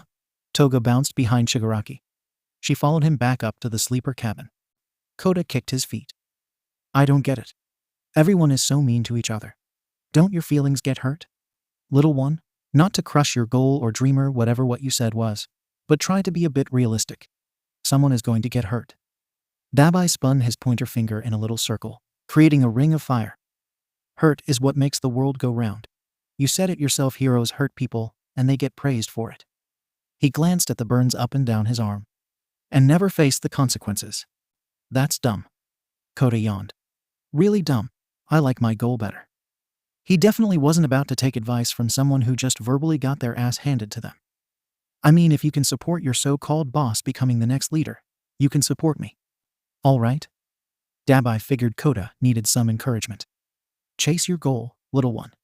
The best sleep Kota had in weeks still left him with a feeling of emptiness. He scribbled in his coloring book, doodling Dabai, igniting Izuku's face on fire. How could Izuku be so mean? It was like he didn't even care. No matter how much he tried to explain that. If anything, the hero should understand. The hero should be able to get it. All might is gone. Kota drew blue streaks over Izuku's stick figure. No more hero symbol. Only me. The crayon overlapped with the other colors, creating a mix of black. He lifted up his crayon. Only darkness. Is that a head exploding? Dabai leaned over Kota's shoulder. No. It's you setting a monster on fire. Kota said. Cool. Dabai nodded slowly, walking into the kitchen. What you want for breakfast? Pancakes or waffles? I just want to be blueberry. Kota put down his crayon and jumped out the chair. Dabai opened the cabinets. Empty. He checked the fridge, opening a few drawers to search for any unopened can of biscuits. No frozen waffles. No jelly. No butter. He closed the fridge and glanced at the countertop. No bread. He heard his stomach growl loudly and looked down to see Kota staring up at him with big eyes. No nothing? Kota blinked. Dabai opened the fridge a second time. He didn't know why. Maybe a part of him hoped that magically food would appear. No nothing. He repeated the same incorrect phrase, staring at the empty shelves. Are we gonna get eat out? Let me think. Dabai slammed the fridge closed. He ran his fingers through his hair and walked over to grab his wallet from the coffee table. I need food. You need water. You'll die within hours without water. Humans can go months without eating. Kota went quiet as his stomach growled again. He looked at Dabai as if living proof. Don't give me that look, pisses me off. Dabai knew that look, the same one Shoto had given him. I haven't wronged you, little one. And believe me, I've wronged a lot of people in my life who deserve to give me that look. Like when I dropped out of college and still collected the rest of my college fund. My parents were pissed. He opened his wallet. The troublesome thing about erasing people is getting rid of the trail, either it be paper or digital. It all had to come to a stop. Canceling his debit card and taking all the money out his bank account was the easy part. But hey, they saved up enough money for me to live decently. Dabai combed through the yen and credit cards. The most recent credit card from the last body he incinerated must have reached its limit, because DoorDash was threatening to terminate his account. Decent? What does that mean? Kota frowned. The small studio apartment with a broken window and bare cabinets with no food in the fridge was not decent. He was sure this was called poor. It means an acceptable state, Dabai said. Before Kota came around, He'd skip a few meals to save up for rent and repairs. He'd always tell himself to fix the broken window. But that hasn't happened yet. The longer I stay here, the more I'm starting to believe you're like an actual zombie. Kota said. Might be. My life has flashed before my eyes plenty of times. Dabai pulled out another credit card to inspect it. But only the bad parts, the failures, the monster. He flashed the name on the card at Kota. Like this guy. I don't even remember the time I had killing him. It just happened. The fun times, you don't get to remember before death. Just things you could have done better. That's. Kota swallowed dryly. He thought about his parents and hoped what Dabai was saying was true. It was a mean, selfish thing to hope for. He didn't care. He brought a hand to his heart. What I want more than anything, for people to see their mess-ups. You're using the word want. It doesn't bother me anymore. Like you said, a want is just a selfish human emotion. So useless. Hatred for heroes. That's what killed All Might, right? All Might is just one of many pro-hero posers. Dabai put the card back into his wallet. For example, Endeavorwell, now that he's number 1, purging him should be our next target. Another step in truly bringing about Stain's vision. He pushed some money around, trying to count it. Kota didn't understand why words that sounded so soft made it feel like acid was being poured into his eardrums. What's with you and hating Endeavor? Didn't I tell you on the rooftop? You can't know about my past. Dabai tucked his wallet away. Don't go around digging up a dead man's grave. That's mad disrespectful. He stepped closer to Kota. And no child of mine is going to be a disrespectful brat. Am my bad? Kota barely managed to find his voice. He was thankful when a loud knock came at the front door. Dabai went to check the peephole. Damn, that's 6, and there was only one person who'd knock at his door. Crazy number 2.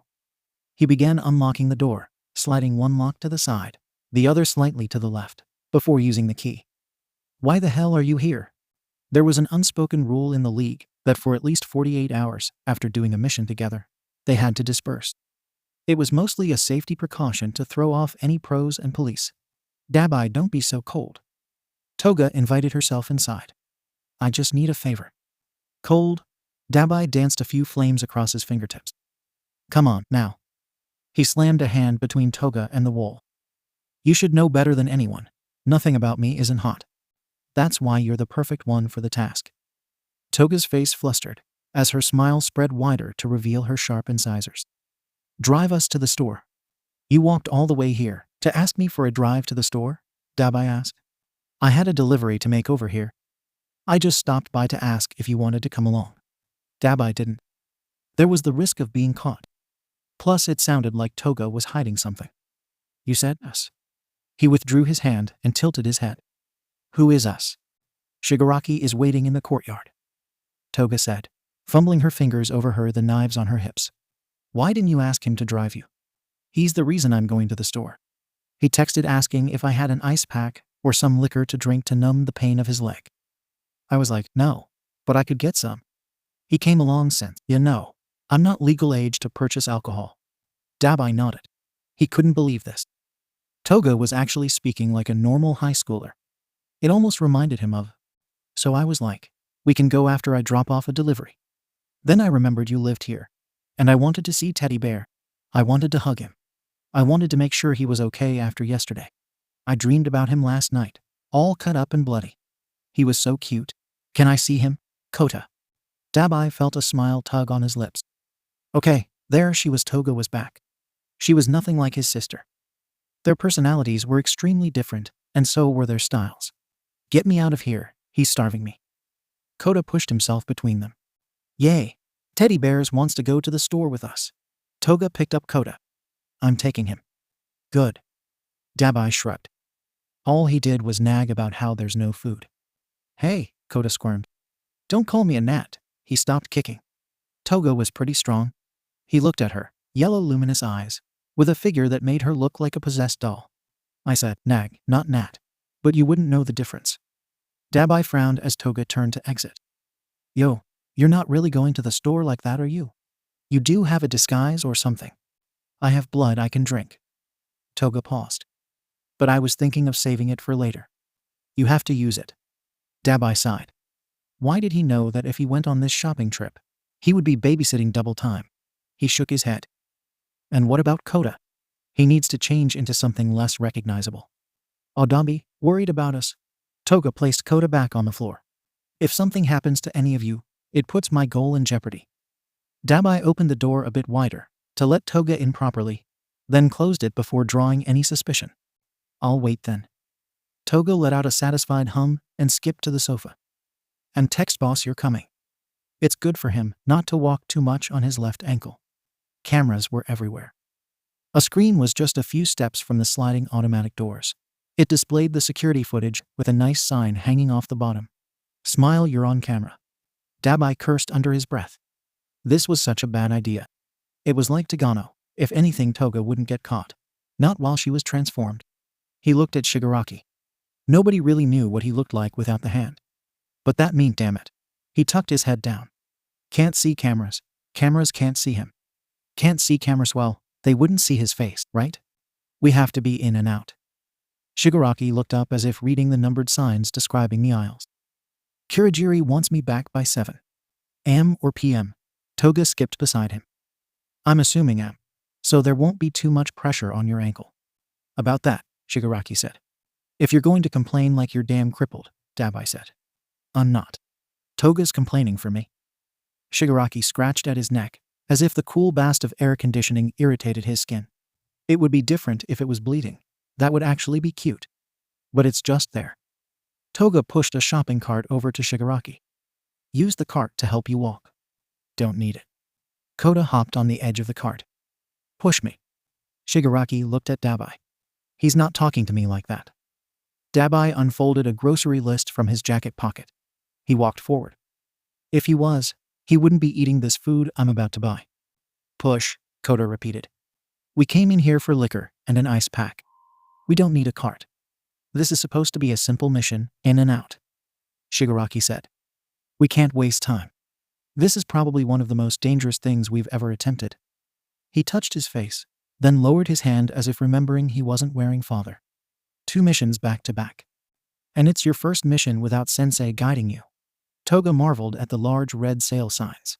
That's why we can't get distracted. Shigaraki knocked a bag of potato chips from Toga's hand.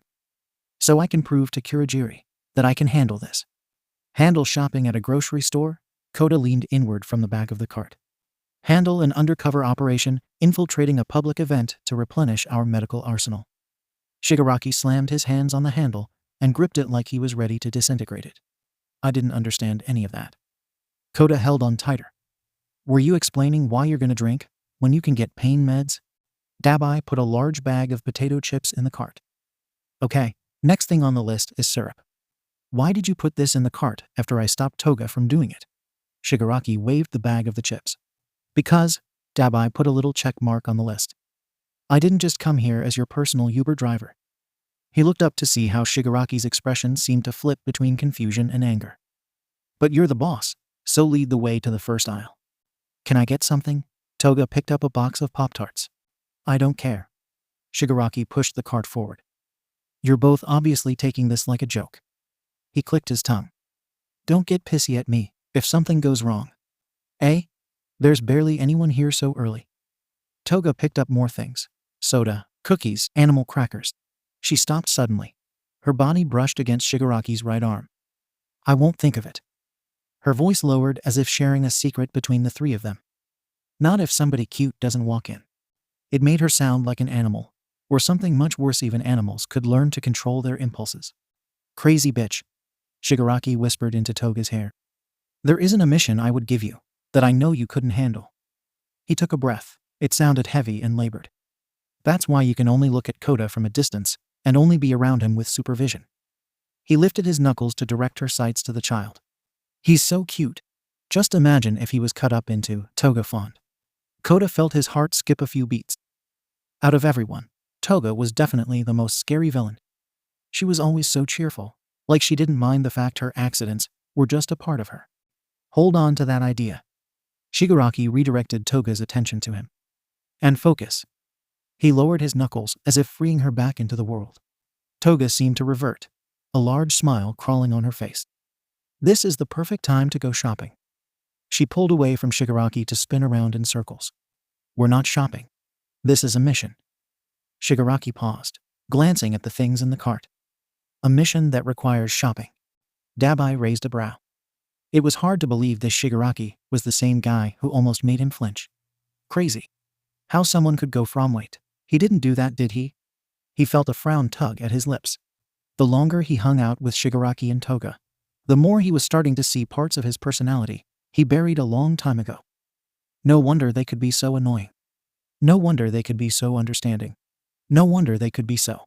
Sometimes. Toga giggled. Dabai didn't know how or when she got so close, or why he could feel her breath against the crook of his neck. I imagine boss as Mr. Staney. Especially when he talks like that all endearingly. It will never cease to amaze me how someone like you could respect Stain's will. Dabai lifted his foot to take a step away and felt his back pressed against a shelf. When did that get here? I wish I could have met him. Me too. After his final battle, you know? Toga grabbed a bottle of syrup from the shelf. When he was probably all pissed off and bloody. She turned and half ran, half hopped to dunk the syrup in the cart. Dabai hated how some dumb thing like that made sense to him. Who talked about this in a supermarket? He trailed a bit behind Shigaraki and Toga, keeping an eye on Kota. What's next on your list? Shigaraki asked. It was syrup, but Toga already picked up that. So it's bread. Dabai glanced at the paper in his hand. Cereal is on here too, and its aisle is closer. Since you're buying food, that means we can come over for breakfast and dinner sometimes? Toga asked. No. Dabai said. Remember the first and last time we had a family dinner? There was only one time. Yeah. Toga must have not taken the hint. She turned down the cereal aisle. I can cook frozen food, and we can have blood to wash it all down. Gross. Kota cringed. It's hard to mess up frozen food. I usually don't burn it. Kota meant blood. Drinking blood was gross. Spell, cereal, and you can choose any one you want. Dabai placed a box of Frosted Flakes in the cart. Cereal?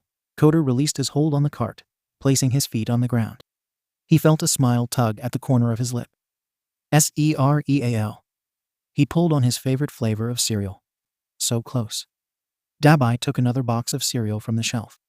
Guess we're getting. He screwed up on the first letter. That's not close. Shigaraki said. If you screw up on the first step, the whole entire mission will fail. Kota pulled on the box harder. He ignored Dabai and Shigaraki discussing how to deal with failure. He wasn't a failure. It was the word's stupid fault for being hard to spell. He was going to get this cereal. Why did it feel like someone was tugging on the other side? Irisa, why is taking you so long to pick out cereal? Don't tell me you're weak and tired. That just means you didn't want the gift bad enough. The cruel ring in the voice made Kota jerk his hand back in shock. That name. The box moved in the other direction, to reveal a hand a little bit bigger than his, and a girl with long hair. TV boy. Iri said. Weird horn girl? Kota tried to hide the surprise in his tone. He noticed there were a few people behind Iri, the same brown-haired man from last time, and two new figures. They had their back turned as if discussing something in private. Are you were like me? Iri trembled and held a hand to her heart. Her voice was so quiet. Kota was sure she wasn't even speaking, and that he was reading her lips. He hurts you. He tells you everything is your fault. Who? Kota asked. There was something unreadable in Iri's eyes. It made him feel scared. The mystery of who this Iri girl was. Your dad. Why would he do that? Kota, for the first time, noticed how frail and sickly she looked. Her hands were double wrapped in bandages, her voice soft as if withholding a sob. If your dad hurts you like that, he shouldn't be called your dad. Family isn't supposed to hurt you. My family is like yours. Iri bit her lip. They kill people. I hate it. I'd rather not see anyone get hurt. I want a future like the one you talked about. She slowly dropped her hand back to her side. Kota felt his face heat up. You mean my mimic goal? The goal that Dabai had told him was unrealistic, that it was better to watch the world burn, so society could be fixed from the ashes. Yes, Iri said. She lifted the cereal box back up, as if she was suddenly concerned that someone might be listening in on their conversation. Kota felt his arm move on its own, blocking the cereal box from covering his face. Who are you waiting on to save you? Iri stared at him with the same hopelessness he had when he got captured by the League of Villains. She moved his arm out the way and unspoken. Nobody is going to come. Kota couldn't believe this. There were others like him. He had to tell somebody. He spun around and ran over to tug on Dabai's jacket. A girl. There's a girl. What are you mumbling about? Dabai looked down at him. Shesh. Kota didn't know what was making his heart race. Excitement. Redemption. He barely made his mouth work correctly. Stole ma cereal. Well, you weren't getting cereal anyway. So did she really steal it? No. She put it back. But she. Hey, that's the cutie who crossed the road in front of us. Toga pointed at Eri crossing the aisle with her father and the other hooded figures. Not good. They look like they want to cause trouble. Shigaraki narrowed his eyes. That means our mission objective has been updated. He tilted his head. Toga, you feeling thirsty? Always. Toga licked her lips. Get their blood. It doesn't matter whose. Shigaraki took the grocery list from Dabai. He held it up with 2 fingers as his eyes scanned the page. Dabai, run a scan of all heroes. I don't have a hero who wears a bird mask, but I don't want to risk him being some scrub. He's no hero. Dabai scoffed. But I'll see if anyone matches the description to a name and occupation. He turned to the direction of the technology section. Kota went to follow after him, only to feel a choking pressure around his neck. Ack! He lifted his head to see Shigaraki holding him hostage by his hoodie. Not so fast, little one. I haven't given you orders yet. Shigaraki lifted Kota into the shopping cart. You're with me this time. We're doing the most important thing of all, step 1. He held up the list. Finishing shopping. What? Kota couldn't believe he was getting stuck doing something so lame. He was the first one to find them. If anything, he should be. If I get that cute girl's blood, I'd be so happy. Toga hugged herself. Her eyes fluttered. Kota, make sure boss doesn't go too crazy with his bad ankle. If Dabai trained this kid to be half as good with his quirk that he was at the noodle shop, he'll be more than enough. Shigaraki nodded. So don't worry, Dabai hasn't failed me. He pushed the shopping cart towards the direction Eri's group was moving. He won't. Kota perked his head up. Was finished shopping a code for stakeout? He looked at Shigaraki, who held a single finger to his lips. Silence. Watch. Learn. The USB card jammed into the computer kept flashing. A parade of green and back danced across. Root Kali. ~SQL map U, ProHeroes / P = 459 and match = search DBS. Left, right, left, right, left, right. The bots moved, creating a code across the screen. Available databases for. Oh, current. Oh, retired. Oh, most villains caught. Oh, most _popular. Dabai narrowed his eyes at the screen. What a pain data scraping was. He glanced at the clock in the corner of his screen. It was probably only a matter of time before someone discovered he wasn't just testing out a laptop to buy. All right, time to speed this up. He typed in a new search. Root Kali.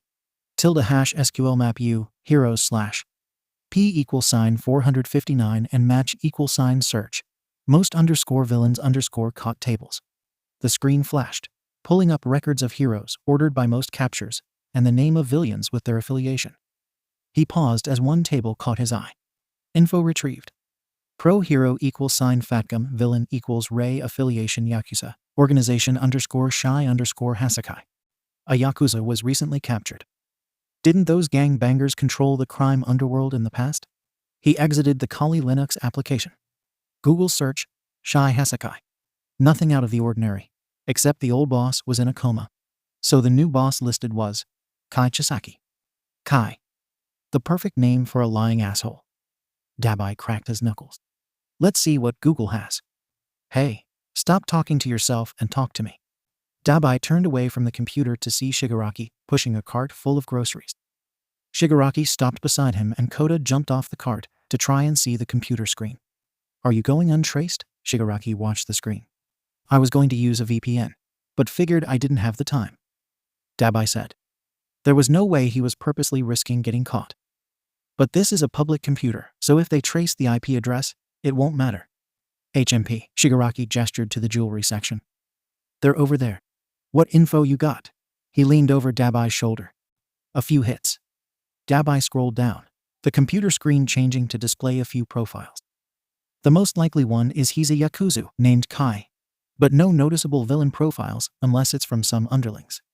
A gang leader? PFF. What type of weak shit is that? There's a number.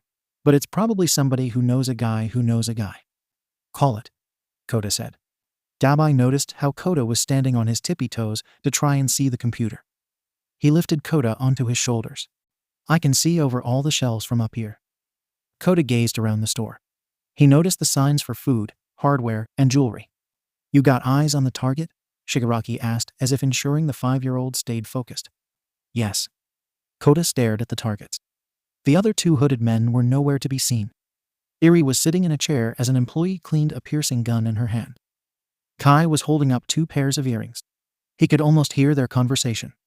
This is just a spur-of-the-moment gift. You should be thankful. Kai waved around 1 pair of earrings. What color would you like? Green or something more flashy? I don't know. Will getting my ears pierced hurt? Eri tapped the tip of her shoes together. That wasn't the question. I didn't know what your preference for colors was, so I brought over both.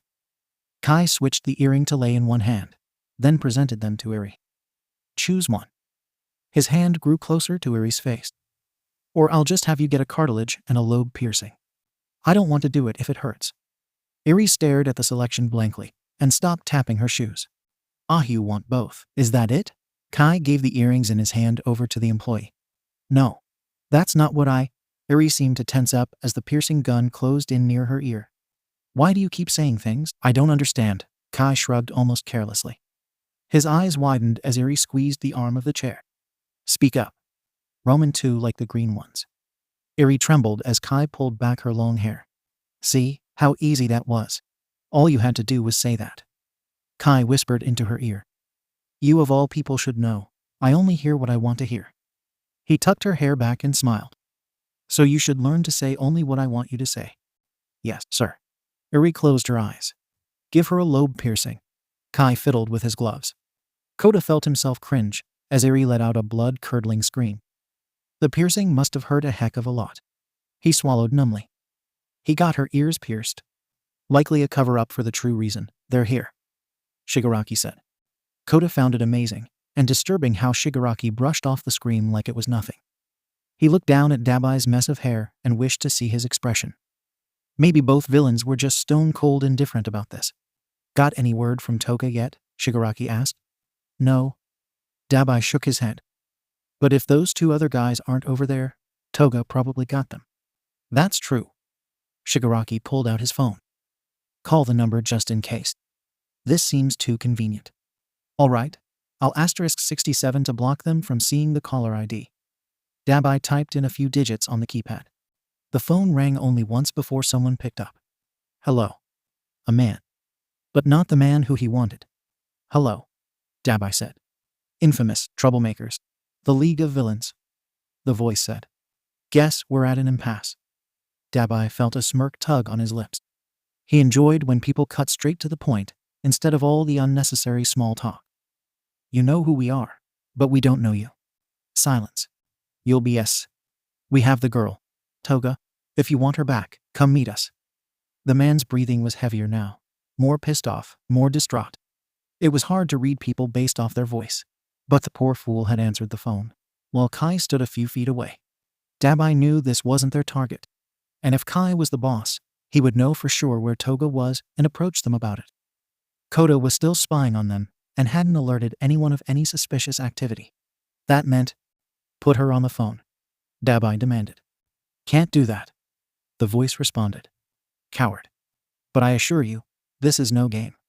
Dabai listened to the air go in and out of the man's mouth, in and out, in and out. He motioned for Shigaraki to take the phone. Who is that? Shigaraki asked. Well, you know how we thought Toga got them. They got Toga. Dabai handed the phone over. According to this guy. I'm sending the location. The voice said as the phone rang to alert a new message. Meet us there in 3 hours. Hopefully, by then you can forgive our late introductions. What makes you think we're actually coming for her? Shigaraki held the phone at a distance, as if something might jump through and attack him. Because we have something that might be to both our benefits. A picture message sent of a mini box with little red bullets. A solution to ending those infected scummy heroes. Dabai looked at Shigaraki. They seemed to share a moment of equal confusion. What does Toga have to do with you showing us something? She's just a little insurance. You have 3 hours. The call ended with a beep. HMP. Shigaraki stared at the timestamp. They could be telling the truth, but then again, they could not. He put his phone away. There's no telling where they are, or if they also have a visual of our location and noticed Toga's absence. We know where the boss is, though. Kota pointed. The little ones? Right. The boss is all that matters. Dabai exited out the computer tabs and unplugged the USB drive. But if he wants to end Heroes, he might be to our advantage. His mind wandered to his fight with Endeavor if only things would have gone differently. This doesn't add up. Shigaraki leaned against the shopping cart. Why be extra to get our attention, instead of approaching us directly? Higher risk of getting caught. Dabai tucked the USB drive in his coat pocket. Let's just head to the checkout line. Shigaraki shook his head. I'm gonna text everyone in the group chat. There's a meeting in 1 hour. But it will be at the old hideout. Don't spin around on the bar stool, you'll break it. Shigaraki quipped. Your fault for having a loose seat. Kota spun around a bit faster.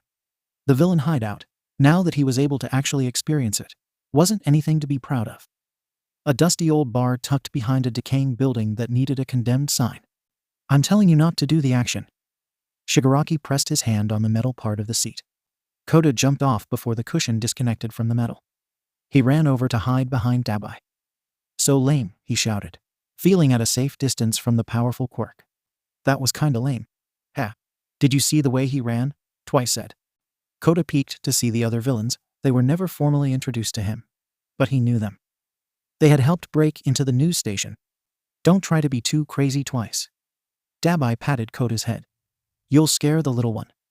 Out of everyone, he's the least scary. Kota gave Twice a thumbs down. Even Mr. Compress has a creepy mask on. You're just a joke. Who ya callin' a joke? Twice sounded like he was ready to throw hands with a 5-year-old. I was trying to make sure you don't fall. Shigaraki motioned to his ankle. An ice pack rested on the purplish swollen ankle. Because I think we've all learned a lesson about what falling can do. You. Kurogiri cleaned out a shot glass. You learned a lesson. A lesson that we can all benefit from. Shigaraki said. I've warned you about being reckless like this. Kurogiri placed the glass on the table. First, Dabai goes rogue and robs a toy store. Now you go off into a grocery store, less than 24 hours after committing a crime. This is foolishness. Can't change the past. Okay? Shigaraki sighed. What we have to do is look forward and look out for each other. It's all because of that kid. Kurogiri lowered his voice. I warned you about Kota, about attachments. Kota bit his bottom lip and pulled on Dabai's jacket. He wasn't making trouble. He'd been pretty good at doing what the villains wanted. Well, he thought he was. He's our symbol. The only symbol now. Shigaraki gazed up at the clock. Sensei made it like this on purpose. It would be a shame to throw everything away we capitalized on, because you fear something like attachments being weak. He gazed back at Kurogiri, as if wanting to see some type of reaction. I know what weakness is. I know what pain is. I also know that there's not a single person in this room who doesn't know that alone. We're susceptible to Hero's dirty ways. He faced everyone at the bar with a little smile. But together, well, even heroes can't kill an idea. Honestly, boss, it's impossible to tell what you're thinking. Spinner shook his head. But when you give speeches like that, I've never been more concerned and amused. He uncrossed his arms. You have our attention. I know I've been making some questionable choices lately. Shigaraki focused his eyes back on the clock. It might have attracted the attention of an unwanted enemy. The last thing I want is to have more bad shit on my conscience. So here is a fair warning, watch your back. As you can all see, we're missing a member. Toga. Twice seemed to whimper, under his breath. Not really questionable. You've just been hanging with Dabai and Toga more often. Magni said. It's understandable. You want to help raise Kota. Something like that.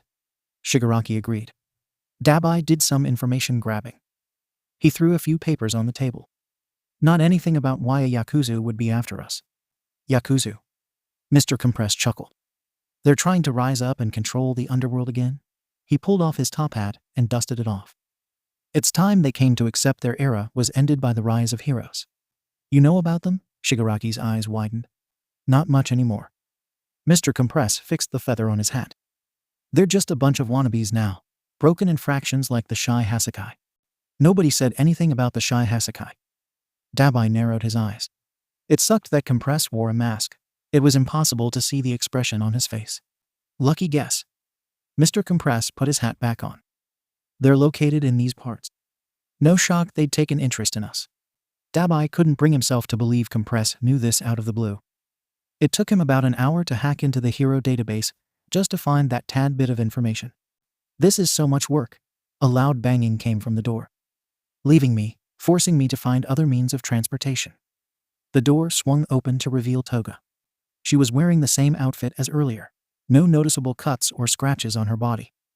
Her clothes were a little torn, but otherwise she looked fine. Toga, you made it. Twice sounded relieved. I'm late because I got left at the store. So mean. Toga said. Dabai held an arm out, as if threatening to form a barrier of fire to prevent her from stepping forward. She paused. Then the glee fell from her face. Leave me. Then set my corpus ablaze. There's no fun. No blood in that. Hey, Dabai, Twice shouted. Quick, what's Twice's real name? Dabai raised a brow. Ha. Toga giggled almost nervously. What's your deal? Answer it. Jin. Toga held out her empty hands. She ran them up her arm, then clapped her hands and waved them around. She's clean. Dabai lowered his arm and took a step away. He raised a brow as Toga strolled past with her hands on her hips. Welcome back. HMP. Toga raised her nose in the air. What's wrong? You look pissed off. Is it because of Dabai? Twice beckoned to her side. Toga, no hard feelings. Shigaraki said. The Yakuza claimed they kidnapped you. Had to check that they didn't send a clone of you or something. We really were worried. Mange said. Like I'd ever. Toga detached a canister from her hip. I got a nick of their blood. She sat down at the bar and unscrewed the cap. And a little something more. A few drops of blood rolled out before something clumpy and pink seemed to crawl out. It slugged on the table, proudly displayed like a trophy. Is that a tongue? Mr. Compress whistled. Toga, you're pretty scary. I only cut it out because I thought about bringing back a gift from Kota. Toga grinned ear to ear. She picked up the muscle and squeezed it like a stress ball. All the blood is mostly gone though. It's not as good a gift as it could be. Kota held down a whimper as Toga held it out to him. It's dead, see? It's not moving, see? Toga pushed the blood-covered tongue closer. Its owner still is though, but he'll never be able to tell another living soul what happened to him. Ha! What makes you think you can give that to somebody? Spinner took the body part away from her. It has to be properly preserved first. Really? Toga tilted her head. I'll do it for you, Spinner said. Kota really hoped that was code word for, get rid of this. He didn't want to accept a gift like that. Good. I worked hard to get it. Toga sealed the canister back up. I also got blood from 3 others. No drops from the cute girl. No problem. This confirms my suspicion. Shigaraki decayed the papers in his hand. We're not working with any lying gangbangers. But I do want to know what those bullets are. Here's a special mission. One only Kota can do. He turned to the child. You need to befriend Iri. She's bound to know something about the Yazaku's plan. Got it. Kota nodded. His first solo mission as a villain. Something he wouldn't. No, couldn't afford to mess up. It might be kind of hard, though. She doesn't talk much. Earn a person's loyalty and earn their mind. Dabai seemed to encourage him. She'll talk. Kota nodded again. Was this a good time to tell them about Iri's plea for help? Would it matter? He was surrounded by villains who did things for their own personal gain. Saving people wasn't very villain-like. It was probably better to let the idea go. Can we call it Operation Playdate? Toga asked. Sure. Shigaraki shrugged. I could care less about the name, long as it gets done. Someone was going from door to door. 3 times knock, knock, knock. Housing. The voice didn't seem to care how early it was in the morning. Kota, Dabai called from the kitchen. If someone knocks on the door, don't open it. He poured milk into his bowl of cereal. I'm tired of dealing with assholes at 6 a.m. Kota strategically munched on his cereal, lifting up his spoon to only scoop up oats to save the marshmallow charms for last. Why are they knocking? The landlord does it to introduce new tenants. Dabai placed the milk back in the fridge. Consider this a lesson. Being a villain means you have to be more careful and start thinking about what has to be done to keep your identity secret. Kota gulped down his food. What's identity? He reached over to change the TV channel. You know how heroes don't use their real names. It's to hide who they really are, their identity. Villains do it too. But I went on TV, and now everyone knows me. Yeah, they know you. But as of you becoming a villain, the old Kota Izumi is dead. Kota felt a chill run down his spine. Dead? He was dead. Is that why the darkness felt so sweet and comforting now? He gazed at the black TV screen. The dim light reflected Dabai's eerie expression, slowly growing closer to him. Anew, you shall rise up in this mission. Kota felt a warm hand placed on his shoulder. He nervously began eating the sweet marshmallows. His hand was barely able to maintain a firm grip on the spoon. You get a brand new style. A look preferably more creepy. What? Kota spoke with a mouthful of marshmallows. I can't do that. It sounds like being phony. When I was a kid, I didn't get to tell my dad what I can't do. Dabai squeezed Kota's shoulder. He watched the milk drip down Kota's chin, and the droplets splattering over the coffee table. I had to do something, until I mastered it. He chuckled. Honestly, I'm cutting you slack here. All I ask is you try. You can do that, can't you? Kota jerked away, and his shoulder hit a bag. Is that what these were for? The clothes? You can make your own persona with them. Dabai clicked his tongue. You know, what I'm asking isn't hard. He walked back into the kitchen. I just want you to try your best. You don't have to be the best. You doing you is enough. That's cool, I guess. Kota picked up the smaller shirt with the text, the remix written on it. But what's with them, like, gifts? It's whatever the hell I want to call it, little one. Damn, do you want to keep switching between the same 3 pairs of clothes forever? Dabai took a seat with his bowl of cereal. No. Kota put the shirt back into the bag. His mind wandered to Iri, and Kaish had said she didn't want the gift. She didn't want to get her ear pierced. Her dad made her. You don't have to accept a gift you don't want, right? It's common practice to accept anything given as a gift. A gift is supposed to be given from the heart or some crap. Dabai lifted his spoon and pointed. If you're thinking of Toga's gift, Spinner totally saved your ass. Her gift was really freaky. A loud knocking came on the door. Dabai pressed his fingers to his lips, as if to symbol the need to be quiet. Kota nodded. He lifted a spoonful of cereal to his mouth and listened. This apartment here is Dabai's. He'll be your upstairs neighbor. He usually comes in late, so try not to get too upset with the noise. The landlord said. Guess that's why he's not answering. If he's this quiet during the morning, I might be able to sleep in on weekends. A new voice responded. I'm sure you'll get along nicely. He looks around your age. Oh, he has a son who recently moved in with him. Son? A real nice kid, a bit shy though. The sound of footsteps seemed to move away. Then there was a thump. Shame no one came to the door. Now I have to leave a friendly welcome. The door rattled a bit. Then a little note slipped under the crack. Dabai grit his teeth. Couldn't this guy take a hint? Nobody wanted to be bothered. He turned to notice a red feather attached to a slip of white paper. I know who you are. Tilda room 319. Dabai felt his eye twitch. The staples under his eyelid contracted and clicked. What kind of friendly welcome was this? No hello neighbor or hi nice to meet you. He stood up to snatch the paper off the floor. This was a threat. A plain and simple threat. It didn't matter that it was coming from some Hawks. Kota picked up the red feather. Dabai reread the note. The pro hero Hawks? He moved in here. He felt his hand combust into flames, the blue fire quickly turning the note to ashes. No. This wasn't right. He'd spent so long making himself blend in. There was no way. He swung open the front door. His eyes darted from one end of the hall to the other. The elevator dinged, the 2 gray doors slowly closing. His eyes locked on golden ones with an almost amused gleam. Hawks had one hand in his pocket, the other giving a little wave as if signaling their departure from the floor. Dirty scummy hero bastard, Dabai yelled. Kota peeked outside. Who? The hallway was empty and quiet, aside from the elevator dinging as it went down. He felt Dabai drag him back inside. How do you know Hawks? Dabai slammed the door shut. The wild pussycats took me to some hero conference.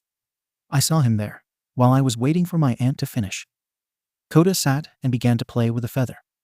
Everyone who knows Hawks thinks he's cool. He smashed the feather around as if making it fight with the spoon.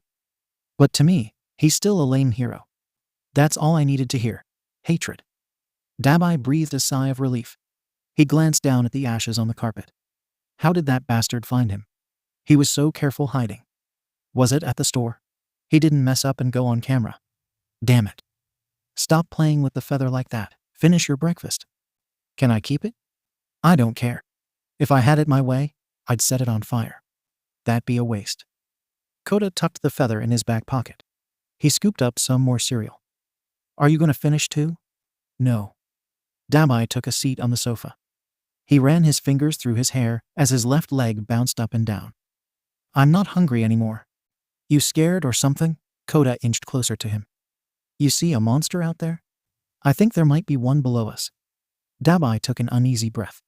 So we have to be really careful from now on. Weighing his options meant this sudden surprise could be from Kai. But it was highly unlikely for Yazuku when they hated heroes too. But then again, Mr. Compress was acting strange. Oh, okay. Kota tapped his spoon against the bowl. If I made that new identity thingy you talked about, would it help? Of course. Dabai couldn't stop a little smile from coming on his face. We have bigger things to worry about, anyway. He gestured to the bag.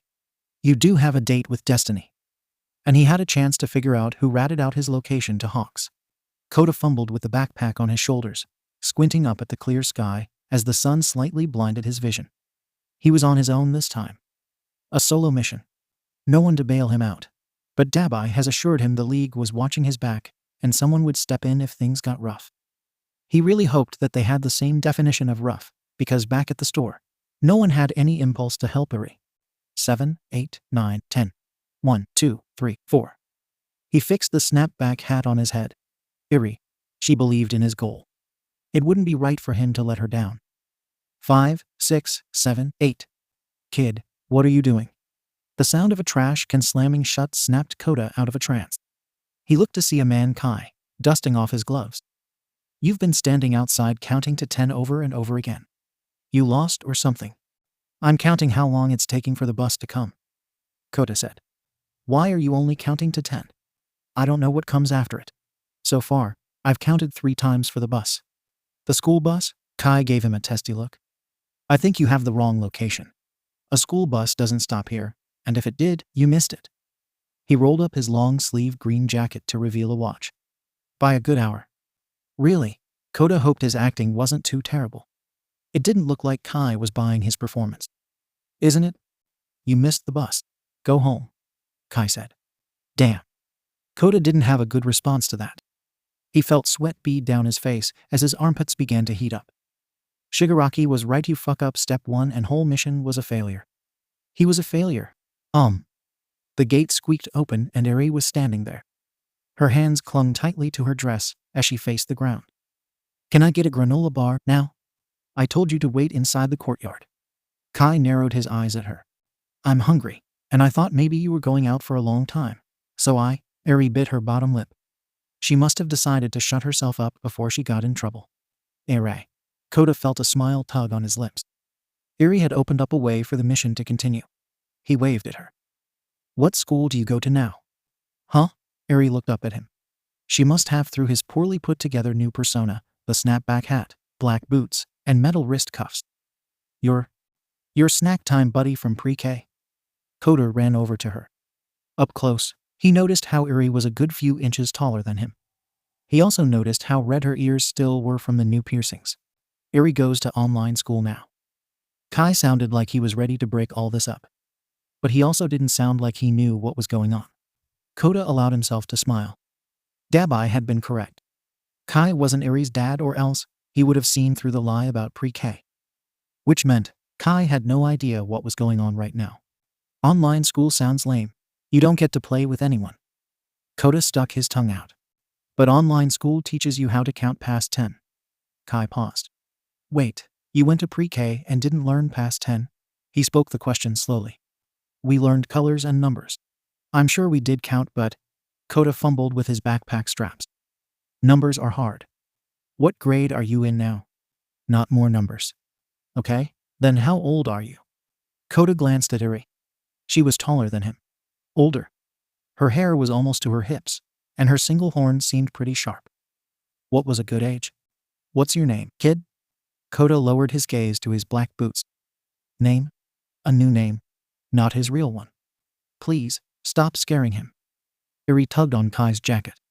Sue has always been kind of shy. In class, he barely said anything.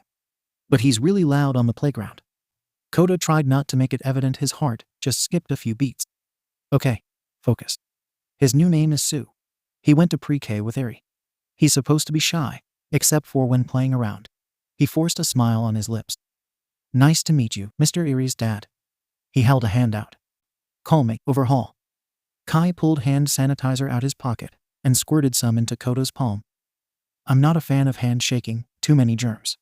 Okay, Mr. Overhaul. Kota rubbed his hands together, allowing the disinfectant to do its thing. Just Overhaul. Kai straightened his tie and his shoulders rolled as his head tilted upwards.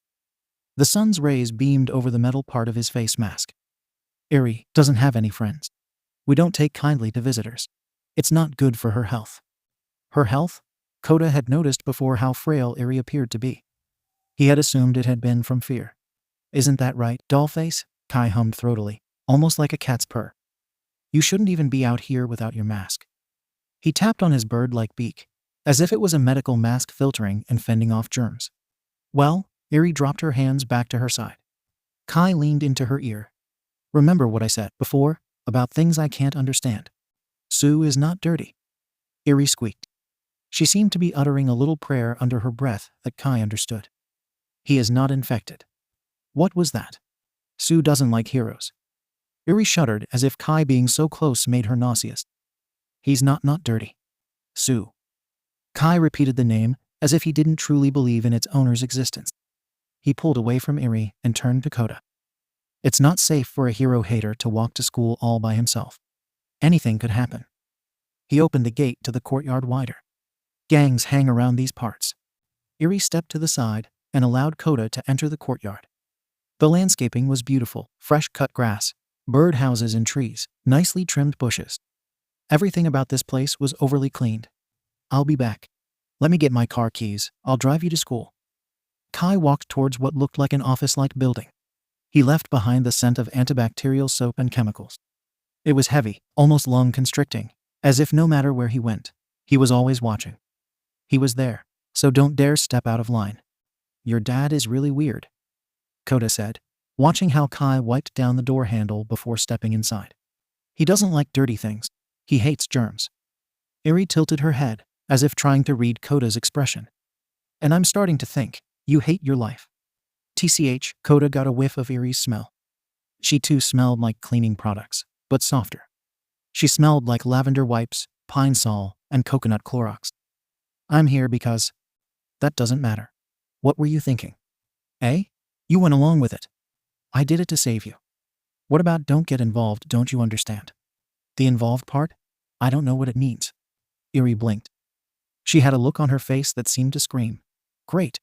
Stupid and careless, just my luck. Her lips didn't produce such harsh words. You're not really in school, are you? Nope, Kota said. When my dad gets back, he's going to ask you what school you go to so he can drive you there. Okay, and... All right, Eri dropped her volume, as if she feared Kai might be listening in. The elementary school for this zone is near Shiitsu High School. Tell him it's a few blocks down from there. Thanks. Kota felt the tension ease off his chest. He could do this. But are you helping me? People like us should stick together. Eri remained emotionless, her voice steady as her expression. You're not a bad person, Kota. I would like more people like you in my life. I'm a villain. I lie and steal.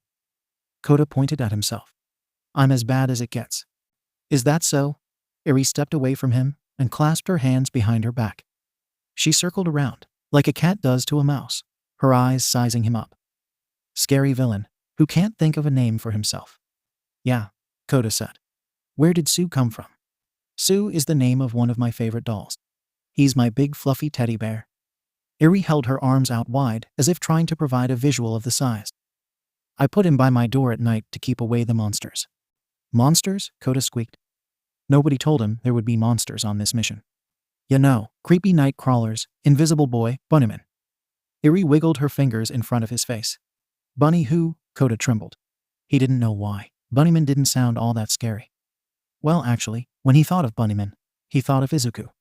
His quirk is half bunny, half man. That doesn't sound too bad. He eats people who hate heroes. That's terrible, Kota shook his head. His heart raced as his head spun. That can't be real. Wouldn't that make him a villain? Wouldn't that mean he would have to hate heroes? Who hates heroes? The sound of Kai's voice almost made Kota jump out of his skin. He felt goosebumps crawl up his arms as the man extended his hand outwards. 2 bird masks dangled from his fingers. Bunnyman. Uri's personality changed. She seemed to get more shy and reserved. Sue doesn't know of him. But I saw him. I saw Bunnyman with my own 2 eyes. He was with Invisible Boy. You can't see someone that's invisible, Kota said. He's called Invisible Boy because he can go through objects. Kai put a mask over Uri's mouth and adjusted the strap behind her head. You get one too. He handed the second mask to Kota. Help keep out the germs. I don't want bad air in my car. Kota put on the mask. At least with the mask, Kai couldn't see his pissy expression. What was with this guy and cleanness? You never told me our destination. Kai opened the gates to the sidewalk. Where's your school? It's the elementary school near Shiksu High. A few blocks down, Kota said. Iri took Kai's hand as if she did not need the command to do so. She walked by his side as they exited through the gates. Kota found her sudden silence strange. No one said a word as they entered the car. They clicked on seat belts, and Kai ensured all the doors were locked. The drive was nothing more than the rumble of the engine. Kota gazed out the window. Houses, buildings, and people passed by. He also noticed Ari's reflection. She was constantly fumbling with her long tan dress and thumbing over the bandages over her arm. Does it itch? Kota asked. No, Iri said, a little too quickly. She stole a nervous glance at Kai through the rearview mirror. No pain. I'm fine. Kota was about to say more when the car came to a stop. He could see the elementary school out his window. This is your stop, right? Kai put the car in park. Yes. Kota clicked his seat belt and grabbed his backpack from the floor. Thanks for driving me. Overhaul. He turned to open the door. Locked. Can you? Sue, do you need an adult to check in with your teacher? Kai drummed his fingers over the button withholding Kota's freedom. You should give me your homeroom teacher's name. I really don't. Kota kept his hand on the door handle, pulling on it. No need really. I usually come late so. I could write you an excuse. Kai opened up the glove department. He must have been searching for a pen and notepad, but packs of disinfectant wipes tumbled out. You wouldn't get in trouble that way. He once again glanced at Eri. Would hate for you to lose recess when it's the only time for you to be loud and enjoy yourself. I usually don't really miss any. Kota paused as a knock came on his window. Hey, you forgot your lunch. A high school girl knocked on his window again. She had medium-length brown hair with... Kai rolled the driver's side window down. You are Miss Cammy. She smiled. I'm his aunt. I go to the high school a few blocks up. Kota knew that smile toga. The league had come to help. I was worried when the teacher said you weren't in class. Toga pulled on the passenger side door. Hey, mister, open up, will ya? I got to stab some sense into my nephew. Be safe, Sue. Kai unlocked the door. Kota rigidly stepped out of the car. See ya, Eri. He closed the door as she waved him goodbye. School started over 2 hours ago. Don't tell me you're just now getting here, Toga shouted. Roman 2 missed the bus. Kota pulled his mask down. You always say the same excuse. It's true. And it's not like my dad can take me. He has work. Sir? Toga tapped on Kai's door. Since you were kind enough to drop my nephew off, can you promise to do it each time he misses the bus? I would hate for him to get in trouble for being tardy all the time. It wouldn't be a problem. Kai slowly rolled up his window. I guess we'll be seeing a lot more of each other. Isn't that delightful, Iri? I'm so happy, Iri said. Her face didn't look happy. She looked worried as if she knew the facade they put up wouldn't last long. Toga grabbed Kota's hand, dragging him towards the school building. I've been waiting for this moment. A chance to have you all alone and to myself. She turned back as if to ensure the car they heard pulling away was Kai's. Now I can finally. A large grin spread on her face as she pulled out a knife. Toga. Kirigiri stepped out of a portal on the side of the school building. Shigaraki said no funny business. No fair. Toga lowered her knife. Dabai and Shigaraki never let me have any fun with Teddy Bear. She wrapped an arm around Kota. I want to enjoy him too. If all went well, you're gonna have to be the one picking up Kota from this spot. Kurogiri must have noticed the mask on Kota's face. And from the looks of it, Kota was successful. Yeah. Kota tried to wiggle away from being squished. I think Eri and I can be friends. He felt a smile tug on his lips at the thought. She helped me, kinda. Some strange part of him couldn't wait to see her again. Dabai will be pleased. Kurogiri nodded. Monday. Kota stared at the large gates in front of the Shy Hasakai hideout. They looked just as tall and menacing as the last time. Brown paint, wire, electricity running through to keep out trespassers. It matched the other business buildings in the area, leaving people passing by unsuspecting of the evil inside. Hello? Kota buzzed in. I think I missed the bus again. The screen on the tan keypad flashed to static. Then a shadowy figure appeared. Are you wearing your mask? The voice, even distorted, was unmistakably Overhaul. Yes. Kota tapped on the bird beak over his nose and mouth. He looked up at the camera zooming in on his face. I have about 10 minutes before school starts, so if you can drive me. Beep. Kota took a nervous step forward as the gates opened up. Come in. Kota half ran, half walked across the courtyard. He didn't want the cameras to pull out guns or something. He stopped at the front door and Kai answered with Eri at his side. Sue. Eri greeted him. Good morning, Kota said. I hope I'm not disrupting your online school stuff. No. Eri shook her head. I can get started on my work anytime. Come inside if you're gonna come inside. Kai interrupted, his expression grim and his tone slightly annoyed. We're not gonna talk out here, letting in all those germs. Isn't it weird? Your house is like an office? Kota stepped inside. The building layout wasn't anything like one he'd seen before. No.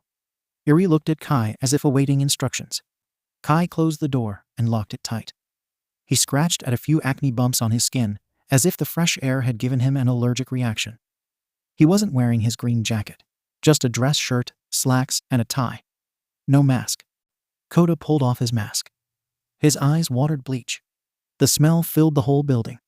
It wrapped around the halls and doorways, to cradle to sleep the after whiff of blood. Why did the house smell like blood? Go finish breakfast and bring Kota with you. Kai walked away. I'm going to get my keys. Yes, sir, Eri said. She followed behind him for a little bit, before stopping near a threshold. Kota noticed the little blotches of red on her bandages. Sue, you coming? Eri tucked her hair behind her ear. Kota felt Kai's eyes on him. Why, yeah. He stumbled towards Eri. For some reason, he could hear her words echoing in his ears. My family is like yours. They kill people. He met her eyes, waves of sadness and false hope. I'm eating cereal. Eri led Kota into what looked like a normal break room. There was a fridge, a countertop, cabinets, and a table with 3 seats in the middle. Your house is really weird, Kota said. You already said that. Eri took a seat at the table. And I said that it's not. She munched on cereal. This place is laid out like an office. That's what it's supposed to look like. It's so dumb. Just because you don't understand something doesn't make it dumb. Eri swallowed. Sometimes things are more than just looks. She rested her spoon against the bowl. Are you gonna sit down? Sit? Kota shook his head. You're dripping blood everywhere. Eri lifted an arm. Oh, it's the thin bandages. I can ask my dad to rewrap them. Kota inched closer, trying to see her tightly wrapped arms. Is it because you were messing with them? You did it back in the car too. It's just a bad habit. Eri lowered her arms and sat on both her hands. She leaned closer to the table. Villains shouldn't worry over a little blood. I guess, Kota said. He shoved his hands in his pocket and wrinkled his brow. You're sitting on your hands, so how are you gonna eat? Like in the cartoons. Eri lapped up the milk with her tongue. That's not how it's done. Kota took a seat beside her and sat on his hands. It's like this. He used his chin to lower one side of the bowl and slurped up the milk. You're making a mess. Eri pulled off a few paper towels. Her voice sounded lighter as she was slightly amused. Kota looked up, expecting to see a smile on Eri's face. There was none. Eri's expression was empty. And you have a milk mustache. Eri handed him the paper towels. The bowl of cereal sloshed back on the table as she pulled it closer towards her. Such a sloppy eater. If we were playing Tea Party, you'd be kicked out. I wouldn't get kicked out, Because I wouldn't play a lame game like Tea Party. With eating skills like that, you wouldn't be invited. My eating skills are. Kota wiped his mouth. He thought of the fancy word Dabai used before. Decent. He smiled smugly. That would show her. Good is better than decent. Eri blinked. Yao, you know what decent means? Kota crushed the paper towel, bunching it up smaller and smaller. It's one of my vocab words. Eri picked up a paper from the table. See? A? Kota pointed at the words written on the paper. It says decent, dent, destroy, deaded. Describe. Eri sounded the word out for him. She directed his finger to the word. When I saw you on TV, you sounded smart and cool. It's sad that you don't know basic grammar. I do, Kota shouted. He lowered his voice as Eri jerked back. I mean, I'm working on it. Daddy and I are working on it. Oh. Eri seemed to be visibly shaken. She put the paper back on the table and bit her lip. I didn't mean to yell. Kota felt real stupid all of a sudden. I'm trying to learn, so it just bothers me when I think someone is calling me dumb. You're not dumb. You're just sad. Eri restated. That's still a mean thing to say. Kota said. Sorry. Eri said. Eri, what did I tell you about apologizing for things? Kai entered the room. He leaned against the countertop. I'm not allowed to say sorry for things that are true. Eri lowered her head. Exactly. Kai tapped on the counter. The marble top seemed to mold and shape. Foolishness should be ridiculed without concession. He held up his fist and opened up his palm to reveal the keys. That's why you attend school, to crush foolish actions before they're taken without a plan. Tuesday. Good morning. Kota buzzed in.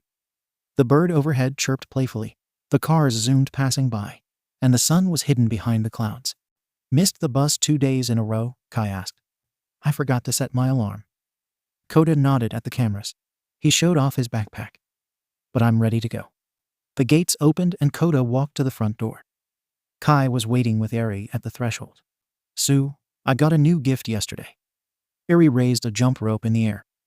I bet I can jump longer without getting tripped up. Eri, he has to get to school.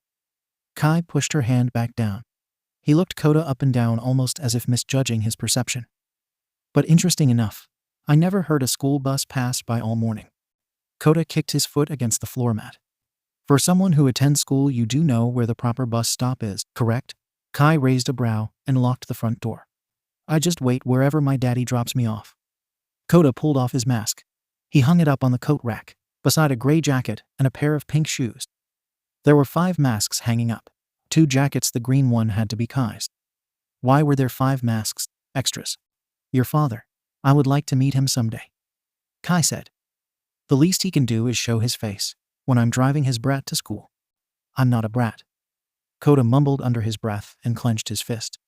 He really wanted to punch Kai in the balls. It was tempting, especially as Kai tapped on Eri and whispered something in her ear. Kota didn't like it when Kai touched her.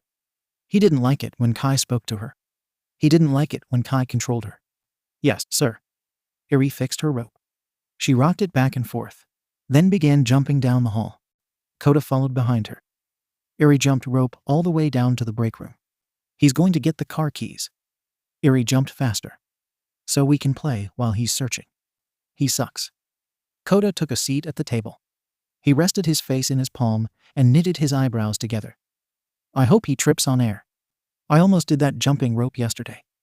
Eri jumped with timed precision, her long hair rising and falling. I tried to do the crossover. You can do that? I think I mastered it. Eri's arms formed an X shape across her chest. Then the rope swung over head and feet. See? So cool. You did it so fast. Kota jumped out of his seat. And you just got the rope yesterday? He paused, taking note of how close he was to Eri and the volume of his voice. It's cool. Really? Eri stopped jumping and handed Kota the rope. I can teach you. Kota pulled off his backpack.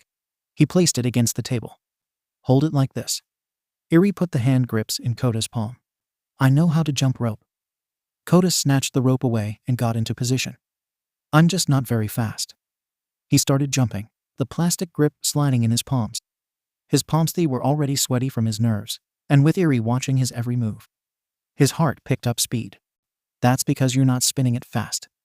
I can't. It's easy, just tighten your hands and roll your wrist. How can you say that? Kota found his eyes wandering to her wrapped-up arms. Your arms are weaker than mine. I had my bandages doubled wrapped. Iri showed off her fresh bandages. Extra today. Kota scrunched up his nose. How could that be? The air still smelled like blood. It was an unmistakable stench, one that filled his nostrils and made his head spin. No, Kota felt his grip loosen up as water blasted from his palm. Duck. Iri stood still as a statue as the rope went flying out of Kota's hands. It hit the cabinets, then slid down to rest halfway off the counter. How'd you do that? My quirk. Kota felt his face heat up. He stared at the floor. I can shoot water from my palm. It's hard to control when, it happens by accident. But I'm getting better at using it at will. Your quirk. Iri looked at him strangely. She touched her horn. Like mine? Probably not, unless you can shoot water out of it. Iri shook her head. What can you do? Iri picked up the jump rope. She went quiet and started jumping again. You're not gonna tell me? Maybe when you can properly jump rope. I can jump rope. Kota held his hand out. Didn't you just see me? Slowly doesn't count. Iri spun the rope faster. No fair. I've only done it alone all this time. How was I supposed to know the rules? Don't be mad, Kota, Iri said. This is the first time for me playing jump rope with someone too. Most of the time, I pretend with my teddy bears. I'm not mad, Kota said. I shout sometimes when I get you know. Your dad doesn't get mad when you shout? Iri stopped jumping. No. My dad and I yell all the time. We shout and scream when practicing with my quirk. Kota nodded. When you're playing with someone, it's even more fun. I don't know if I believe that's true. Iri held out the rope to let Kota take a turn. But you're fun to play with, Kota. Everyone ready? Kai called from down the hall. Kota quickly pushed the rope back over to Iri. Iri tucked the rope to her side as Kai walked in. Yes, sir, Iri said. Good girl. Kai sprayed disinfectant in the air. I hope you both behaved. He shook the spray can. Kota didn't think people were supposed to just spray that like air freshener. It didn't seem right. Less movement makes everything less filthy and makes you more safe. Kai aimed the disinfectant at the ceiling. One of the biggest mistakes people make when they walk into a room is that they don't look up. Iri nodded, twisting up the rope around her hand. They keep their head down and look side to side, but never up. Kai stopped and looked out a window. Dirty fool. He narrowed his eyes at a pro hero running by on the sidewalk. Look up, Kota lifted his head. He noticed the cracks along the ceiling and a little gap between the wall. They'll never know what secrets are just below their feet, and if the key is right above their head. Kai turned slightly, his shadow casting over Iri. So sad. Wednesday. 3 days in a row, Kai opened the door. Iri gave Kota a friendly wave. I slept through my alarm this time. Kota stepped inside and pulled off his mask. You left the front gate open. That's because we were expecting someone. Kai gazed out into the courtyard.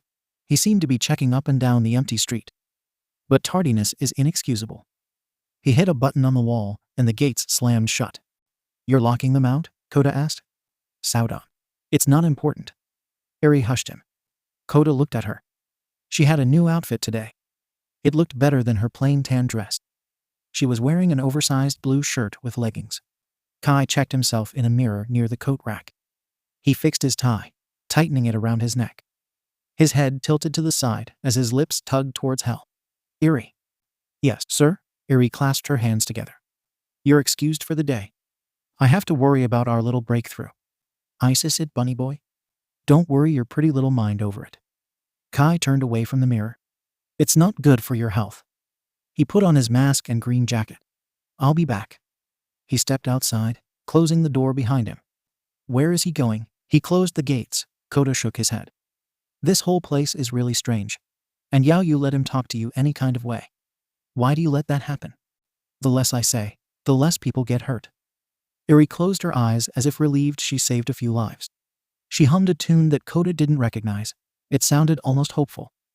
The more I can avoid him, the better. Today is a good day. You can stay in my special place after we take you to school. Eh? You have a special place in this weird house. Do you not have your own bedroom, Kota? This place looks like an office. Do you have a bedroom? I live here. Why wouldn't I? Kota shrugged. It was an undeclared taunt. Prove it. Eri walked down the hall. Her hand brushed against a vase resting on a table. Close your eyes. No, Kota said. Fine. It will only make the trick less magical. Eri lifted the vase and pressed a switch. Kota felt the room start to rumble, as the wall slowly shifted to reveal an underground passageway. What the? He took a few steps back. Hurry, Eri walked through. We have to be quick, so we don't bump into my dad. Overhaul? I thought he went outside. Kota checked the passage once more to ensure it wasn't an illusion. He hesitantly stepped behind Eri, using her as a shield in case anything went wrong. Outside under the large rock is another entrance to the hideout. There's a bunch of ways to get down here all over this place. Eri peeked around a corner. She checked both ways before taking off running. Come on, let's go. Wait. Don't leave. Methai's is the perfect place for a jump scare. Kota stumbled a bit to catch up with her.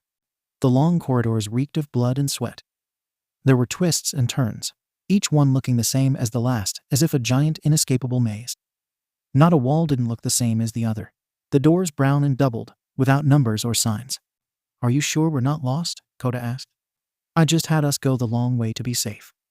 Eri pushed one of the large brown doors to the side. This is my special place. She stepped inside the room.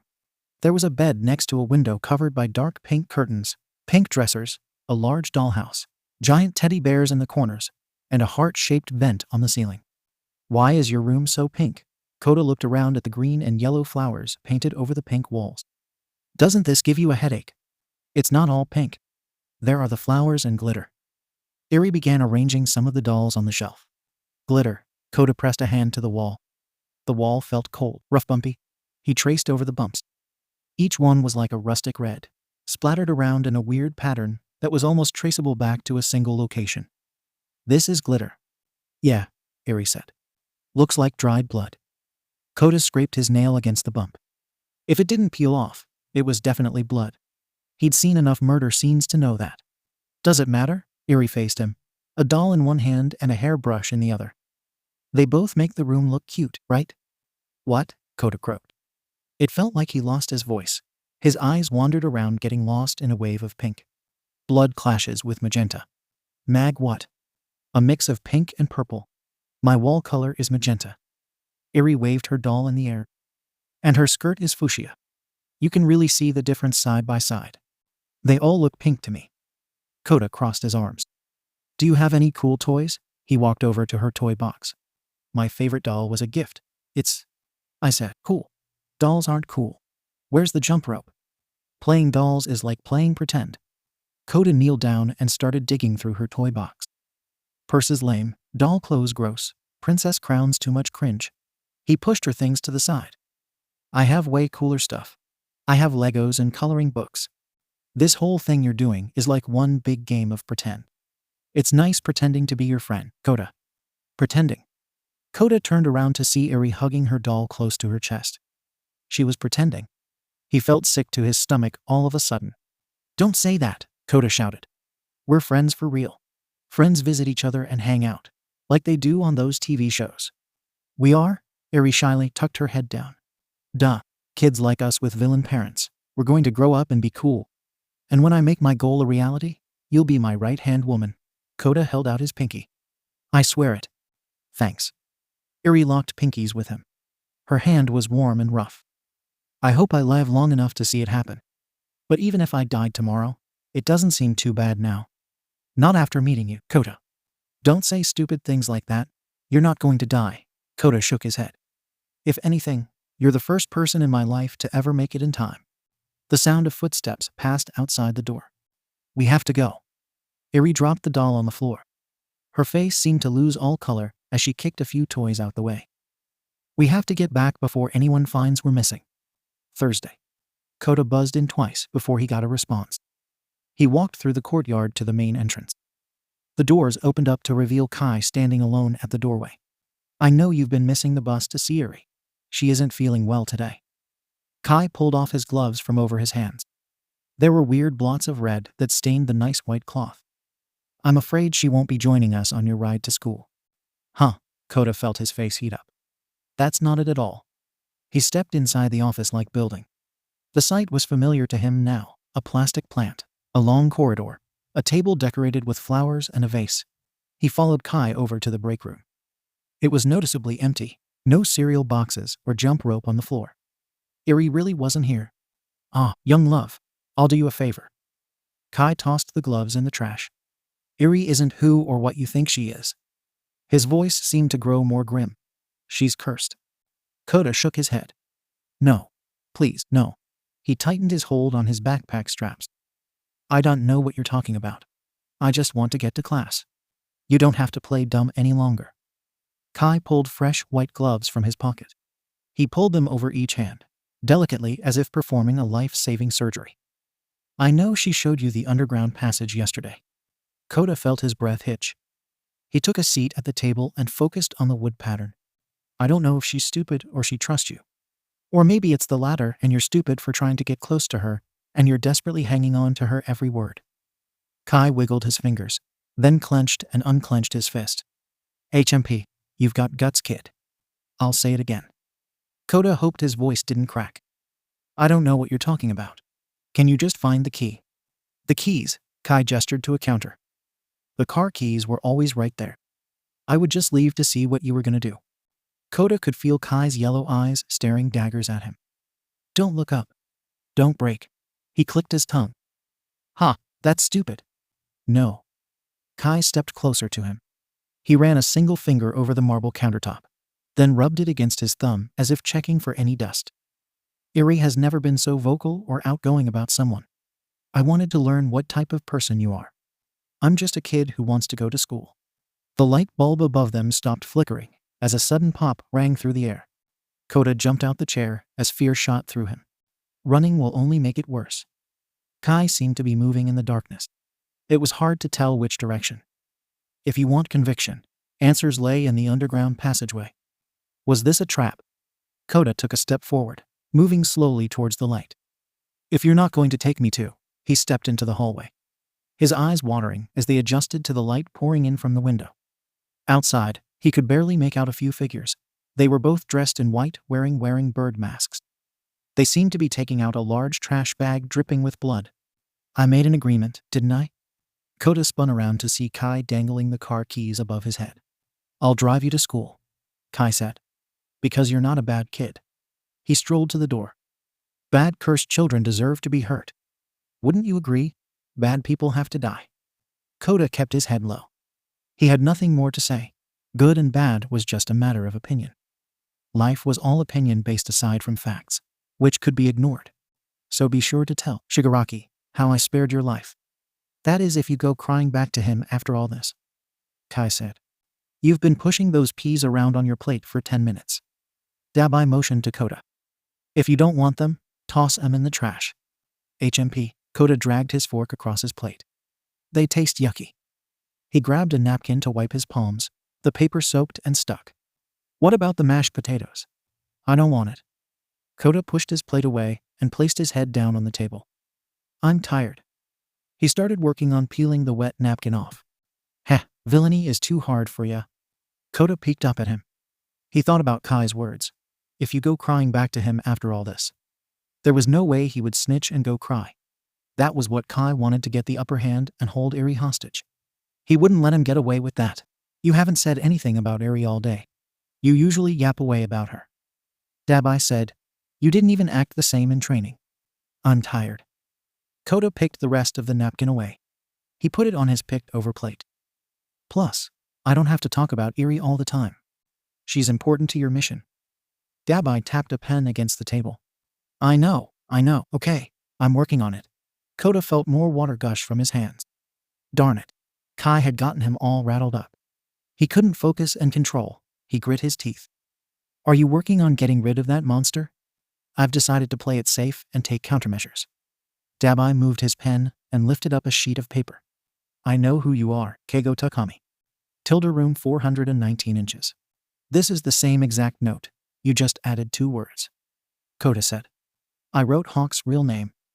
Dabai folded up the paper. I'm going to slip this under that winged bastard's door.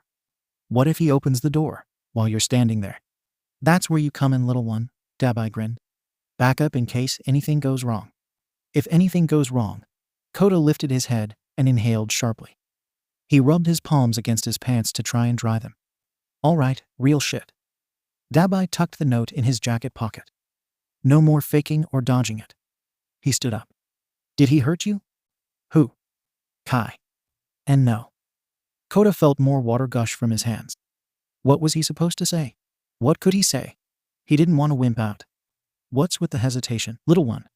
You know I like straightforward answers. Roman 2 don't know if I want to go back. So you're ready to give your intel to the boss. Intel. Information. You didn't forget the point of the mission, did you? Kota leaned back in his chair. I know what to do. He watched Dabai rinse his plate in the sink. It's just, he didn't know the word for it. Scary? He didn't want to sound weak. If he was weak, Dabai would criticize him for it. He needed to do this to prove himself. Make himself a valuable asset to the family. So that, I can do it. You don't have to go back if you don't want. Dabai said. That was right. Kota had a choice in all this. He could decide if he wanted to stay or go. Iri didn't. She didn't get to choose a single thing that happened to her. I'm doing it. Kota said. One last time, it will be in and out. After you do that, we'll stop to destroy Hawks. Then tell boss the good news. Dabai smirked. It will all work out okay. Kota really hoped so.